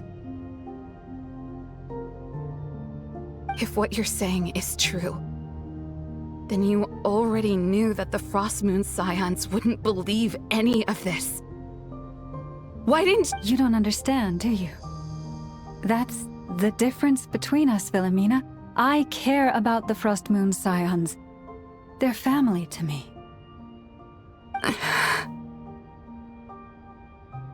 It hurts because I care. And that's why I chose to hide the truth. But now I understand. That was a mistake. My family deserves to know the truth. I shouldn't have tried to hold it all together with empty prayers. Are you trying to say that I only ever cared about myself? There's nothing wrong with that in itself. No one would have tried to stop you from leaving. But you did not have to stab us in the back like this. We've been spotted! I knew it. I just knew it. Oh, what now? If a Harbinger shows up, I'm out of here. No darned relic is worth dying over. Looks like I misjudged you, Llama. I didn't think you had it in you to stand up to your fate. Turns out, you are a great Moonchanter after all. But you were right about one thing. I haven't considered Hisi Island my home for a long, long time now. Bosses! Time to go! I will change the Frostmoon Scions, Wilhelmina, as soon as the new moon rises. Then I guess I won't be around to see it. Say, Llama, what happens to those who betray the Frostmoon Scions? May their antlers be shorn with silver blades, and let them be cast into the long night of unknowing.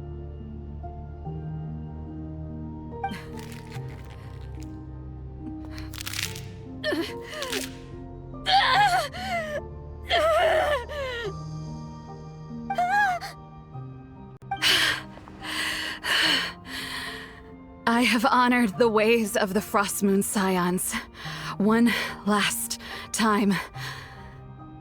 Think of it as a gesture of respect, Llama. There they are! Llama! Marionette has the Moon Marrow. She went to Starsand Shoal. Don't flatter yourself now. I'm not trying to atone. I just don't believe you'll actually be able to change them.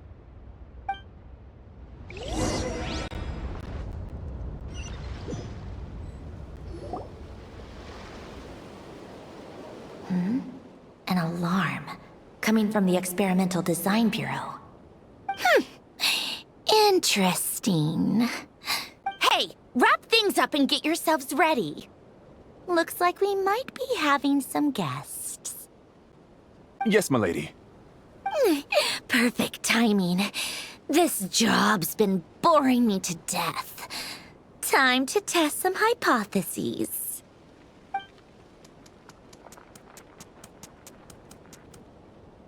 Bosses! I mean, esteemed clients. I mean, generous benefactors. Wait up! Come on! Sure you don't want to consider heading home first and coming back another day? Nasha Town's that way. You are aware that this is the way to... A little ahead of schedule, aren't you? Oh no, it really is a harbinger this time. Marionette. So you are here after all. Hand over that relic right now. It belongs to the Frost Moon Scions. You mean that thing your antlered turncoat brought us? I have never much cared for trophies given up without a fight. But watching you tear each other apart over it? Priceless. I'm not in the mood for warnings today. Ooh, how frightening. Had I a Trimble function, I'd have rattled off at least a dozen screws by now. Or perhaps I've just set my sense of humor parameter too high. Were you trying to be funny just now? You don't honestly believe you're a match for me, do you? Go on then. Let's serve our guests a little appetizer. Hey, didn't you hear me? I said let's serve our guests a little... What's going on? Oh no. Watch out. It's the Wild Hunt.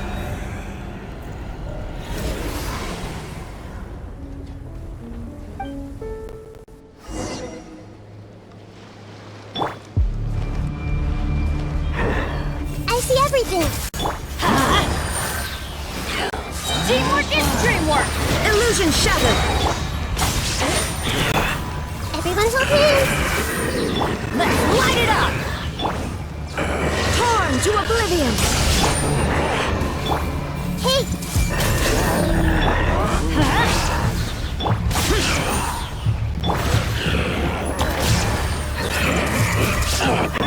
Everybody stand back! Shine down! I see everything.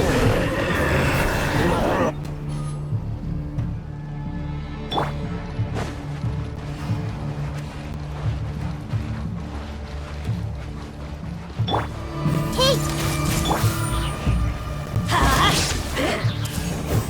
There is no escape! I see everything. Teamwork is dreamwork! Let's light it up! Shine down! Inazuma shines eternal! Evil conquering! Worthless! Worthless!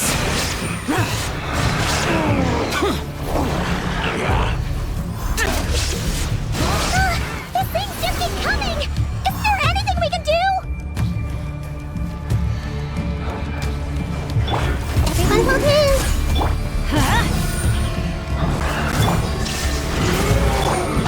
Useless! Let's light it up! Going in! Share my knowledge. I see everything. Torn to oblivion! Illusion shattered! Lament! Keep! Keep! Keep! Worthless! Keep! Keep! Teamwork is dreamwork! Let's light it up! There is no escape! Inazuma shines eternal!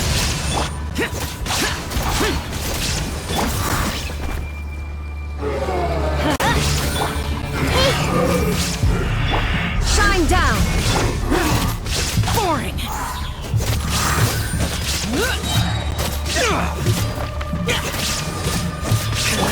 I see everything.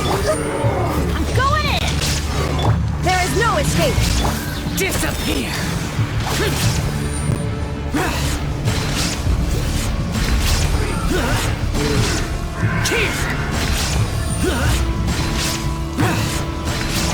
Worthless!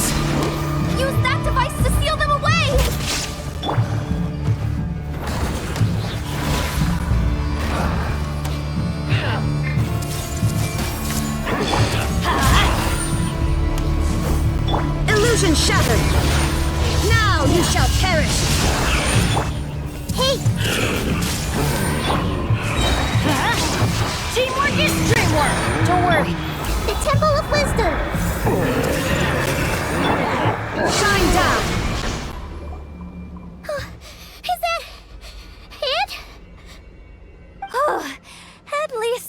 Lightkeeper's handbook says.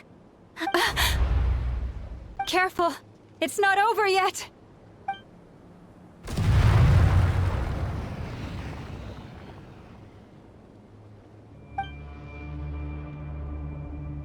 Paimon! Lauma! Yehoda!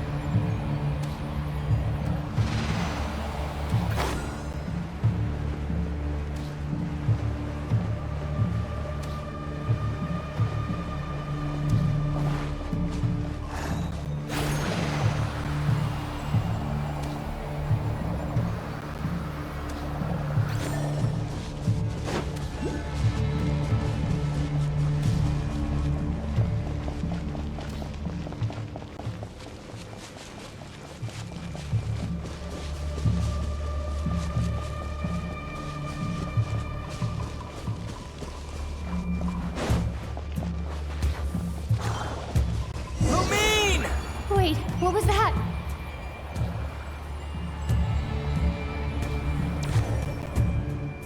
Lumine, over here! Ether! Quick, grab my hand!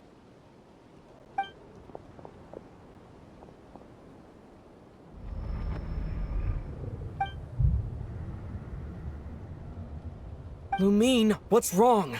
Why are you here at all, Ether? What do you mean? If I may be so bold, what does family mean to you? Why were you after the Moon Marrow that night, Ether? Among those who entered the final chamber, there was either someone with impure intent, or else an abyssal presence. We can talk about that later. Tell me why, Ether. You know, this is only the second time we fought together since the day we both woke up in Teyvat. No. Lumine! But when I found you, you were still in hibernation. Even the key to the chamber was still secure on your person. We didn't wake up together. What are you talking about? We don't have time for this, Lumine! Look at me, Lumine! Don't you want to explore this world with me?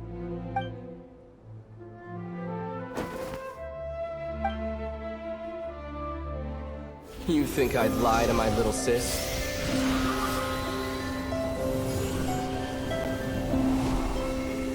What a letdown.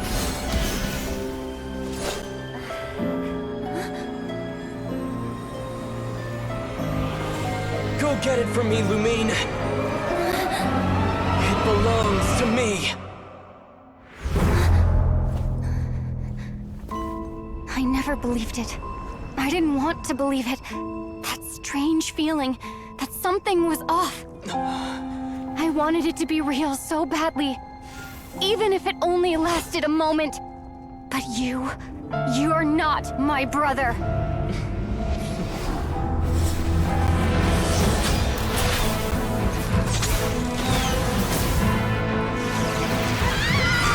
Moon Goddess, please save us! Why is this happening to us?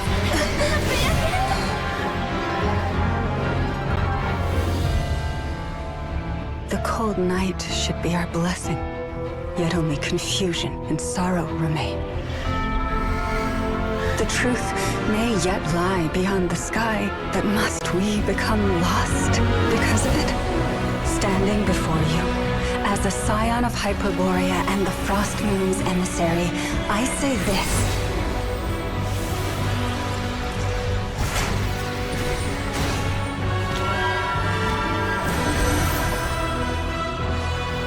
Should the false sky above dim the light of the moon, then from silver blood that flows as rivers, let us weave moonlight anew.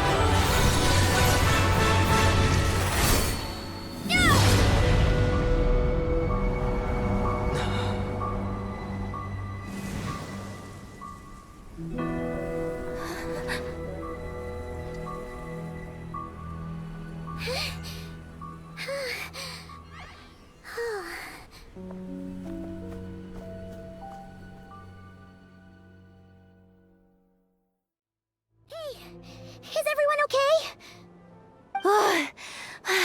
Think I saw my life flash before my eyes there. Oh, good thing Laumado was there to save the day. Are you all right, Traveler?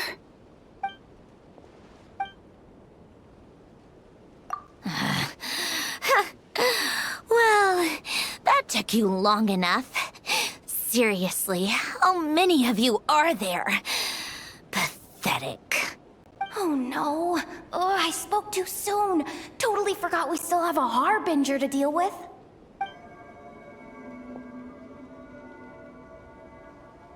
Hey, is that the moon marrow?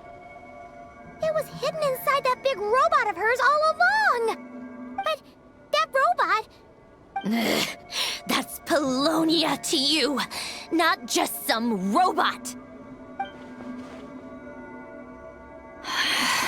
Take it and get lost. Huh? You're just giving it to us? Well, I wasn't the one who put out the order to find this thing in the first place. So if someone wants it, they can help themselves. Maybe even choke on it. See if I care.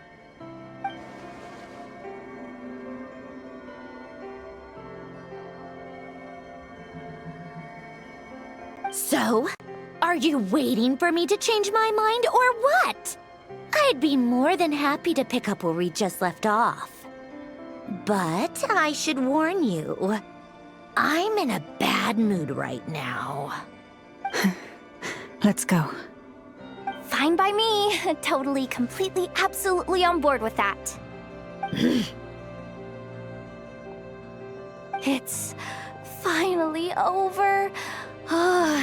If that doesn't make the most thrilling commission of the year, I don't know what will. Looks like the Fatui are all gone now. Wilma?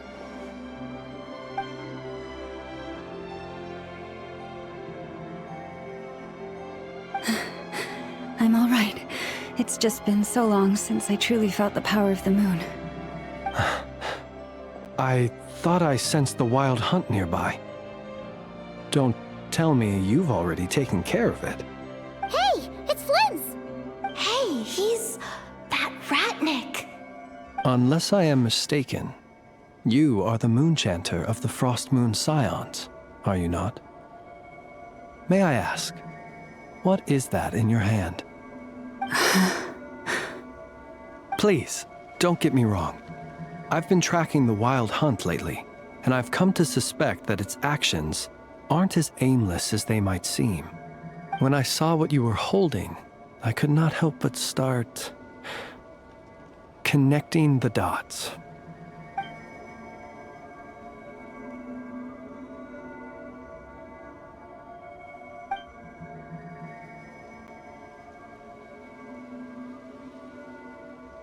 You better be extra careful, Flint. It seems like the Wild Hunt is capable of impersonating people now. Oh, is that so? Funny that. I just showed up completely out of the blue, yet you seem to have no problems trusting me. I apologize. I shouldn't be making jokes like that right now. Anyway, I understand. Thank you for the tip-off. It seems that the Wild Hunt has somehow changed in nature. I'll have to report this to HQ right away. For now, let us part ways here.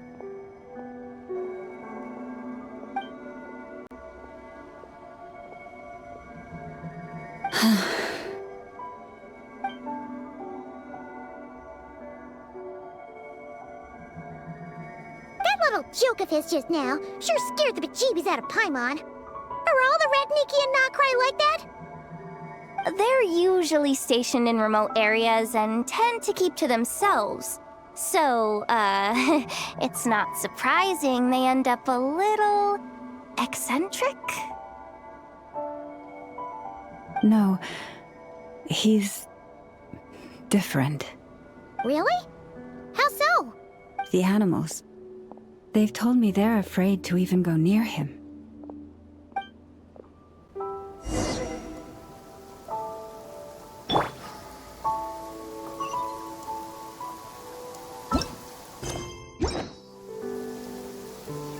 Demons do not stop for the raid.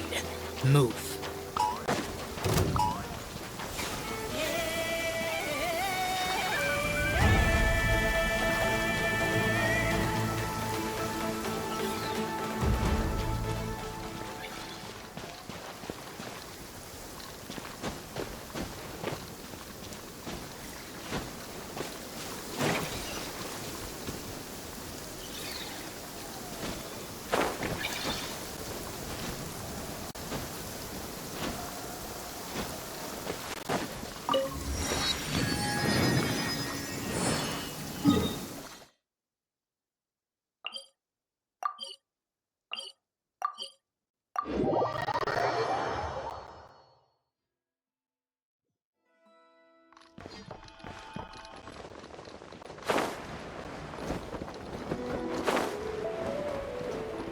Here!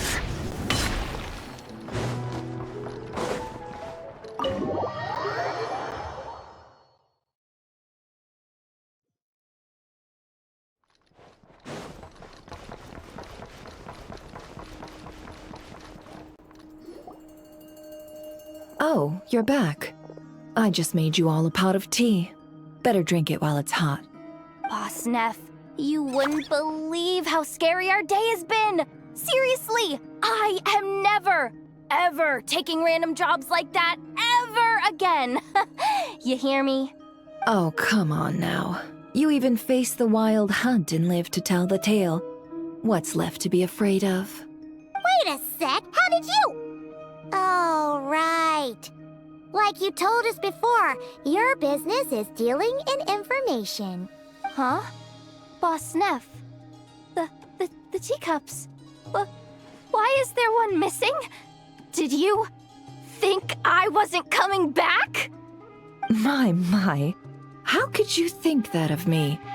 You know the rules. If a member of staff wants tea, they pour it themselves. Your cup's sitting safe and sound right there, in the cupboard. Member of staff? Does that mean you're accepting me back?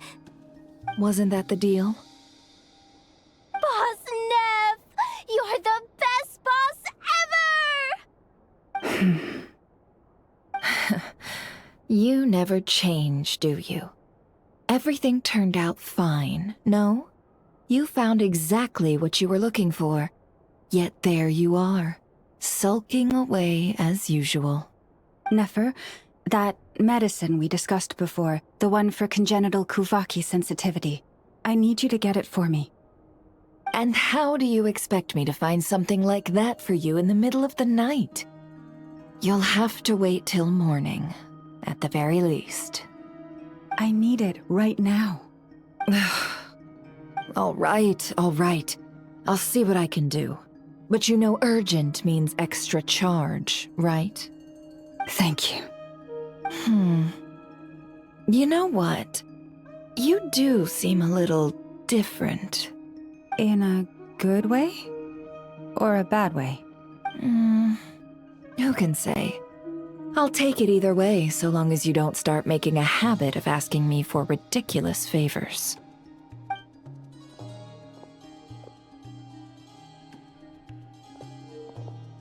Traveler, Paimon, a lot has happened these past few days. I don't know what I would have done without you. Hey, don't mention it. That's what we're here for.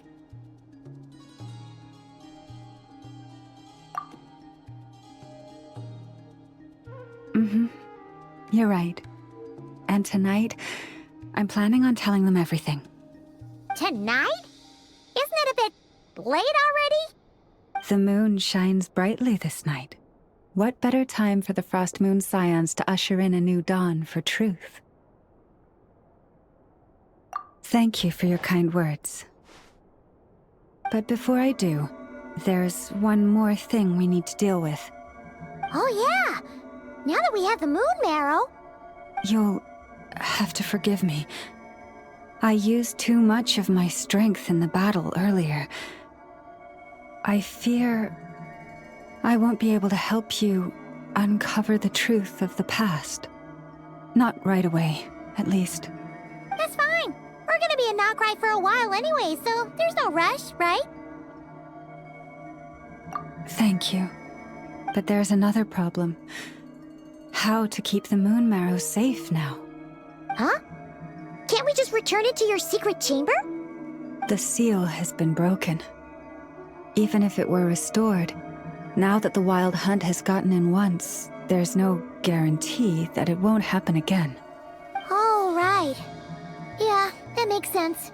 Back when the Frost Moon Scion's bloodline still ran strong, in special circumstances, a moon chanter could act as a vessel, safeguarding the relic within their own body. But it is a grueling trial of will and endurance. The moon chanter who did this only lasted 2 days. As for me, I might be able to last 5, at most. Hold on. You'd be using your body as a vessel? Yes. You can think of it like dropping a red-hot ball of iron into a bucket of water. How long the water lasts depends entirely on the bucket's size. Pardon? Hey, that's not a bad idea. You've always held up pretty well against the abyss. Surely the moon mirror can't be any more dangerous than that. It's not at all that I don't trust you, but it's too risky. But we're out of options, aren't we? Might as well give it a shot. All right. Well, I'll be right by your side. If anything feels off, please tell me immediately.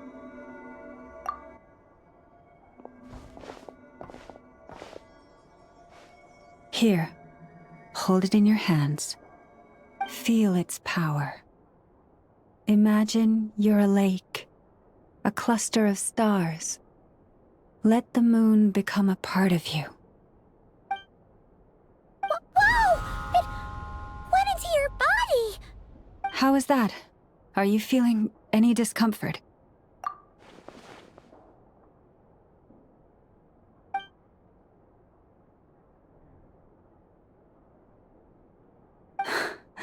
Astonishing.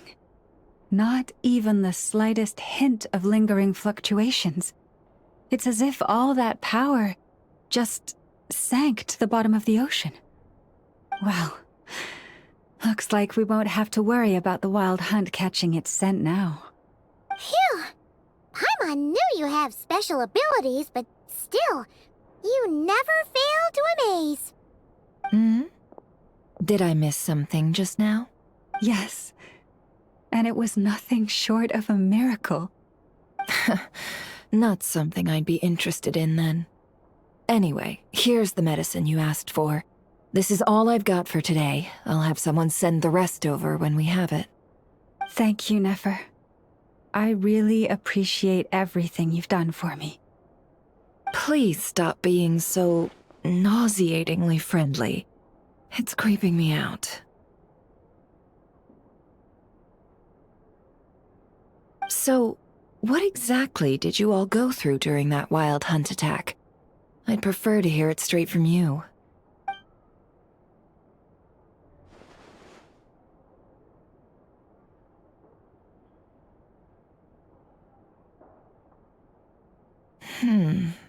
A phantom that can mimic the appearance of others.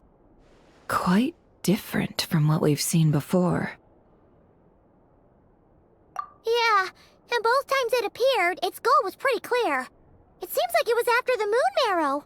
And on both occasions, it was accompanied by the Wild Hunt, too. It appears there must be some close connection between the two. I must say, I don't often see you look this serious, Never. Too late in the day for thinking, that's all. We'll pick this up again later. You all feel free to keep chatting, though. Just don't forget to lock up when you leave. On that note, Traveler, please keep the moon marrow stored within your body for the time being. We'll take it back off your hands as soon as the Wild Hunt's been taken care of. Once and for all.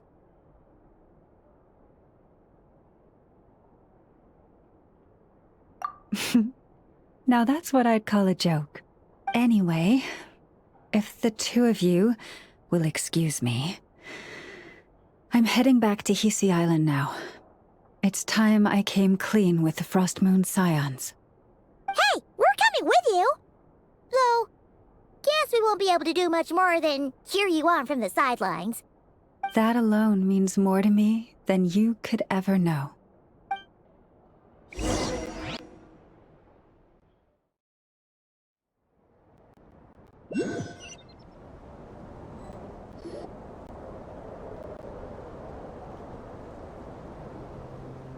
What's going on?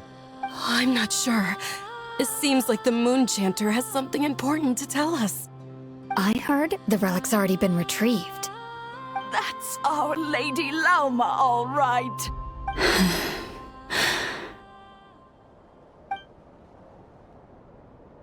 Noble scions of the Frost Moon, my kin beneath the moonlight, I hereby declare the truth to you. Long have our ancestors looked up to the Frost Moon, guided by her serene light. Yet now, she lies hidden beyond the limits of the sky.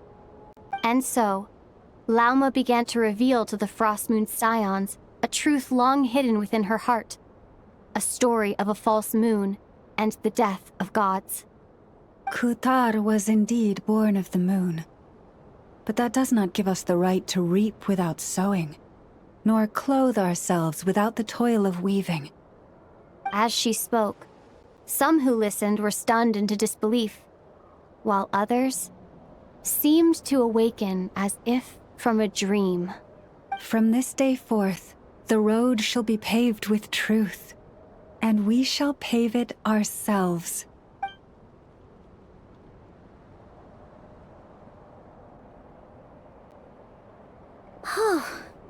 After everything Lauma said last night, Paimon wonders how everyone's adjusting. Still, judging by their reactions at the time, it didn't seem as intense as Paimon might have imagined.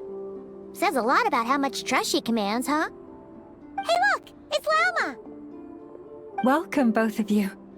The animals were most lively this morning. They told me of your coming. Nothing too dramatic happened, did it? No one took it so hard that they went on a binge-eating rampage and ended up cleaning up the whole pantry? Or something? Hey! Paimon's just trying to lighten the mood. Thank you for your concern. Change doesn't happen overnight, and new ideas need time to take root. But nothing as extreme as that has happened, no. Although... Although what? Well, just as I thought might happen, some have chosen to leave the Frost Moon Scions for good. For them, losing their faith was like losing their home. Confusion, frustration, helplessness. I saw it all, reflected in their eyes. Oh. I respect their choice. May they carry the Frost Moon Scions' blessings far and wide, should they be willing to do so. If we meet again someday, perhaps we will be able to sit together and share stories once more.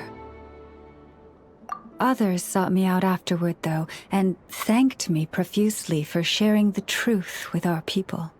They said they used to see me as distant, even somewhat unapproachable, whereas now I seemed much closer to them. Like a friend, or even a family member. Sounds like a win overall. Paimon thinks you did the right thing, Lauma. Thank you. Though, I wanted to ask, do I really come across as distant? Well, maybe just a little. To people who don't know you, you are kind of tall, especially if you consider the antlers. I see. That's a bit of a hard one. My antlers tend to grow under the moonlight, so I can't quite help it.